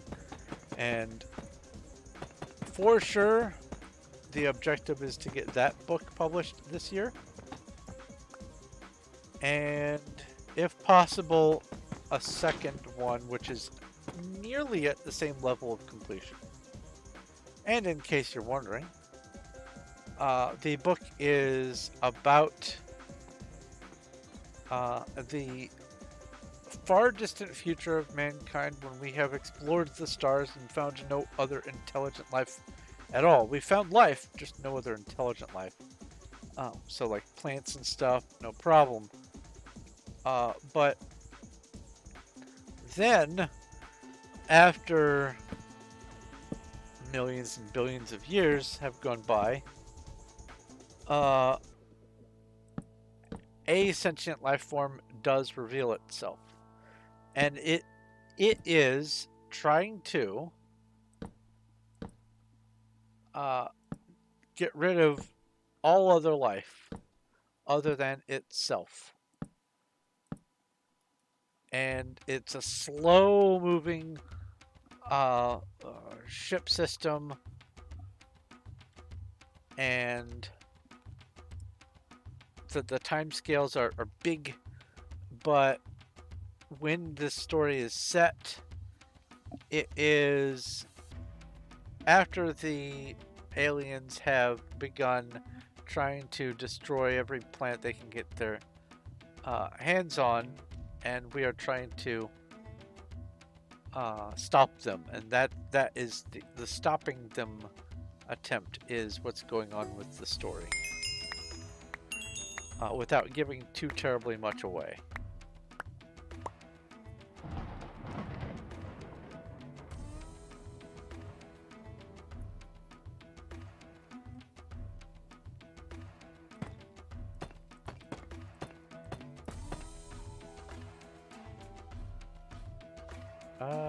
This one is this layer.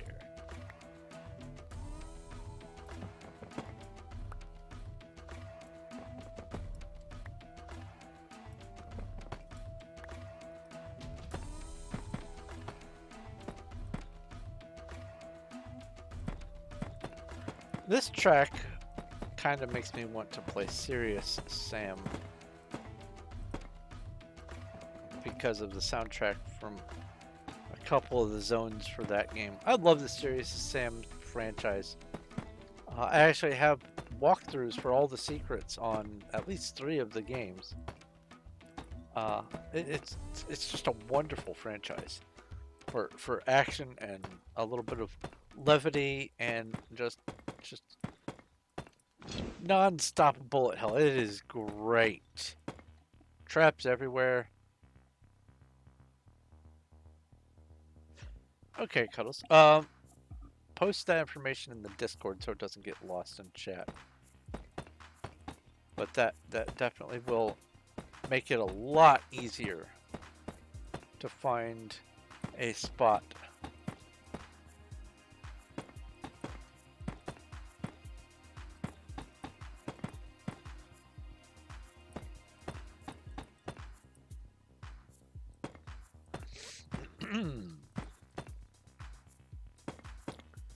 And if you're wondering what is going on with trying to find a bot for her project, she has a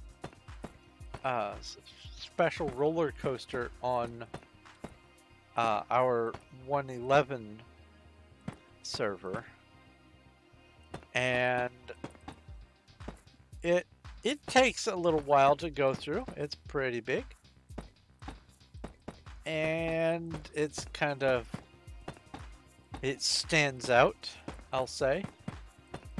And she was wondering about the possibility of building it on here. And now that I've got this project going and that I plan on having an amusement park as part of it, her roller coaster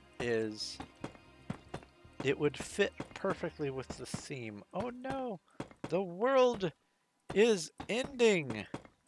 Oh, just think if I had maybe worked just a smidge faster on one thing or another, this would have been perfect timing. Because there's one layer left. But I have to come back after the layer.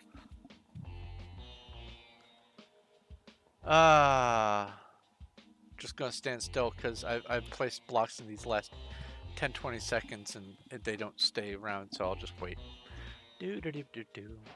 And click on Wild. Come down here. Do the daily rewards. Get my playtime bonus, my club bonus. Every day, and everyone gets that. Rank reward and daily reward. And now come over here. Any of these about to expire? No. I'll do those later.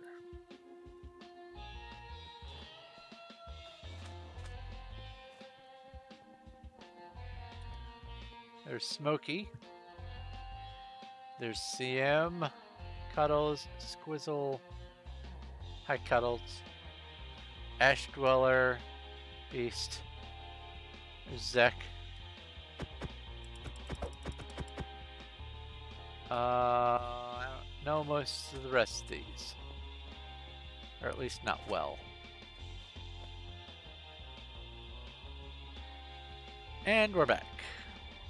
P time at noon.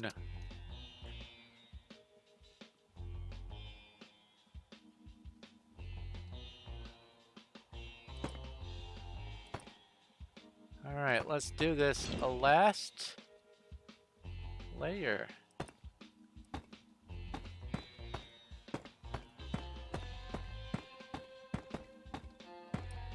Oops, oops.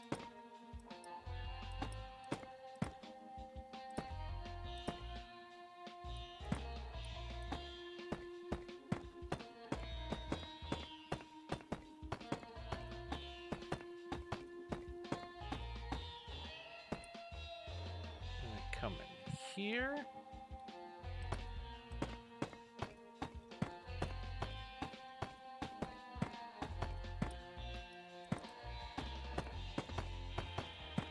So I guess as I'm building the last little bit of this, I will go ahead and re-mention while I have had the text scrolling across the top of the screen, as is the case with most aspects of life, people tend not to read stuff.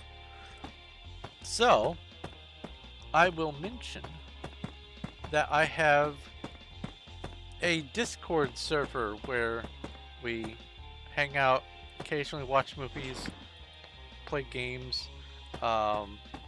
There are dozens of channels of dozens of different interests, ranging from my dorky things like math and science and linguistics to, you know, video games, Minecraft in particular, all kinds of different channels to visit. There's a channel set aside for just, you know, wallpapers, desktop wallpapers. It has like, I don't know, 10,000, 11, maybe 12,000 images in it, all the way back to the beginning, and they are all safe for work content.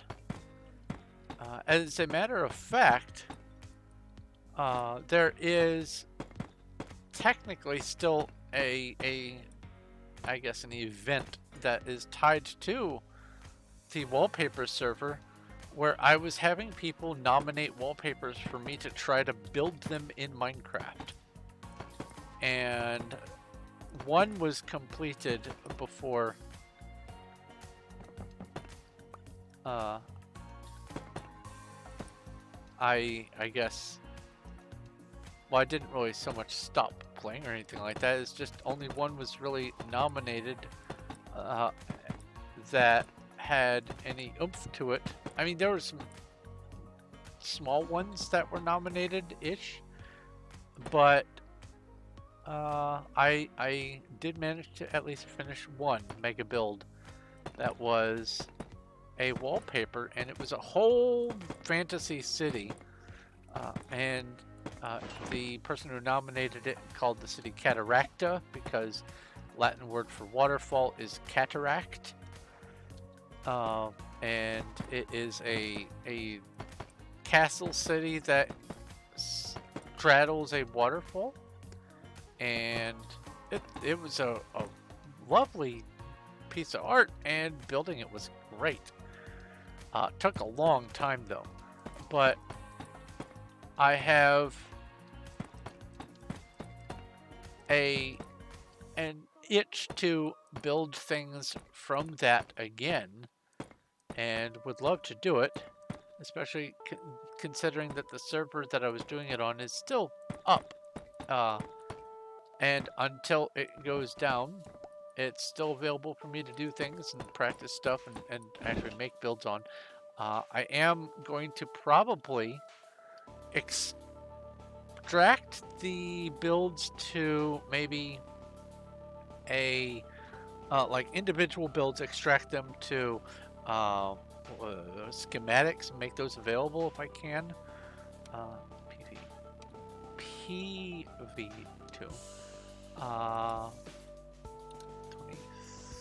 24, 25, oops.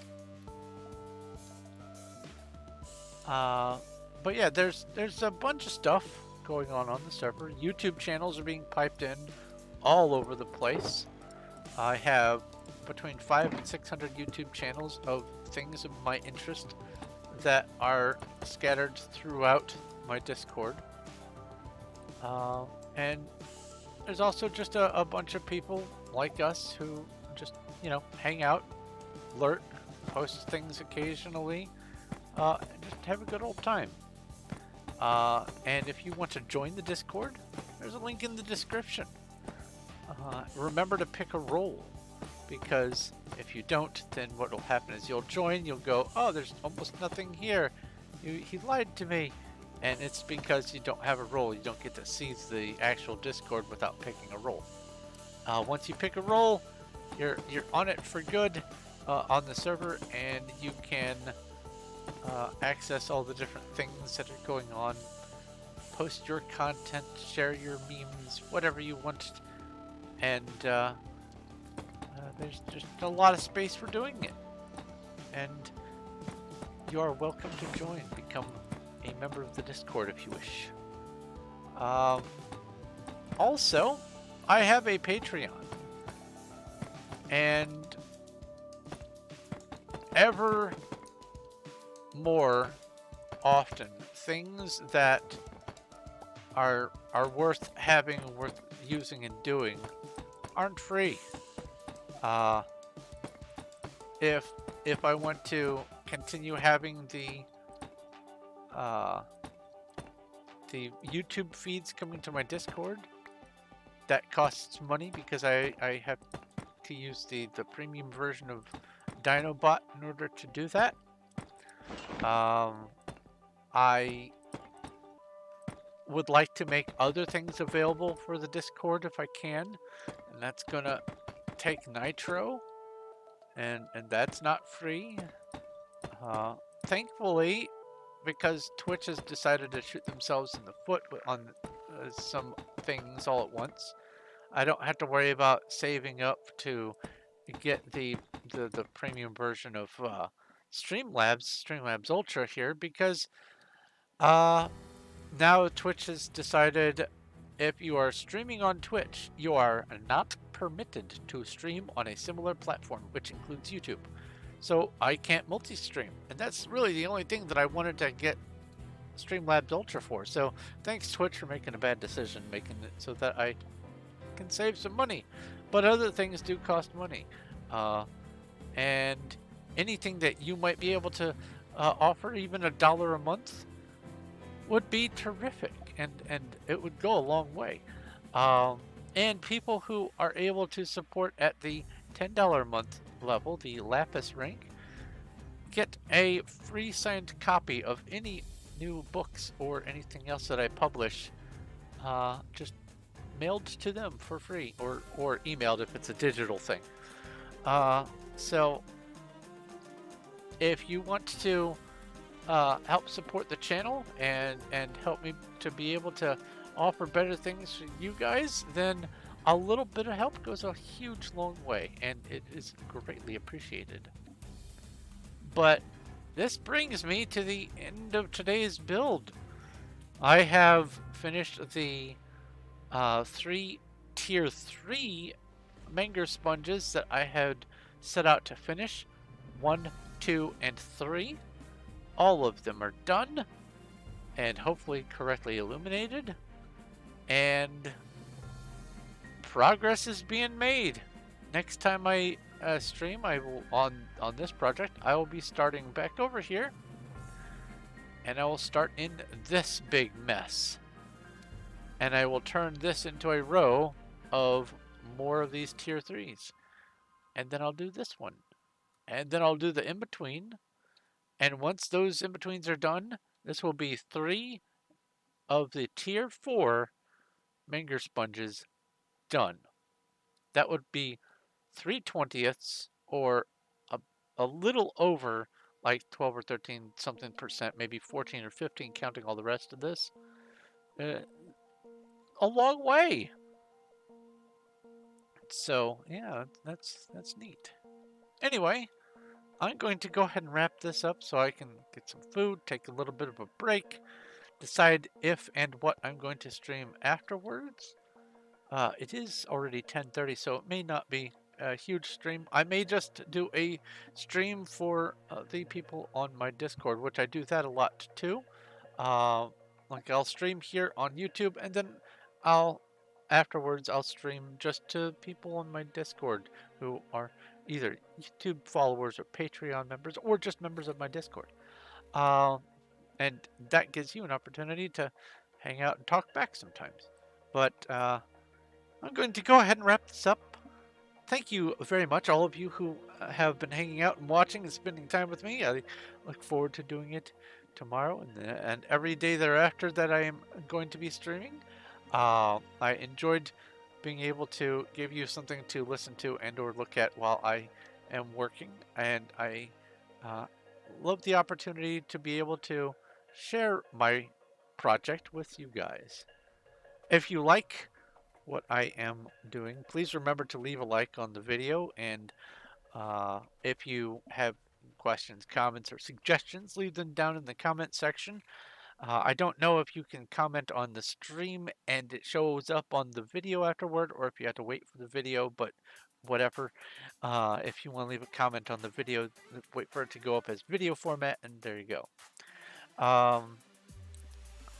I also, if you have not subscribed, I would greatly appreciate a subscribe because it gets me ever closer to that 2,000 mark, which is the most immediate goal.